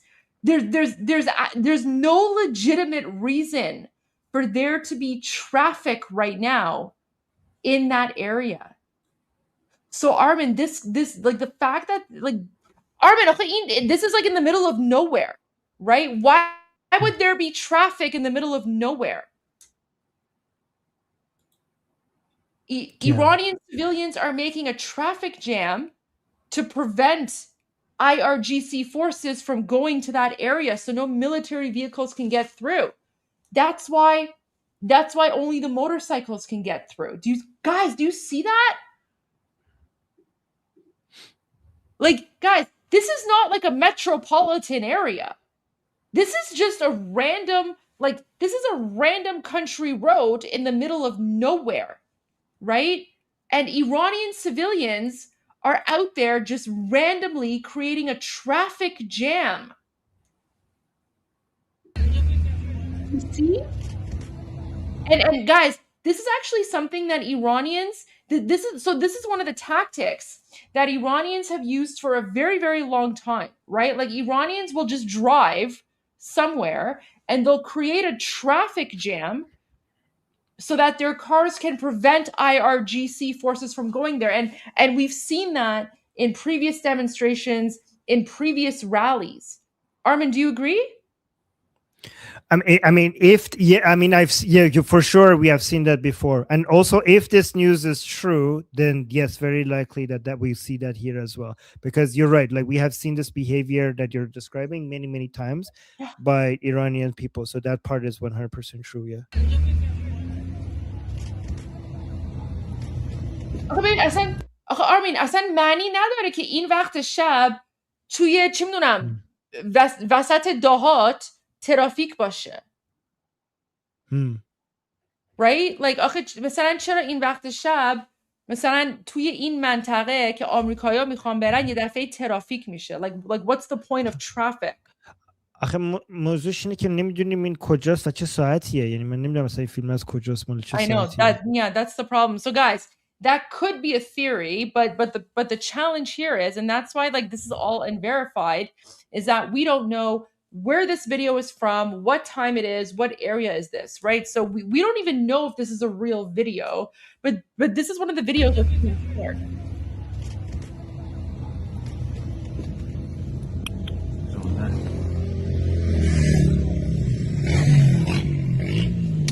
So guys, only the best siege can go through, and you see like these are the best siege forces. These are the best siege on their motorcycles. So the best siege can go through, but like even like you see this car, it's just like randomly parked to the side. Honestly, I wish they would give their sources, right? Because we don't know if this is true or not. We have to wait.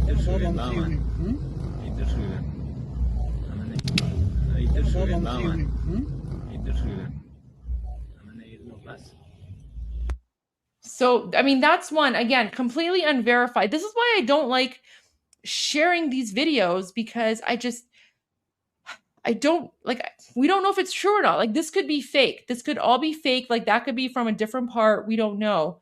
And then Armin, there's another video. Apparently, so it's very difficult to tell, but do you see the helicopter? Yeah. Yeah. So apparently this video is from tonight, and in like the, you know, under the cover of darkness, right? But again, I don't know if this is true. I don't know. This could be AI. This could be fake. We literally don't know. We literally don't know. And that's why like I'm always hesitant sharing. But like, you know, Nick shared it as well, but I don't know, right? It's like we don't want to play with people's emotions. Oh wait. Goldie, can't you reach out to someone in the area on the status? I mean, if the internet was you know, open, sure, but the internet has been shut down for the last 36 days. There's no way for me to contact anyone, right? There's no way for me to contact anyone safely in the area. So but again, like it's just we're seeing a lot of rumors. It's all unverified. You know, I just pray that people are being responsible with this, because this is not like if this is fake news or if this is AI. Yeah, guys, Mario Nafwal is not legit. I blocked Mario Nafwal like a while ago. He just spreads fake news. Mario Nafwal is not news. But yeah, like so this is the rumor. And you know what's concerning is that, well, not concerning, it's just like, you know, take it with a grain of salt, because we don't know if this is true or not. And you know, just in the same way that I don't like sharing rumors about, you know, news related to Iranians, I also don't like sharing rumors about news and videos related to Americans, because this is, guys, this is such a high stakes situation.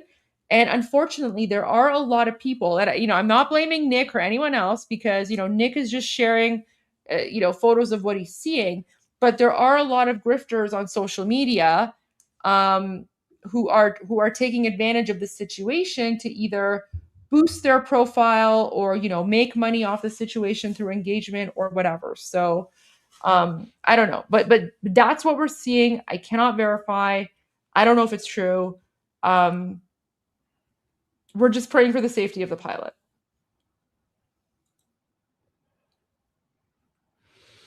Okay, Goldie, I'm gonna go now. I was supposed to leave 40 minutes ago, but I'm gonna go now, and then I'll see you guys same time tomorrow. Well, I'm gonna start at the usual time. I'll probably start around like 1 o'clock. Okay. Because I did start later today. Oh, 1 or 1:30? Well, usually we start at 1, but I've been a little lazy, so we started at 1:30. Do you have like your Persian show before? No, but I have started, back to going to, like, because a lot of things around me were crumbling because I wasn't paying I will attention start to at it. okay, so we'll start at 1:30. We'll start at 1:30. Okay, No thank you. worries. Thank you. You get thank the you. extra half hour. All good. No, yeah. I mean, I lost 1 hour here, but it's okay. But I know. I'm trying my best. Okay, I hope you No, don't it's think that you I'm. know what, Armin, it's all good. I apologize. Totally my fault. We did No. start late today. No, it's my fault. No, So no, I I owe could have. you. No, it wasn't your fault at all. Like, I choose to stay here, but because the updates are so important that I could get up and leave whenever I want. But the No, I know, updates but are I'm so saying important. it's my fault because we should have given the updates earlier, but I went for No, it's okay. I went for lunch today, so I'm sorry. But You should go for lunch. You should go for lunch more often. You've been working so hard and you deserve the break. So please do that more often. Like, I wasn't saying that at all to say, like, no, please, Goldie, please take more breaks, spend more time with whoever, like, please do that more often. Okay. Anytime. You know what? In fact, You're so anytime. sweet. No, okay. No, anytime you need me, like, anytime if it's important, like, I will, like, right now, just because you're saying it's okay to go, I'll go. But if you ever say, like, no, Armin, I need you to stay, like, I will drop everything else and I will, cover for whenever you need me. Okay. You know what? That's actually very, very kind of you. No, that's very kind of you. Oh, well, That's thank very you. kind of you. So you know what? In honor of you sticking around, why don't I share an update with you? کاتز وزیر دفاع اسرائیل اعلام کرد وزیر اطلاعات جمهوری اسلامی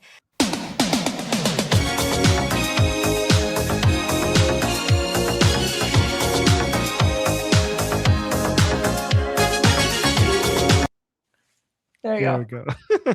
There you go. Saw that coming from a mile away. Yeah, because you've seen that video Okay, before. so yeah, well, so it's not very sweet of me then. I thought you No, were. that's fine. That wasn't for you know what that was for the chat. Okay. That was for the Okay, chat okay. because I rickrolled the chat, right? Like, Yeah, look, okay. that was for the chat. I rickrolled. I thought we were. Goldie, I thought we were having a moment here. We were, and look, you and I rickrolled the chat together. Okay. So that was the moment. That was the moment. All right, Armin. Thank you so much. All right. No, I'm just kidding. I got everything. All right, guys. I'm Israel Chai. Long live America. Javicha. Payande Iran. See you tomorrow. Bye, guys. See you tomorrow, Armin. Okay. All right, guys. You're stuck with me. Mwahaha. You're stuck with me. So let's go to 2C's most recent update because I didn't actually play that for you guys.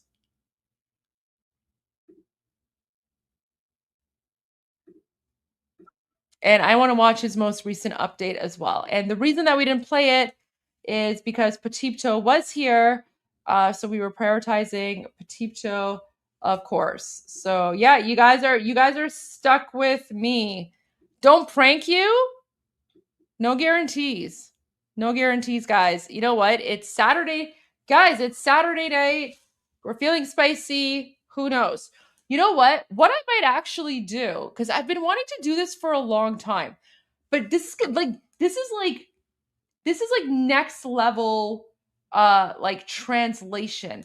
I really want to translate one of Morad Vesi's like live streams for you guys. But it's just like we need Armin for this, but if I was gonna translate or if Armin was gonna translate that, right?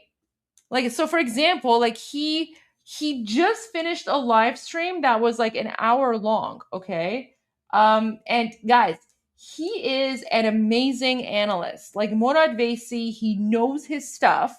I watch all his live streams and a lot of the times the things that Armin and I say and the analysis we give, it's pretty much the exact same thing that Morad Vesi says as well, but he does it in Persian. So like I've always wanted to like live stream, not just live stream, but like translate one of his videos for you guys. So you know what? Maybe I'll do that. Let's play Tusi's most recent update, and then why don't I use ChatGPT to translate Morad Vaisi's live stream tonight so that you guys can get a better understanding of the type of news, right? That's being shared on the Persian side, because the mainstream media, guys, like non-Iranian mainstream media mostly gets it wrong. And this is what's really frustrating for me and Armin, is that, you know, we're here and, you know, we're constantly like trying to correct the narrative, right? And we have to constantly deal with like the propaganda and the fake news and like the whatever, right? But on the like Iranian side, like everyone already knows what's going on, and you know, Morad Vaisi's like analysis is fantastic. So yeah, I know it's super frustrating. Okay, so how about I do this? I'll go to 2C TV, and then we'll just listen to 2C TV briefly, and then when he's done with the news, why don't I go to Morad Vaisi, and I will translate what Morad Vaisi says, because he's great. He's great. How do we prank double agent Armin back? I don't know. I need to work on something. I don't know, man. Armin's been very sneaky these last few days. I'm just saying, Armin's been very sneaky these last few days. All right, I'll be back.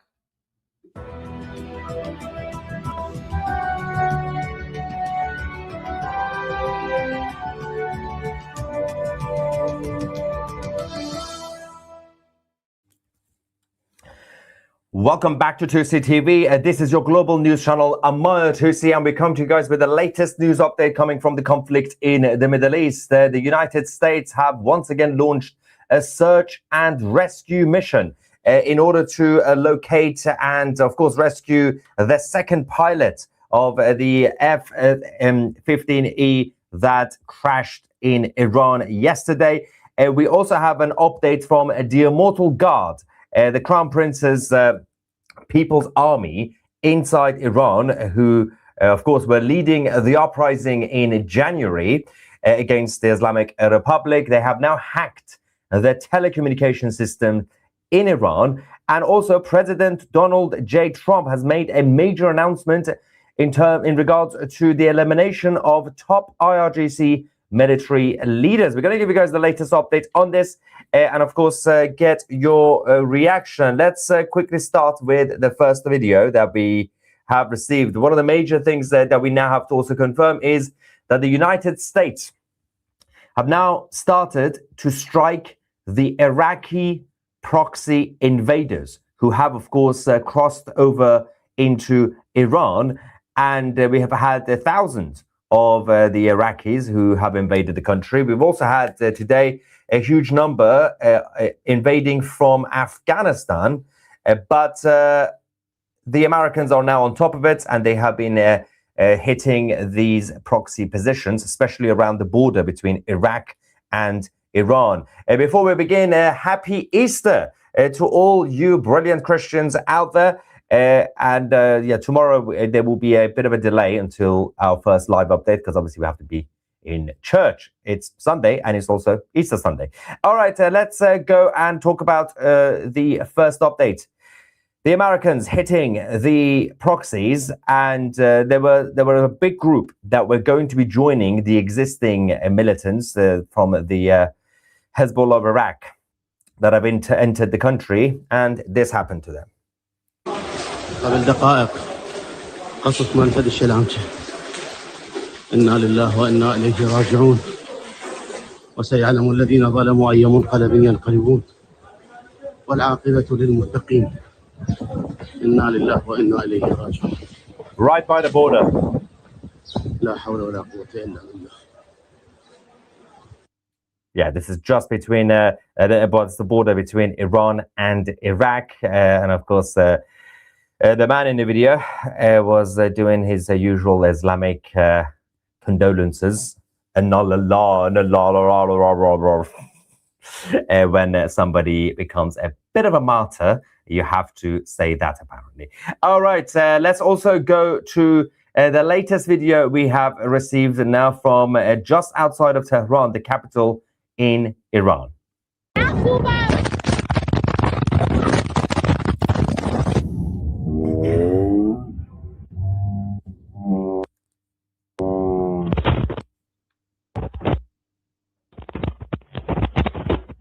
That's just a slow motion of that.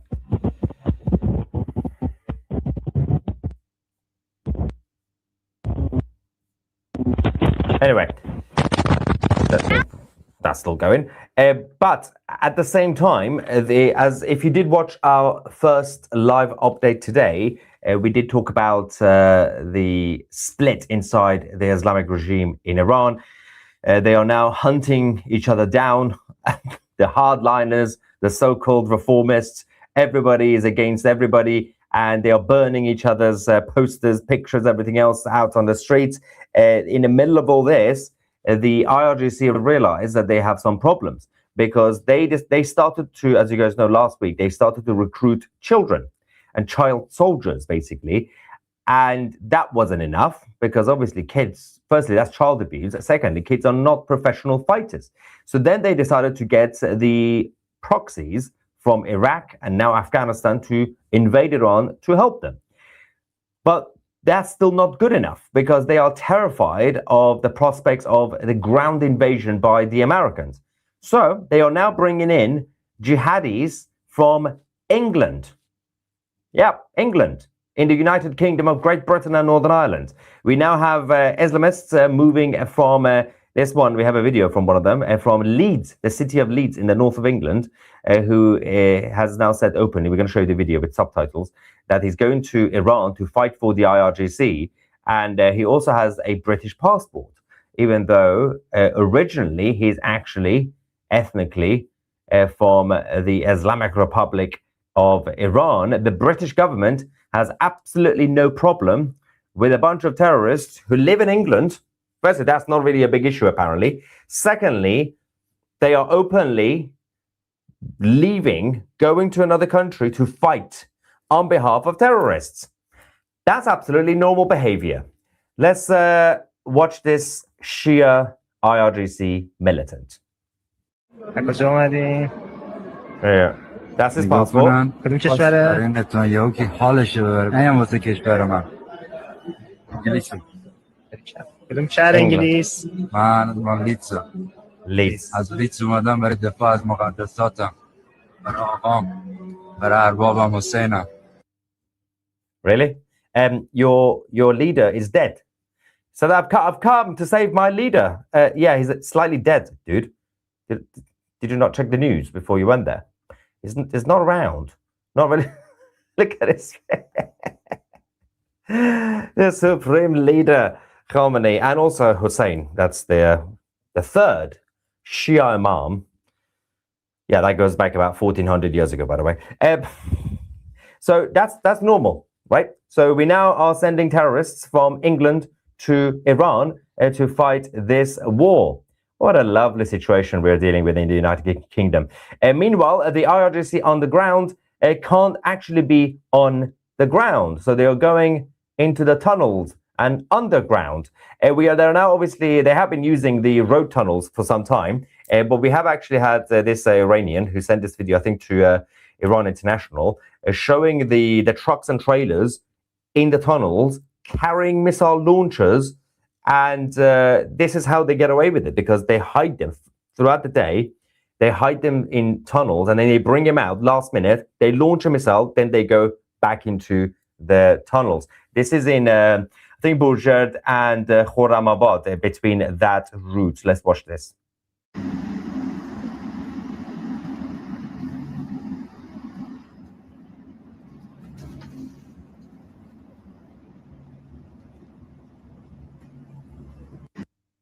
Yeah. So this is how they get away with it. They still have a fair few amount of launchers, but they hide them. And then obviously these sort of tunnels are difficult to hit unless you want to bring the whole thing down. And I'm afraid we're going to get to a point where the only option for the Israelis and the Americans would be to basically hit everything, or if they manage to actually locate the exact locations and deploy Israeli drones to go in and hit them. That's not really an easy thing to do unless it was a video game, but there are big issues with dragging these rats out of their holes, basically. They're not brave enough or strong enough to actually be out there on the ground to fight the Americans and the Israelis and the Iranians. So they have to hide throughout the day. Now, we're going to also go to Marshar.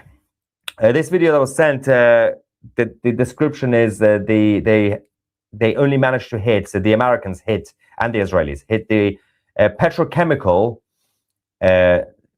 facility called Fajr 1 and Fajr 2, both of them. This was in an economic zone, which was basically the utilities facilities for the IRGC-linked companies, but also some local companies. This is in Amir Kabir, and there were other facilities around the area, but this infrastructure, some of it was hit, not the whole thing, not the whole area. And we're going to show you the video first, because there was a lot of fake news on social media about what actually happened here. Here you go. So that's what happened earlier, and it directly affected the capabilities of the Islamic regime in that part. Having said that, we are expecting even more escalation over the next week, especially by the Americans, but the Israelis are also planning something. I'm going to explain shortly about what they want to do. And we're also going to talk about the search and rescue operation that has now started, I think, a couple of hours ago. Obviously, now it's dark in Iran. So if they want to go and rescue the second pilot, this is the perfect opportunity. Now, we're going to talk about the Immortal Guard in Iran and what they have done. Firstly, we have a couple of comments. No longer watch fake news channels, only 2C TV for the most current information. My husband now asks, what does 2C have to report? Thanks for the truth. Karen from sunny Florida. Brilliant. Thank you, guys. Happy Easter from Tehran in the UK. I'm Israel Chai. Happy Easter, everybody. And not second pilot, but yeah, it doesn't matter. We got people being pedantic. Who cares? Nobody cares. You can go around crying. Oh, yeah, it was a weapon system operator. No one cares. I'm still going to say second pilot. I don't care. Anyway, Warthogs versus Toyotas. That should be on a merch. I'm going to put that on a merch. Okay, so that is about that. The reference is about the Iraqi militias who have invaded Iran. Every single person has a Toyota. Okay, so what are the Immortal Guard up to? The latest we now have for you guys is that they have managed to hack the telecommunication systems in Iran. This is a major development. And what they have decided to do is by hacking the telecom system, they have sent out mass text messages, or as they say, SMS. I was going to say SMS messages, but the M stands for message. And they are now encouraging people on the ground to prepare, to rise up when the time is right. The translation from the message is that this is a message from the Immortal Guard of Iran, the 332 Brigade. Of course, as you guys know, they have already set up networks, local networks, regional networks, and nationwide as well. This is the 332 Brigade saying, we swear by the blood of our standing compatriots until the end. The message is, the rest of it is actually from the Crown Prince Reza Pahlavi, the leader of Iran, saying, from you, the bravest and most devoted sons of Iran, I ask you, and we ask you that you serve as the Immortal Guard and vanguard force of the nation in every possible way against the Islamic Republic's oppression. It is now currently we are seeing attacks from the skies. Many have weakened the regime and paved the way for the final collapse. Please note that this is not a call right now to take to the streets and do street protests. Rather, it is a call for you, the youth of the Immortal Guard, to be prepared. This was the message from the Crown Prince Reza Pahlavi, obviously sent out to people in Iran by the Immortal Guard. Of course, the Immortal Guard have been, they were very active, very organized during the January uprising, and they've been preparing for this for some time now. This is one of the examples, one of the videos we did receive from them in January during the uprising. Watch. ما سربازای گارد جاویدان از جون و مال و زندگیمون میگذاریم تا پرچم شیر خورشید زمین نیفته، تا ایرانمون آباد بمونه، تا آخرین قطره خونمون هستیم و میجنگیم تا ایرانو پس بگیریم. ما ملت کبیریم، ایرانو پس میگیریم. تا ابد یک روز جاوید شاه. جاوید شاه، پاینده ایران. And the ground campaign that they launched in January, it was extremely well organized. They're targeting specific IRGC besieged bases. They knew exactly where to go and when to go and how to actually attack them. And also the other bases, including a number of Islamic centers and mosques, because they were being used as IRGC bases. The level of damage that the Immortal Guard or the People's Army in Iran caused against the regime was so severe that the regime went absolutely insane, and they couldn't obviously get hold of and capture all the fighters. So they decided to basically go mental and start massacring the protesters who were simply just walking around, sometimes not even doing anything. They were just out on the streets and they were just shooting at everybody, women, children, whatever that they saw. And that was a retaliation, because they knew that there is a bit of a problem now, because we now have a guerrilla campaign, warfare, basically guerrilla warfare by the People's Army in Iran, the Immortal Guard, and they couldn't do anything apart from obviously launching a massacre against everybody else. But let's also go to the President of the United States. He, I think about an hour ago, yeah, just earlier, posted this incredible statement with a video attached to it, saying that let me put the video on for you guys, and they post on Truth Social. There we go. Many of Iran's many of Iran's military leaders who have led them poorly and unwisely are terminated, along with much else, with this massive strike in Tehran. President Donald J. Trump.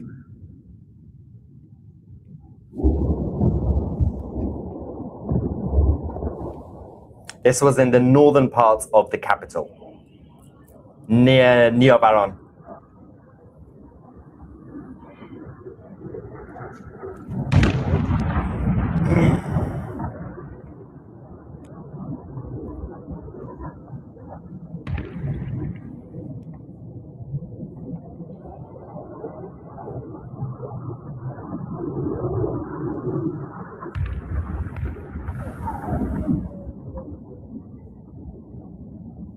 So yeah, the problem with this right now is that President Trump has now cornered the regime in Iran, because the strikes happening in the dark, we know they've been hitting huge number of senior figures, right? Now, you're not going to find out who's actually dead for, again, at least another few days. Because number one, the regime in Iran need to actually find out what happened, right? Who's around? Who's still alive? Who's dead? Then they're going to have to actually find them themselves. And then they're going to be in denial for another few days. And then they're going to be forced, but they're also going to pretend that they're still alive. They're going to post on social media. That's the usual routine. You had the same with Khamenei and everybody else. You remember when he was supposed to make a national address, live speech, and then we realized he was already dead? And then after a few days, after a week, they're eventually going to confirm who actually died. And then they're going to do their drive-by funerals that they do in Tehran on the streets. The Israeli Defense Forces have also released the latest video from the operations, saying that we have destroyed a mobile ballistic missile launcher in Iran's Tabriz region.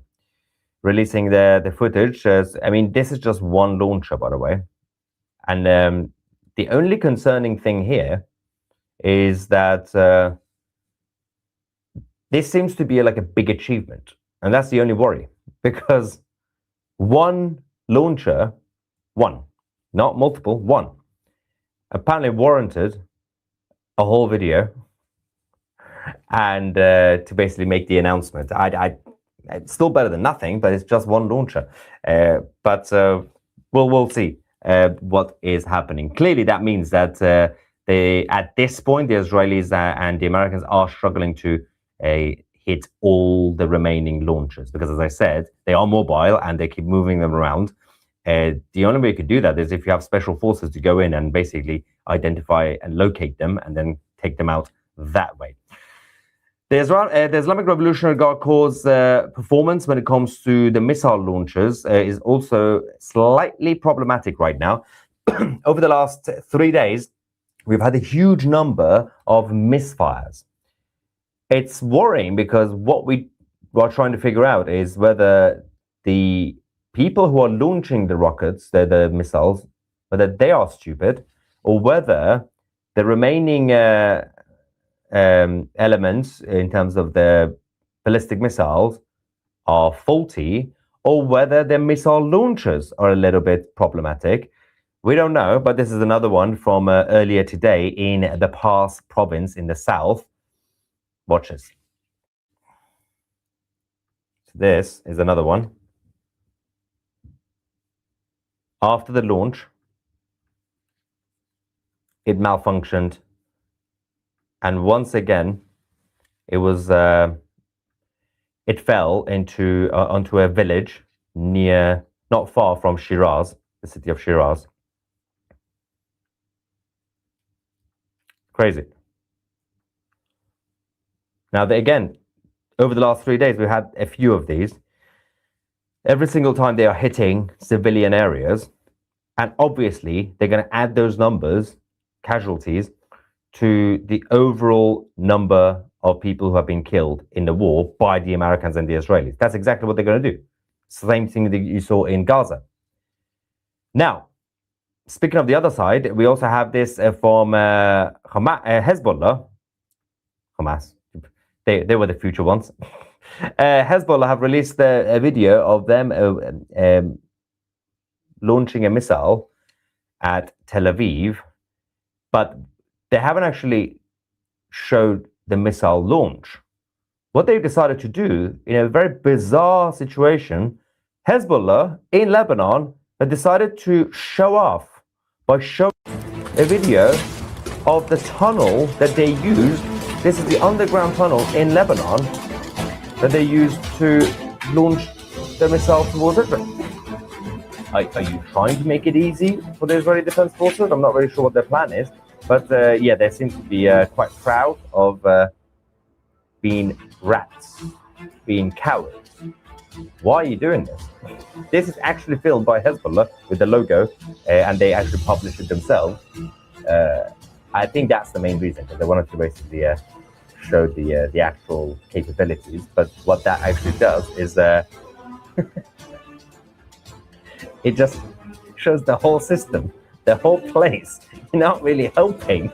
And this was actually sanctioned officially by the leadership of Hezbollah. It's not like a rogue leak. It's not like some random rogue person tries to leak this information and release it.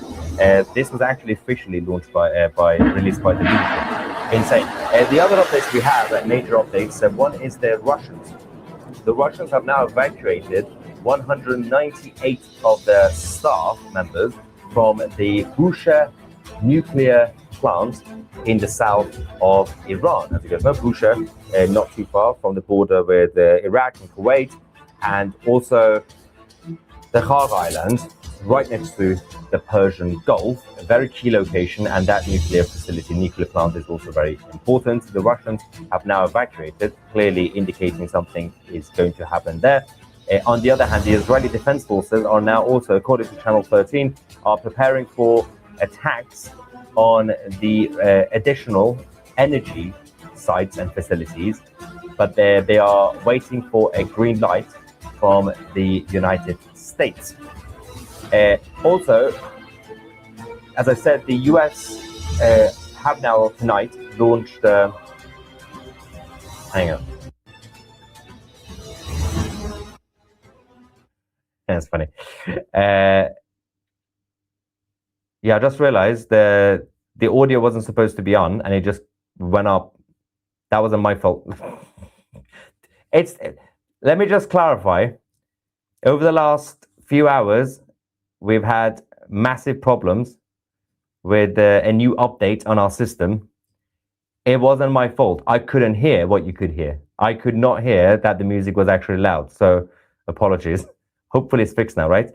But where was I? What was the last thing you could actually hear before the music went crazy? Was it from the beginning? Because if I have to start from the beginning, that would be crazy. Well, just a quick thing, obviously. The Russians have now evacuated 198 staff from the Bushehr nuclear plant. The Israelis are getting ready to hit the more energy sites, waiting for a green light from the Americans. And US have launched a search and rescue operation in the western parts of Iran to rescue the missing F-15E crew member, or as I say, second pilot. Sue me. And but also a big announcement by the US government in terms of the IRGC members and relatives in the United States. The Europeans, including the British government, could learn from the American government on how to keep your citizens and country safe. Okay.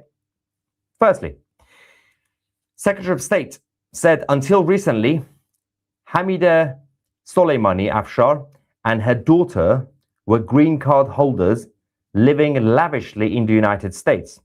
Afshar is the niece of deceased Iranian Major General Qasem Soleimani. She is also an outspoken supporter of the Iranian regime who celebrated attacks on Americans and referred to our country as the Great Satan. This week, I terminated both Afshar and her daughter's legal status, and they are now in ICE custody. God bless ICE, ICE baby. Pending removal from the United States, the Trump administration will not allow our country to become a home for foreign nationals who support anti-American terrorist regimes. Winning. We are getting sick and tired of winning. This is it. Green card revoked. Legal status all out. You are being deported. Brilliant. We also then had this confirmation with more details from the Homeland Security, saying on the 3rd of April, ICE officers in Los Angeles arrested Hamideh Soleimani Afshar and Sarina Saad. What is this name? That's not even a name. I trust me, I'm Iranian. That's not a name. Sarina Sadat. I don't know what is going on. Hosseini, the niece of and grandniece of Qasem Soleimani, the late head of the Quds forces of the Islamic Revolutionary Guard Corps, who was killed by a drone strike ordered by President Trump in 2020. Soleimani Afshar entered the United States in June 2015, the Obama days, on a tourist visa. In 2019, a judge granted her asylum. In 2021, she became a green card holder under the Biden administration. In July 2025, she filed a naturalization application where she disclosed she traveled to Iran at least 4 times since being issued a green card. Her trips to Iran illustrate her asylum claims were fraudulent. Her daughter, not going to say that name again, entered the United States in July 2015 on a student visa. In 2019, a judge granted her asylum. In 2023, she became a green card holder under the Biden administration. It is a privilege to be granted green card to live in the United States of America. If we have reason to believe a green card holder poses a threat to the US, the green card will be revoked. And this time it has been revoked. Winning. So much winning. Okay. I'm going to get some quick reaction from the live chats. There is some more information coming in as well. All right. Happy Easter. God bless your channel. Thank you so much. Happy Easter.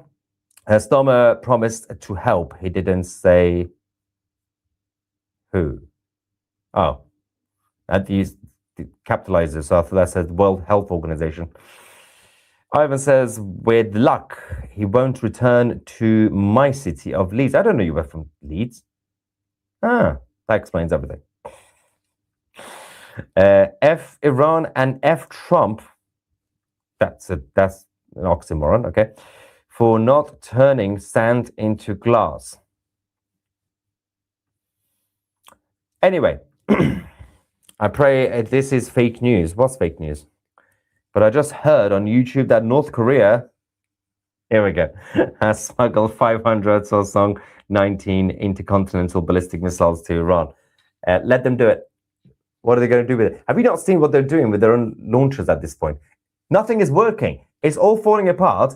And North Korea, do you remember what they did when they were going to help the Russians in Ukraine? Half of them got lost. The others, when they sent weapons to Russia, none of it worked. It was a completely shambolic situation. I don't know why these guys even trust the North Koreans.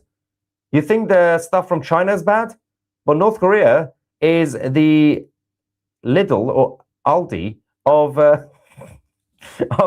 Asia. Just don't trust it. It's terrible. Yeah, no one cares. There's no confirmation that they've done this, by the way.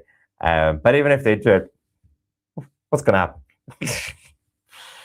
The MI greeting. Also, this shows, if it were true, which is not, that just shows that the Islamic regime have now basically been paralyzed so much that they have to get a handful of intercontinental missiles from North Korea. That's probably not going to work anyway. I read that United National Socialists. What? Oh, that's the UN. Are moaning due to a lack of US funds. Yeah. Especially when they lose their building in New York. They have to find a new place. Hey, Cardboard 2CTV, Team Goldie of the meme war. Oh, that reminds me, there is a major update on the prank wars. Unfortunately, there has been an unprovoked attack on this channel. This time, Goldie Ramari, as you guys know, the brilliant Goldie Ramari, who launched the prank wars recently, and we had to retaliate to defend our sovereignty on this channel.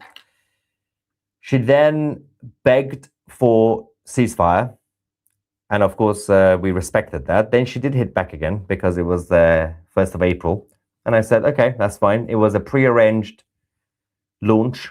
That's fine.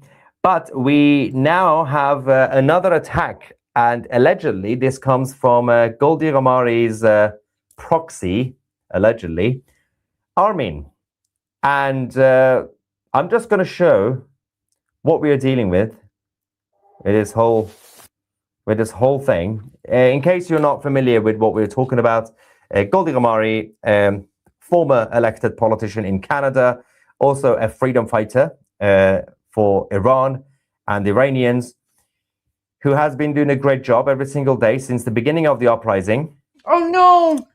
Is he going to show it? I'm afraid she decided to launch a prank war by pranking me. And then things kicked off, and now we have this. I'm going to show you what this whole situation is about. I can't take this seriously. They have now made another AI meme video targeting 2CTV. Apparently, we are now cardboard 2CTV, like the Supreme Leader. Wait, is it going to show it? Hang on. There we go. Let's go.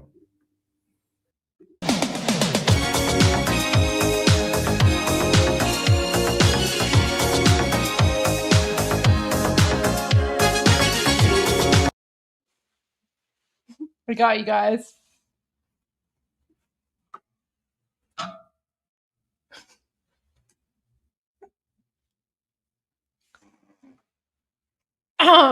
Yeah. Literally, when you least expect it, I will rickroll you.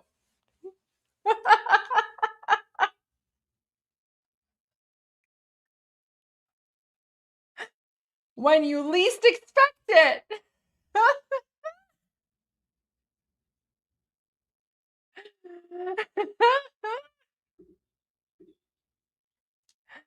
There we go. When you least expect it. Yeah. You were rooting for me. That's like the America's Top Model thing. Oh no, we're going to the song. We're going to the song. Here's the song, guys. Here's the song. Here's the song. Guys, I couldn't help myself. It was so easy. It was like the perfect opportunity, right? It was the perfect opportunity to rickroll you guys. Come on. Okay, but now we're going to go to the actual video. You guys were so focused though. Guys, it was too easy. Guys, listen.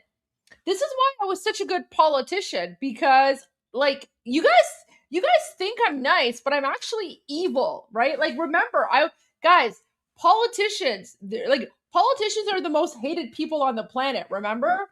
I was a politician, so just saying. All right, let's continue with the actual video though. I'll be right back. Supreme Leader. Hang on. There we go. Let's go.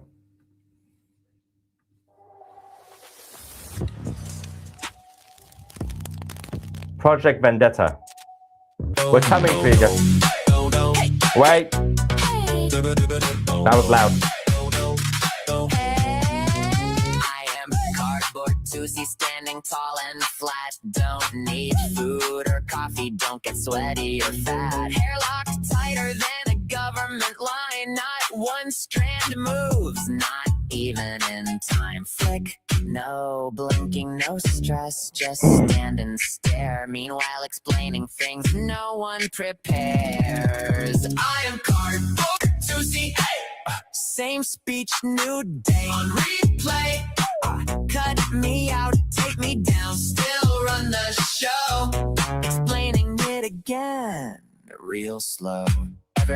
Every live stream, it's the same old show, same 5 questions, IQ below. Faux. Wait, can you say it one more time? Bro, I just did. Like 8 times. Dope.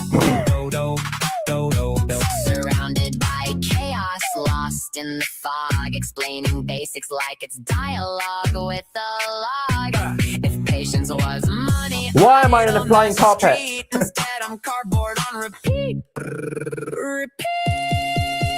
I am cardboard to see, yeah.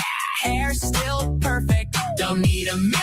Oh, flat but famous, loud and clear. Even cardboard gets it. Why you still here? Yeah, still explaining it. Okay.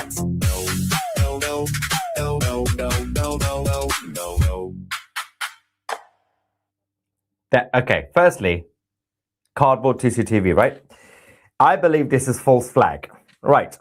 So Goldie Ramari claims that she was not responsible. I wasn't. Right? She then indicated that Armin on the far right, was responsible. Armin is Goldie's proxy. Both of them obviously Iranian. And this attack on me included putting both of them. For the record, the belly dancer doesn't even look like me. Like she there's nothing about her that looks like me, right? Like the belly dancer, like not even close. Like cardboard 2C kind of looks like cardboard 2C. You know, AI Armin kind of looks like AI Armin, like real Armin. But like the belly dancer, That's not me. I don't know who that is, but that's not me. In the video, so that they seem innocent, because they are also being targeted. The only difference is they both look amazing. But that doesn't right? look like me. They both look great. And I look like a Pakistani local corner shopkeeper. It's terrible. Nothing's wrong, anything wrong with it, but I don't look like that. That is not me. Also, why do I look like I'm on heroin? But that makes no sense. Look at that face. Anyway, Armin, proxy. He looks Yeah, guys, Armin is the double agent here. Armin is the traitor. great, although not in this. His eyes look huge. Anyway, so this is what I'm dealing with on a daily basis. Well, we are awaiting the collapse of the Islamic regime in Iran. I also have to deal with these unprovoked attacks on 2CTV and its sovereignty. To be fair, though, it was not me. It was not my fault. Guys, that looks nothing like me. The belly dancer literally looks absolutely nothing like me. I'm just saying. Okay. Oh, wait, what? Oh, man. Oh, wait, guys. Okay, we have some updates. We have some updates about the fighter pilot situation. And it's coming from Vahid Online. Guys, Vahid Online is one of the most reliable sources about videos and info from occupied Iran. So this is video published on a local government messenger channel with the description dashed around 4 o'clock. So 4 o'clock, that's like 4 a.m. Sunday, April 5th. Guys, this is legit. Wait, what time is it?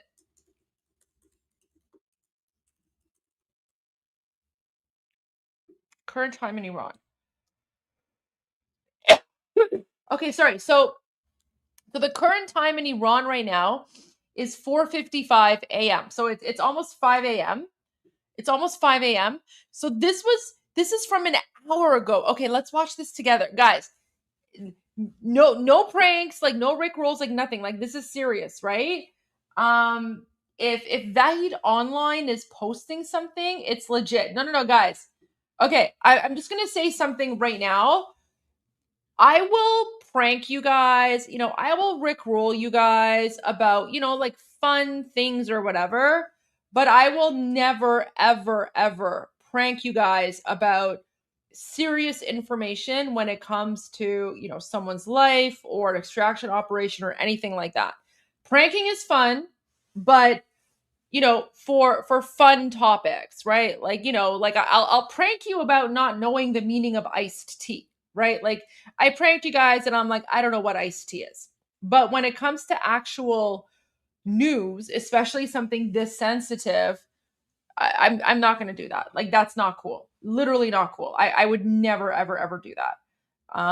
Just not cool. Guys, pranking is supposed to be fun, right? So, iced tea. You guys were freaking out that I don't know what iced tea is. That was kind of fun. But I'm not going to prank about the life of a US fighter pilot. So again, Vahid Online, he is one of the most legit OSINT accounts, okay? So if this is coming from Vahid Online, this is big, okay? This is big because I personally trust Vahid Online. So, okay. So this is apparently a legit video. So let's watch this together.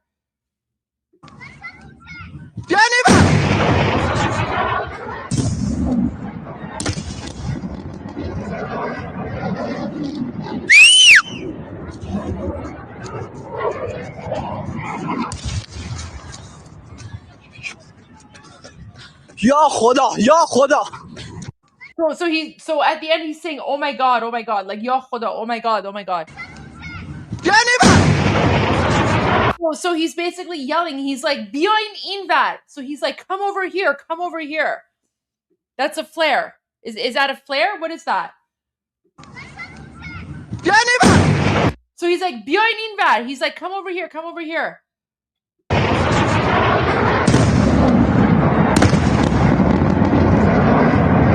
Is that a flare? What is that?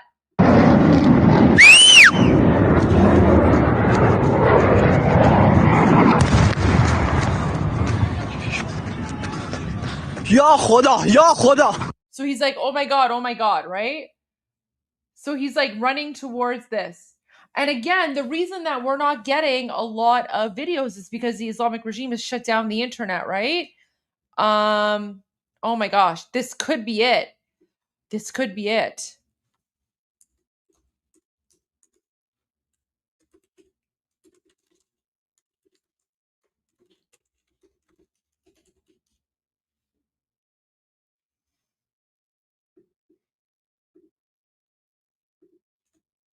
Let me just, guys, like I'm not super religious, but let me just send like a prayer.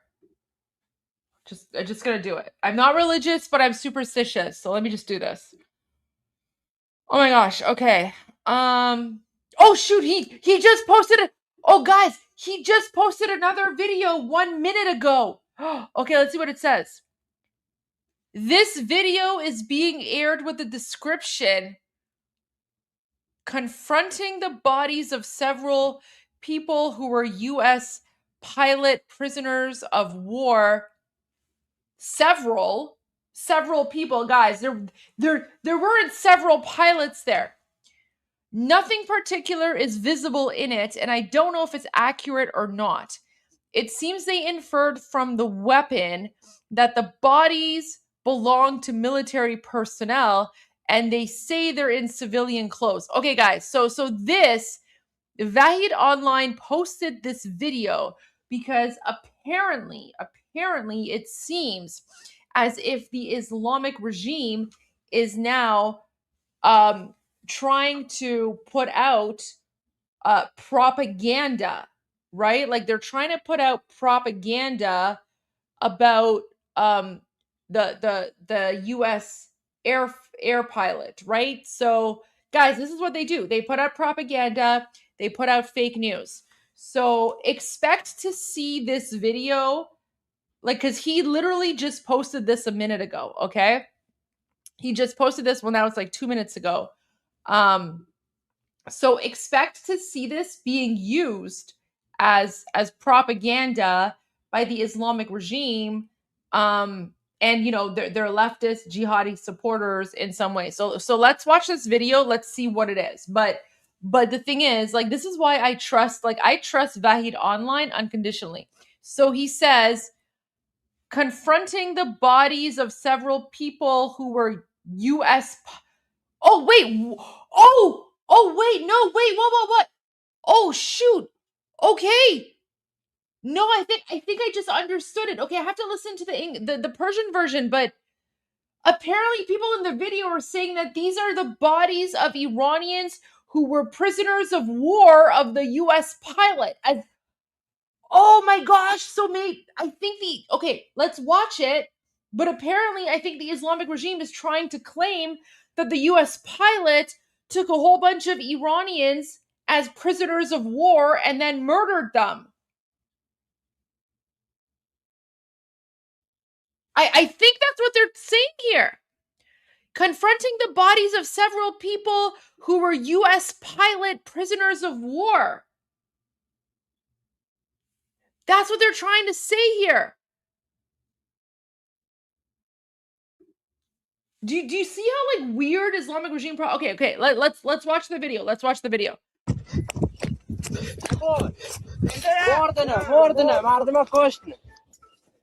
Okay, so he's like, so the person's like, Mardomo kushtan, like they murdered the people.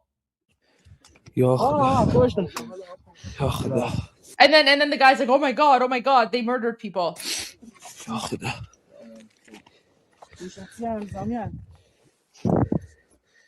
Wait, what? Something about like Nizamian, like they're military or something. And then the guys are just like, oh my god, oh my god. No,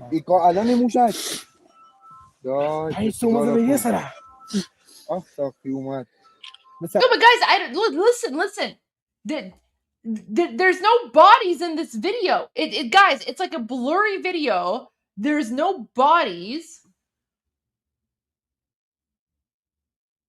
Oh, okay. Someone is saying shakhsiyan nizamiyan. So they're basically asking, are they like civilian or military? No, guys, I know. Guys, I know you don't murder prisoners. Guys, relax. I know you don't do that. Guys, I'm sharing this video with you because we're countering propaganda, because what I'm saying is that, like, guys, this video that's coming out, the Islamic regime is going to send this to all of their propagandists, and then they're going to try and claim that the US fighter pilot murdered a bunch of random people. But I'm exposing the video to you to show you that this is propaganda and this is false. No one believes it. Guys. بس عکس ماشین محمد نمیسی کلام خمون نیزنه دای ها تج نازلیم ها تج نازلیم ها یا خدا ممنون زیر چه تا تج نازلیم چه تا برنشو بالا که بیت دومه باید قرام استم تا برنشو بالا شاید. Guys, I know no American guys, okay, let me just put a disclaimer here, okay?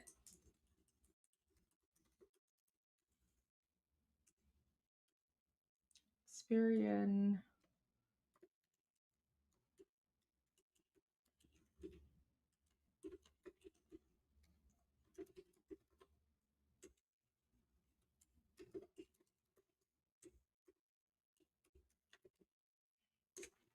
Okay. So, guys, you are literally experiencing Islamic regime propaganda 101 live as it happens, okay?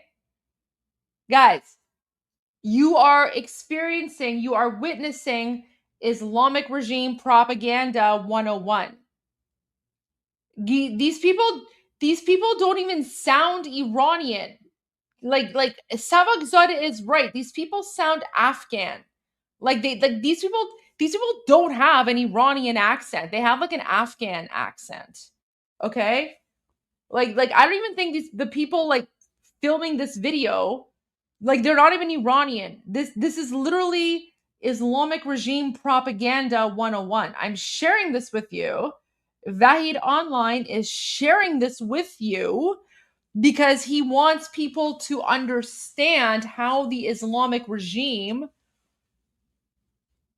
does propaganda. So watch this. Like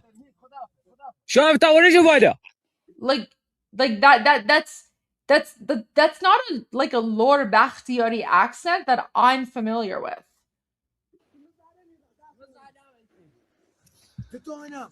No.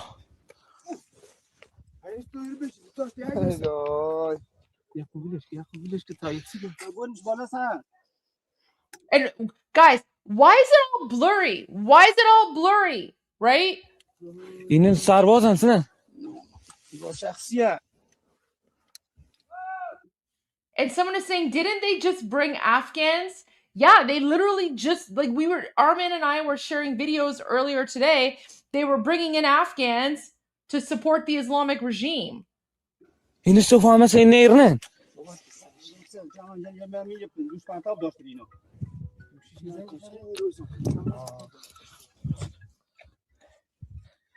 بگو شهید آبه. گوشیشه؟ الو جان. الو. رضا ویتا بیا. صاحب گوشی شهید آبه متاسفانه. سر هم دمش نیستی.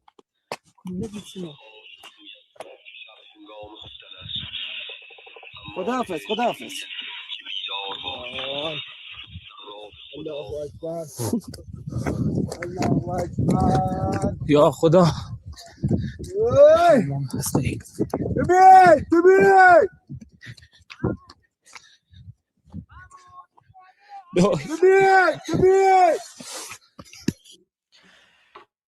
guys, so this is definitely like a staged video. I mean, they could be IRGC Lord Bakhtiaris from the area. They could be Afghan. Like, I don't know what these people are, but this whole video is 100% staged. This is 100% staged. We're apparently, so guys, we're apparently watching a video of like, wait, there's like someone in the chat. Who is this person?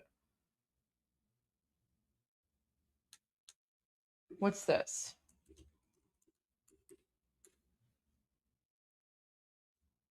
Okay, so there's someone in the chat who's like trying to like insult lore people. So I'm just gonna like mute you because I don't appreciate what you're saying.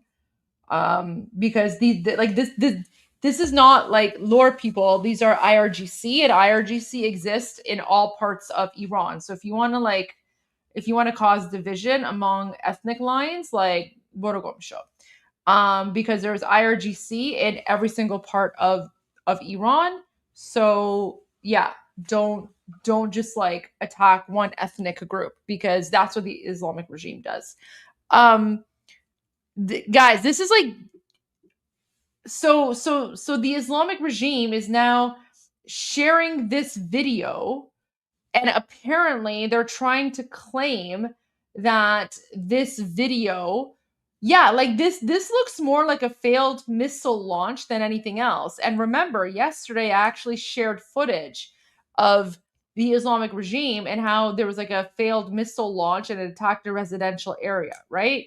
The Islamic regime is very, very good at this. They're very good at this. Like, they use propaganda. Oh, someone's like, I don't know if you know, but they're rescuing the second individual right now. Thank you. Thank you so much for letting us know. Yeah, no, I didn't know. I've only been reporting on it for the last, like, I don't know, 3 hours. But thank you. So let's go back to this propaganda video. So I'm going to share this one more time, because expect to see this propaganda video being shared widely, right? So they're going to share this propaganda video, and they're going to claim that the US fighter pilot murdered Iranian prisoners of war in order to escape, right? Which is complete and utter nonsense. However,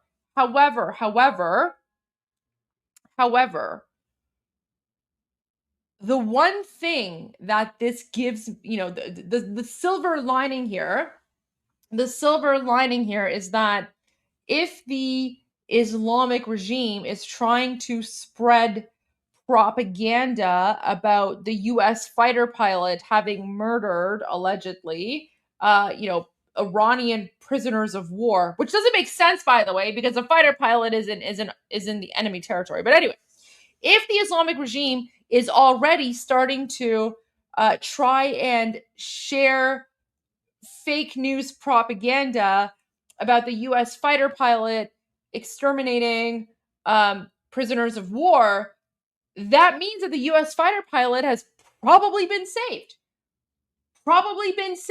Right? Because by sharing this video, the Islamic regime is trying to somehow save its ass, right? Like, the Islamic regime is trying to now create some sort of narrative, right, in order to justify their failure in not being able to capture the US fighter pilot. Okay? So that's my initial analysis. Now, I could be wrong, right? Again, I could be wrong, right? I've been wrong on a lot of things. However, that's my first analysis of this. I feel like again, I could be wrong. I don't know. I could very well be wrong. However,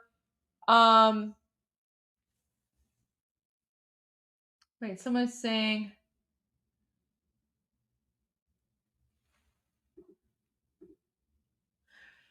من متوجه نیستم مشخص لباس شخصیت ایرانیا لباس شخصی ایرانیا توییتر دارن میخندیم بهشون. ببین بذار من اینو به زبان فارسی توضیح بدم بعد دوباره به زبان انگلیسی توضیح بدم. ببین دوستان من فکر میکنم که دلیلی که مثلا شاید این ویدیو اومده بیرون و الان رژیم میخواد مثلا این ویدیو پخش بشه. لباس شخصی سپاه. آره اینا شاید ببین اینا به احتمال زیاد سپاهی هستن، یعنی ایرانی معمولی که نمیره بیرون تو این کارا. اینا همشون سپاهی هن، همشون هم لباس شخصی هستن. ولی ببین دوستان حالا نظر من اینه، حالا شاید اشتباه باشم ولی نظر من اینه که دلیلی که الان رژیم داره این ویدیو رو پخش میکنه میخوان یه جورایی بگن که مثلا آمریکایی‌ها جنایتکار هستن و آمریکایی‌ها اومدن مثلا آدم کشتن، مثلا آدم معمولی کشتن. چرا میخوان الان اینو بگن؟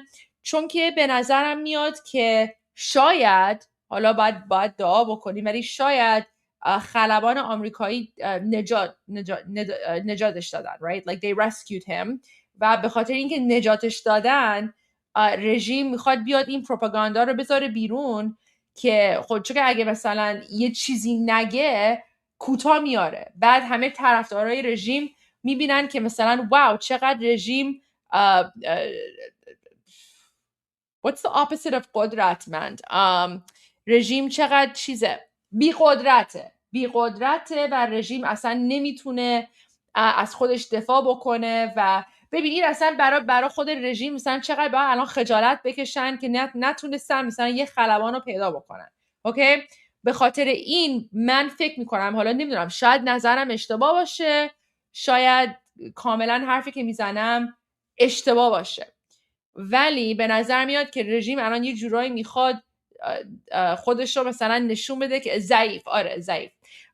رژیم میخواد مثلا یه جورایی نشون بده که مثلا دلیلی که این خلبان نجات شد اینه که نجات پیدا کرد. I don't know how do you say it. He was rescued. Anyways, دلیلش اینه که مثلا آدم معمولی رو کشت. Okay, so that's my okay. فکر میکنم، حالا مطمئن نیستم. So okay, let me say this in English now. So guys,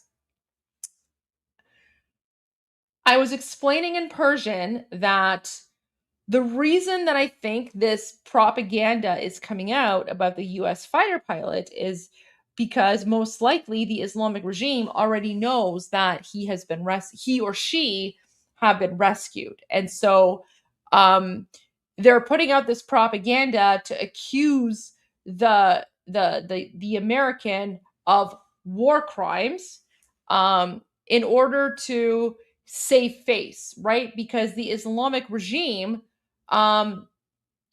if you know, not if, but when their supporters find out that they were not even able to like capture one American soldier, right? And they, you know, they put out like this huge bounty of like 120,000 or I don't know, like whatever, right? But the fact that like, you know, again, this is just a theory, guys. I could be wrong. So do not like don't take me at my word. But all I'm saying is that the fact that they're accusing a US fighter pilot of like murdering innocent Iranians as prisoners of war is, I think they're trying to save face for the fact that you know, the US fighter pilot was saved, and so they're trying to now implicate them of like fake war crimes so that they can like save face with their supporters, right? Like that's how I see this. Does that make sense? And the only reason that I'm saying this is because we Iranians, we know how evil the Islamic regime is. Like we know how evil they are, and like guys, this is the same regime that shot down a civilian aircraft 6 years ago, right? Remember, this is the same regime that shot down Ukraine, PS7 flight, Ukraine flight PS752 6 years ago, right? They shot down Ukraine, you know, PS flight 752 6 years ago. They actually denied it for 3 days. And it was only when social media footage came out that the Islamic regime had to finally admit that they were responsible for shooting down a civilian airliner, right?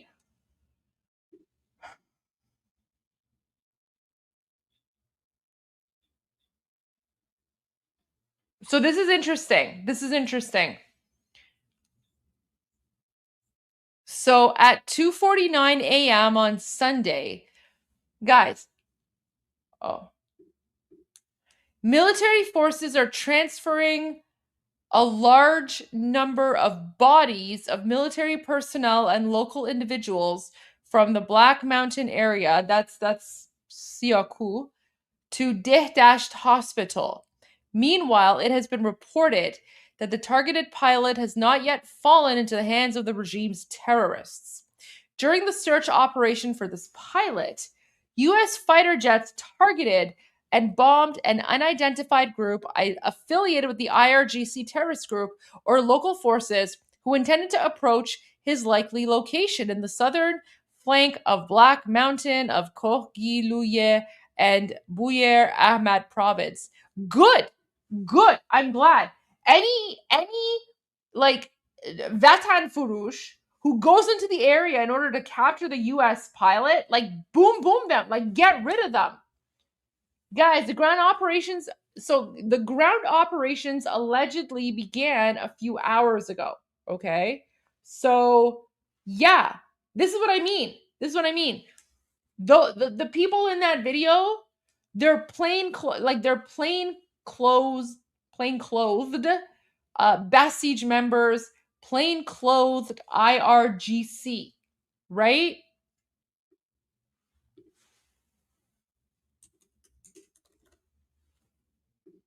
I don't even have time to write a detailed post to explain this, but thank you, Texas Troop. Yeah. So the people in this video, they are plain clothed IRGC. Okay. And now they're trying to claim that they're literally trying to claim that the US fighter pilot shot down or murdered innocent Iranians. No, guys. No.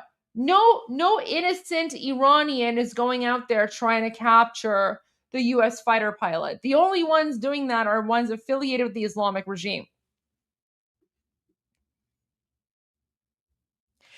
So I don't know if this video is verified. I don't know if it's true, but whatever happened to the terrorists in this video, they had it coming.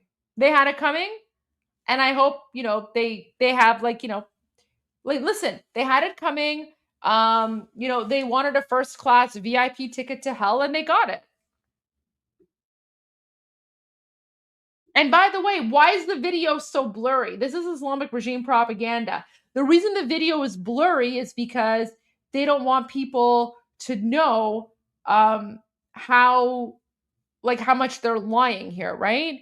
So I'm glad that these terrorists were sent to hell where they belong. I'm glad. I'm glad they were sent to hell where they belong, because these are the same people that are murdering our children and executing our children. And by the way, the Islamic regime executed another, several more Iranians today, including a 28-year-old florist. Guys, they murdered a 28-year-old man today who was the owner of a flower shop. He was a florist. And they executed him. They hung him from a crane while yelling Allahu Akbar, right? So yeah, when I say I'm glad that they're going to hell, I'm not joking. He was 28 years old. He was a florist. The guy owned a flower shop. And they murdered him.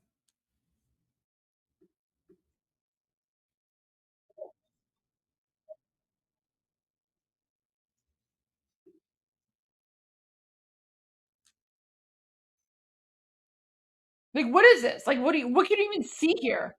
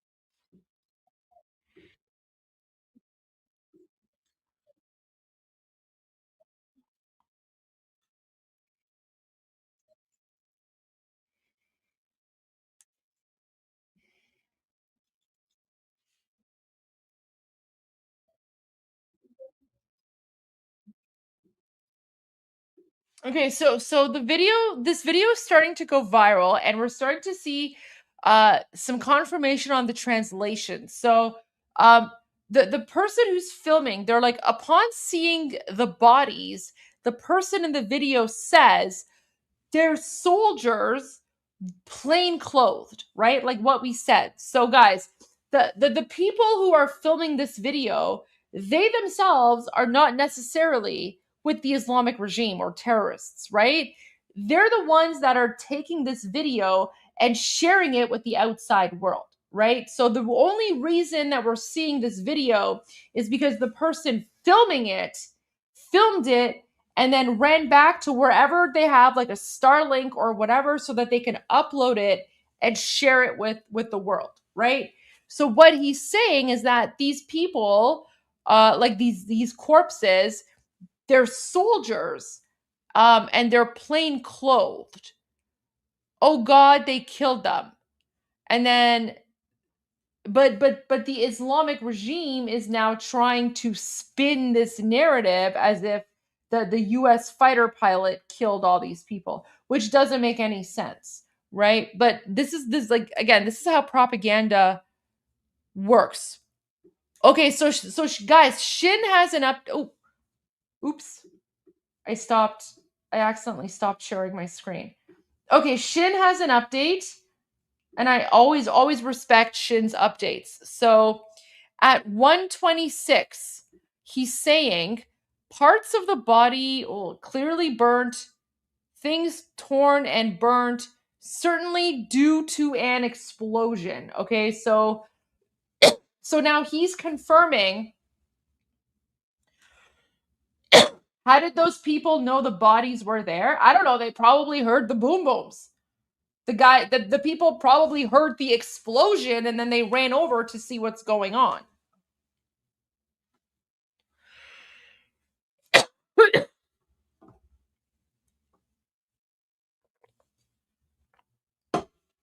They heard the explosion and then they went to go see what's going on, right?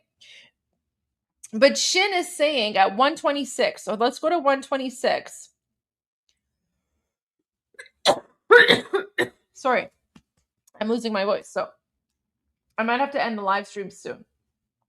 But okay, so at 126, parts of the body clearly burnt, things torn and burnt, certainly due to an explosion. Okay, yeah, I mean, I can see that, right? Like Shin is saying, and that's true. Like, you know, things are burnt, guys. Like if a U.S. fighter pilot was like shooting at people, shooting at someone would not result in these sorts of injuries, right? This is clearly an explosion. This is clearly an explosion, and yet. Oh wait, someone is saying, is this true? Confirmation. Yeah, my mom confirmed it. Oh, you know what? Ammam. My aunt confirmed it. Ammam تردید کرد. Ammam میگه که درسته. Wait, someone is saying drink some iced tea. Wait, what's iced tea? How do I get that? Okay. Anyways, so yeah, like guys, this here, this is not what like this is not what like a US fighter pilot would do with a gun, right? So but apparently the Islamic regime is sharing this video and claiming that these are like prisoners of war that were murdered by the US fighter pilot. So it's very, very bizarre. Very bizarre. Yeah, so even Shin is confirming that this was an explosion. Shin is confirming this. Guys, is there more news coming out?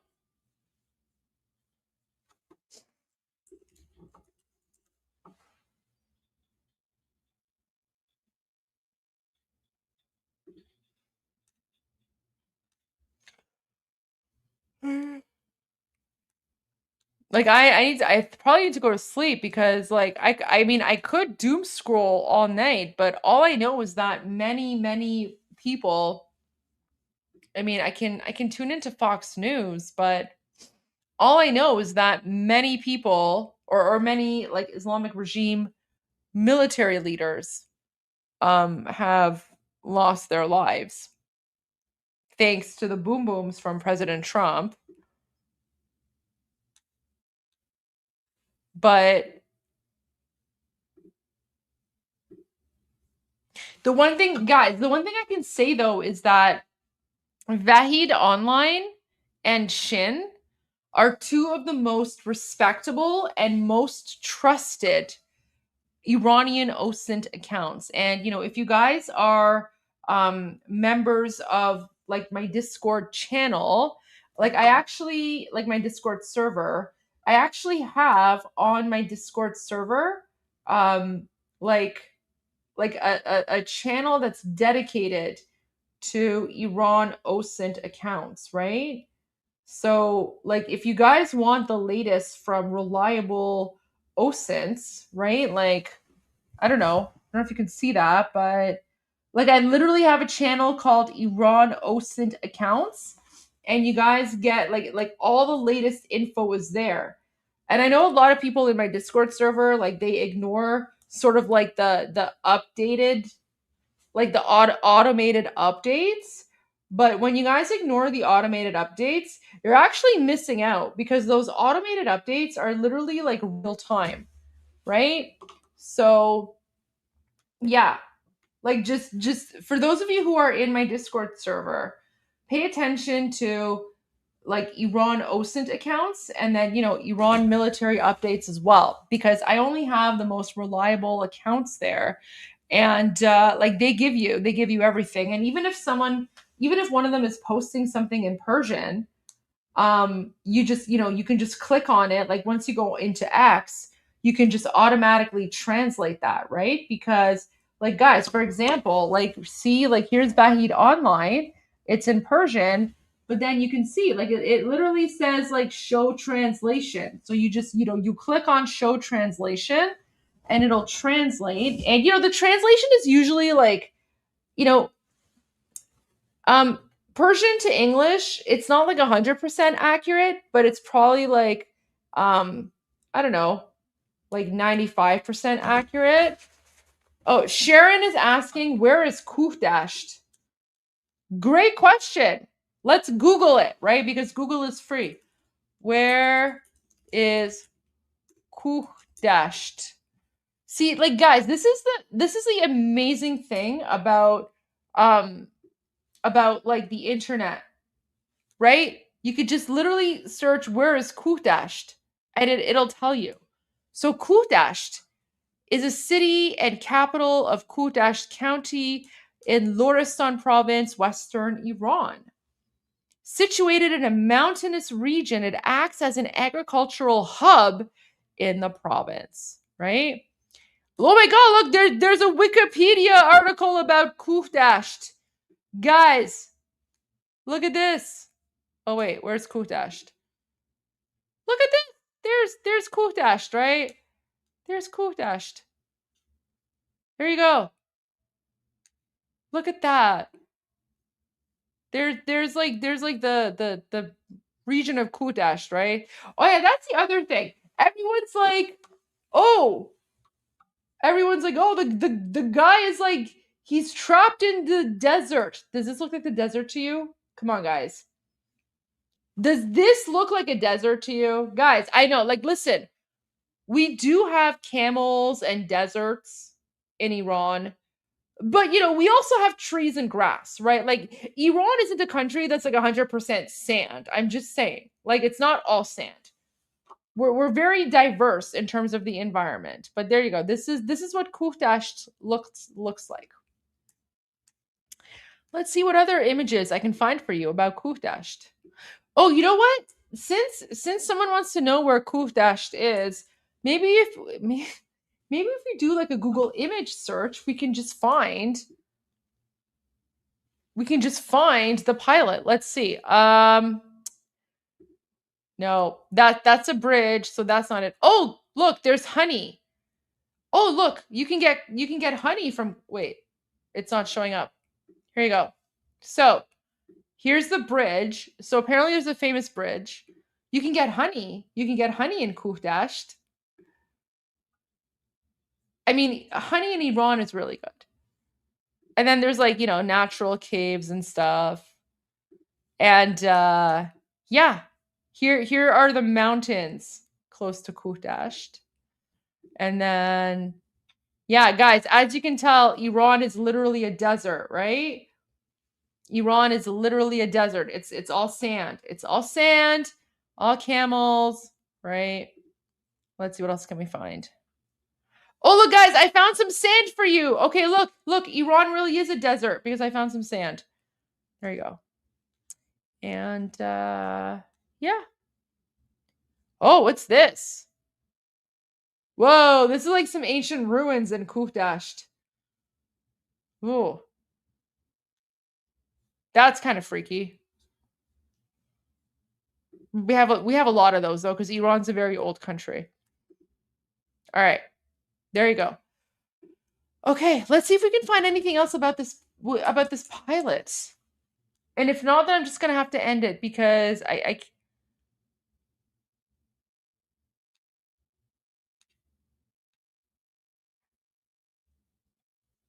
yeah, it's just the same stuff. It's just the same stuff. Jeez.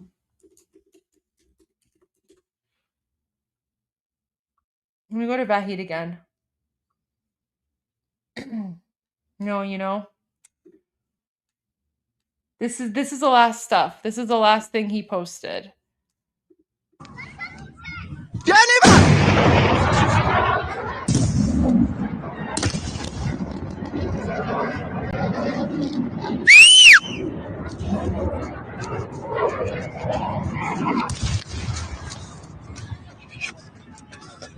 Ya Khuda, Ya Khuda. So he's like, oh my god, at the end. So yeah, guys, let's keep the pilot in our thoughts and prayers tonight.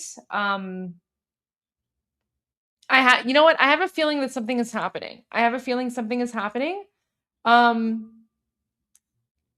So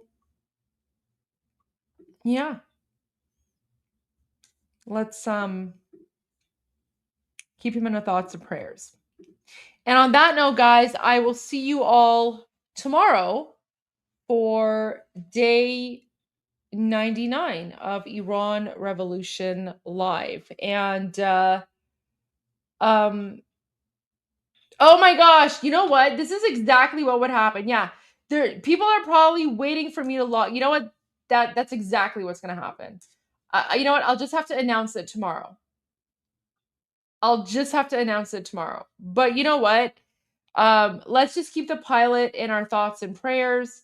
And until then, we'll see you guys tomorrow for day 99 of Iran Revolution Live. And by the way, guys, start thinking about how we can get back at Armin for the prank that he did about Cardboard 2C and, belly dancer Goldie, right? Because we have to get Armin back.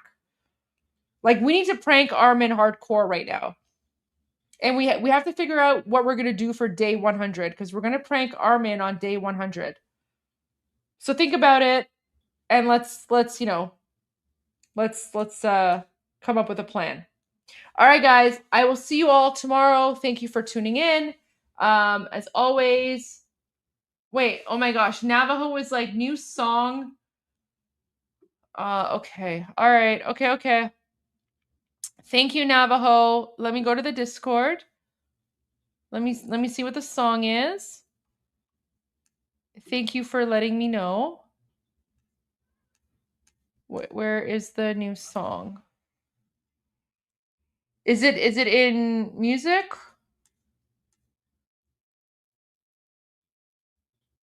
Is it a video? Because I just see audio. Which channel is it in? Is it on Project Vendetta's website? Okay, let me just go to Project Vendetta. Is it there? Is that where it is? Yeah, I don't see it there. Okay, if it's audio only, I'm not gonna play it. I'll wait until video comes out. Like that's, I appreciate the audio, but let's just wait until like a video version comes out. But thank you. All right, guys. I will see you all tomorrow. God bless America. Javid Shah, Amiz Rochai, Payande Iran, and keep the U.S. pilot in your thoughts and prayers.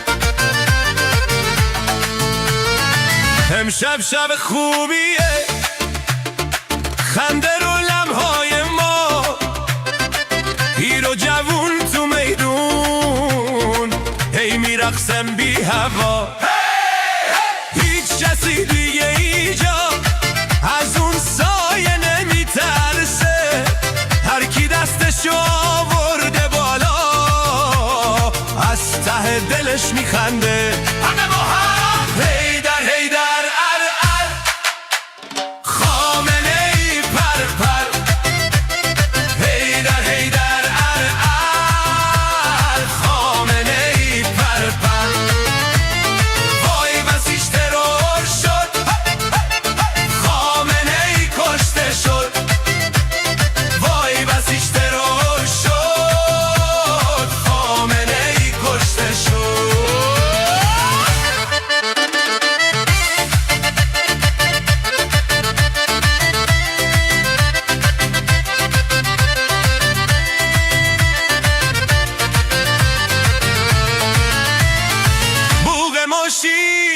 سوت همسایه شب شده مثل رویاست دوره ترس تموم شد خامنه ای کشته شد هیچ کسی دیگه اینجا از اون سایه نمیترسه هر کی دستشو آورده بالا از ته دلش میخنده همه با هم هیدر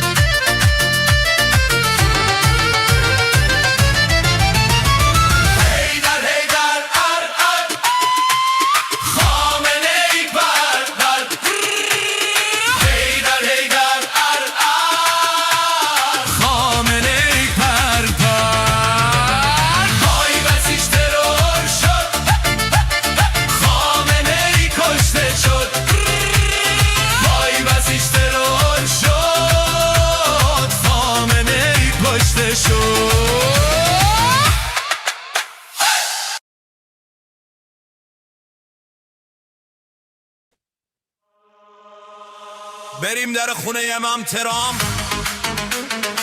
ترامپیا بگن یا ترامپ یه جوری بگو یا بیبی بسیجی کیف کنه بگو یا بیبی بگو یا بیبی بگو یا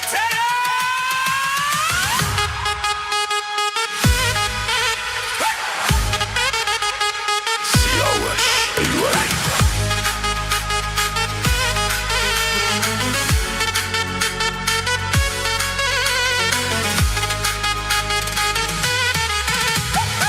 بیبی رو برم چه بی تردیده بیبی رو برم چه بی تردیده یه غضب کنه بسیش ترکیده تو سپاه چقدر سر و صدا شده واسه کیه اینقدر ترسیده چه دلی بابا بیبی رو برم بابا چه دلی بابا بیبی رو برم بابا دست و پا میزنه بی معطلی بابا پای هر ضربش دائم وسط میدون سینشو میده جلو میگه بیبی آره بابا دستا بالا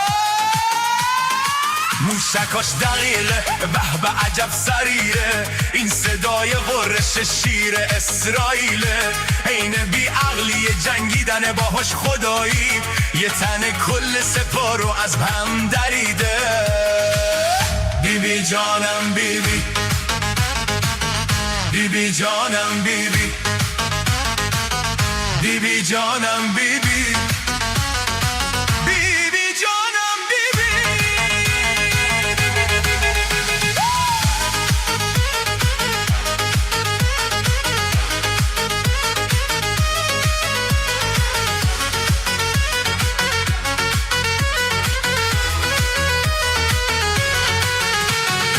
موشی بدجوری شده آشفته موشی بدجوری شده آشفته داره سکته میکنه میفته وقتی نظام داره میپاشه مطمئنم به حزب الله گفته چه دلی بابا سرام پا برم بابا چه دلی بابا سرام پا برم بابا دست و پا میذاره بی معطلی بابا پای هر ضربش دائم وسط میدون سینشو میده جلو میگه ترام دستا بالا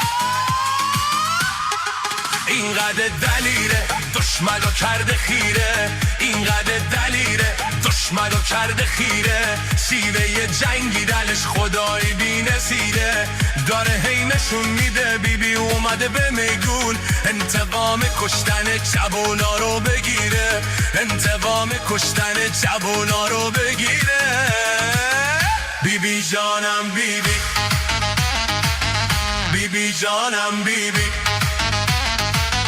بیبی جانم بیبی بیبی جانم بیبی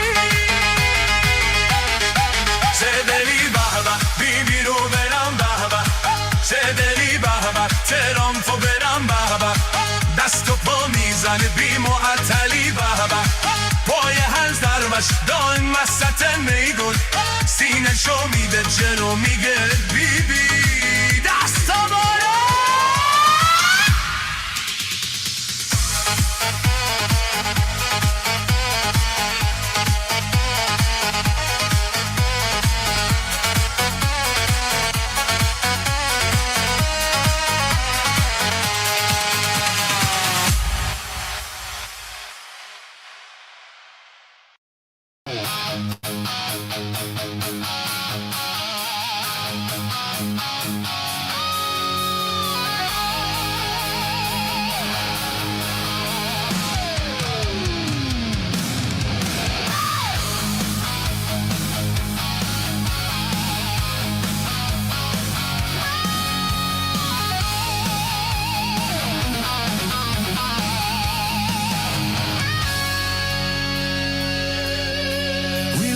shadows cut from the light,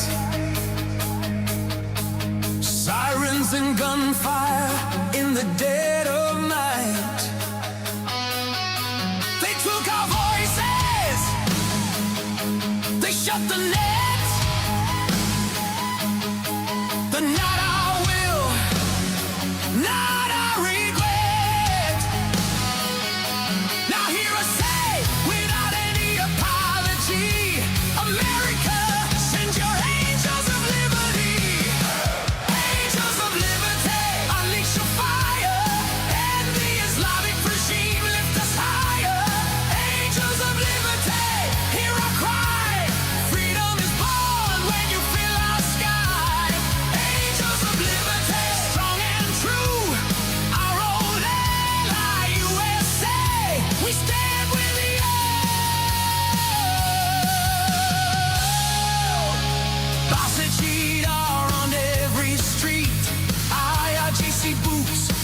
marching to beat.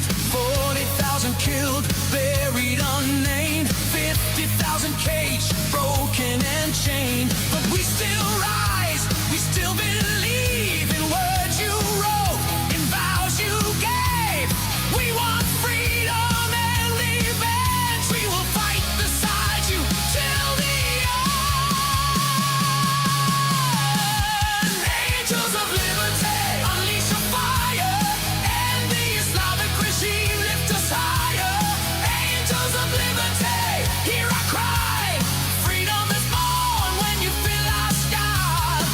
Angels of liberty, strong and true. Our old ally, USA. We stand with you.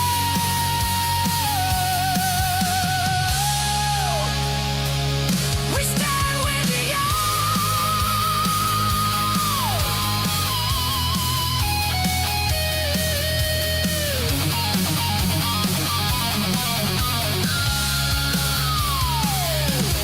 Morning rises in every sea. We shout King Reza Pahlavi. Our hope, our future, and unity. A future built on justice and peace, where hatred ends and nations breathe. We honor the brave American Air Force and Navy. Through our whole life, we will be free. Angels of liberty, unleash your fire, and the Islamic regime lift us higher. Angels of liberty, hear our cry. Freedom is born when you fill our sky. Angels of liberty, strong and true. Our old ally, USA. IRANIAN, stand with you.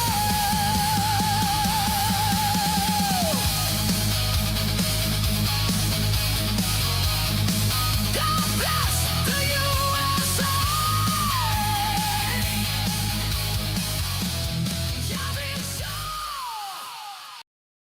غرق انقلاب است.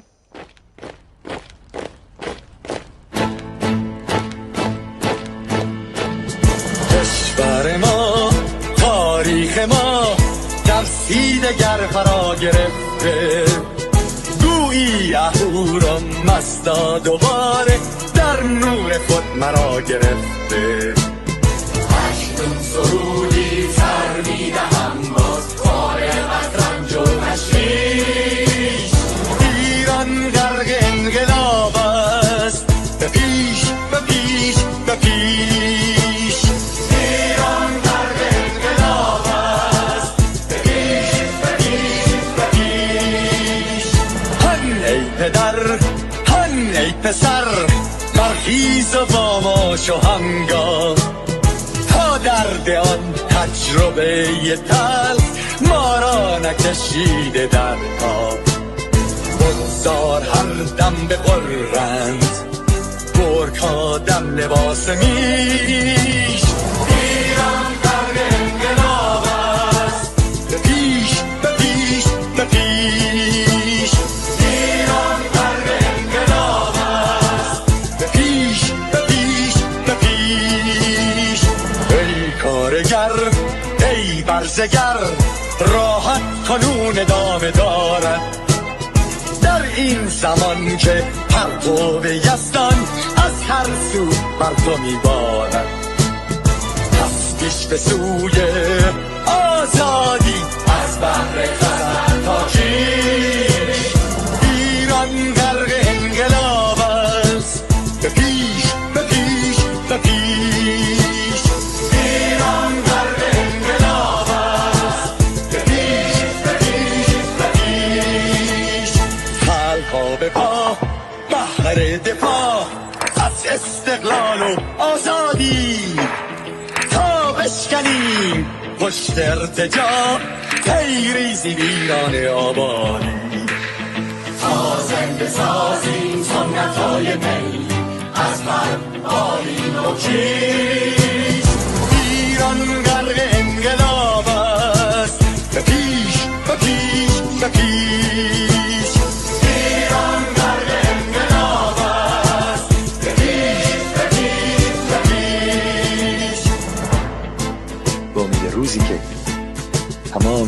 دل بشو انقلاب تموم بشه و ما در روشنایی، نور و سعادت مردم کشورمون غرق بشیم.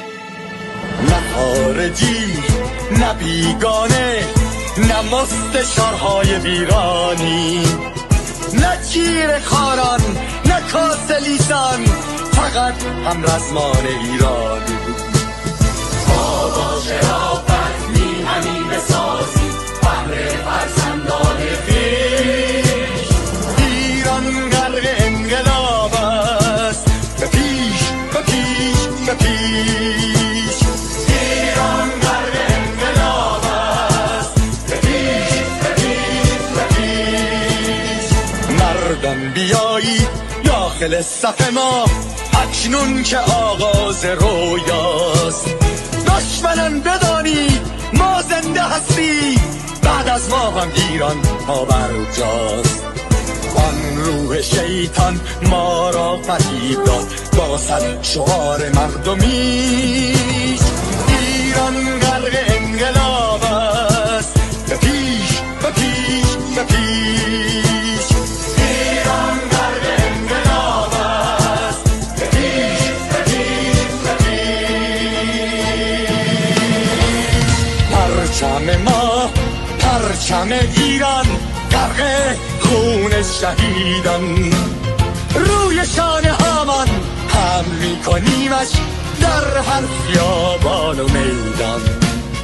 تا ماسک دلقکان را برداریم از روی تسبیح و ریش.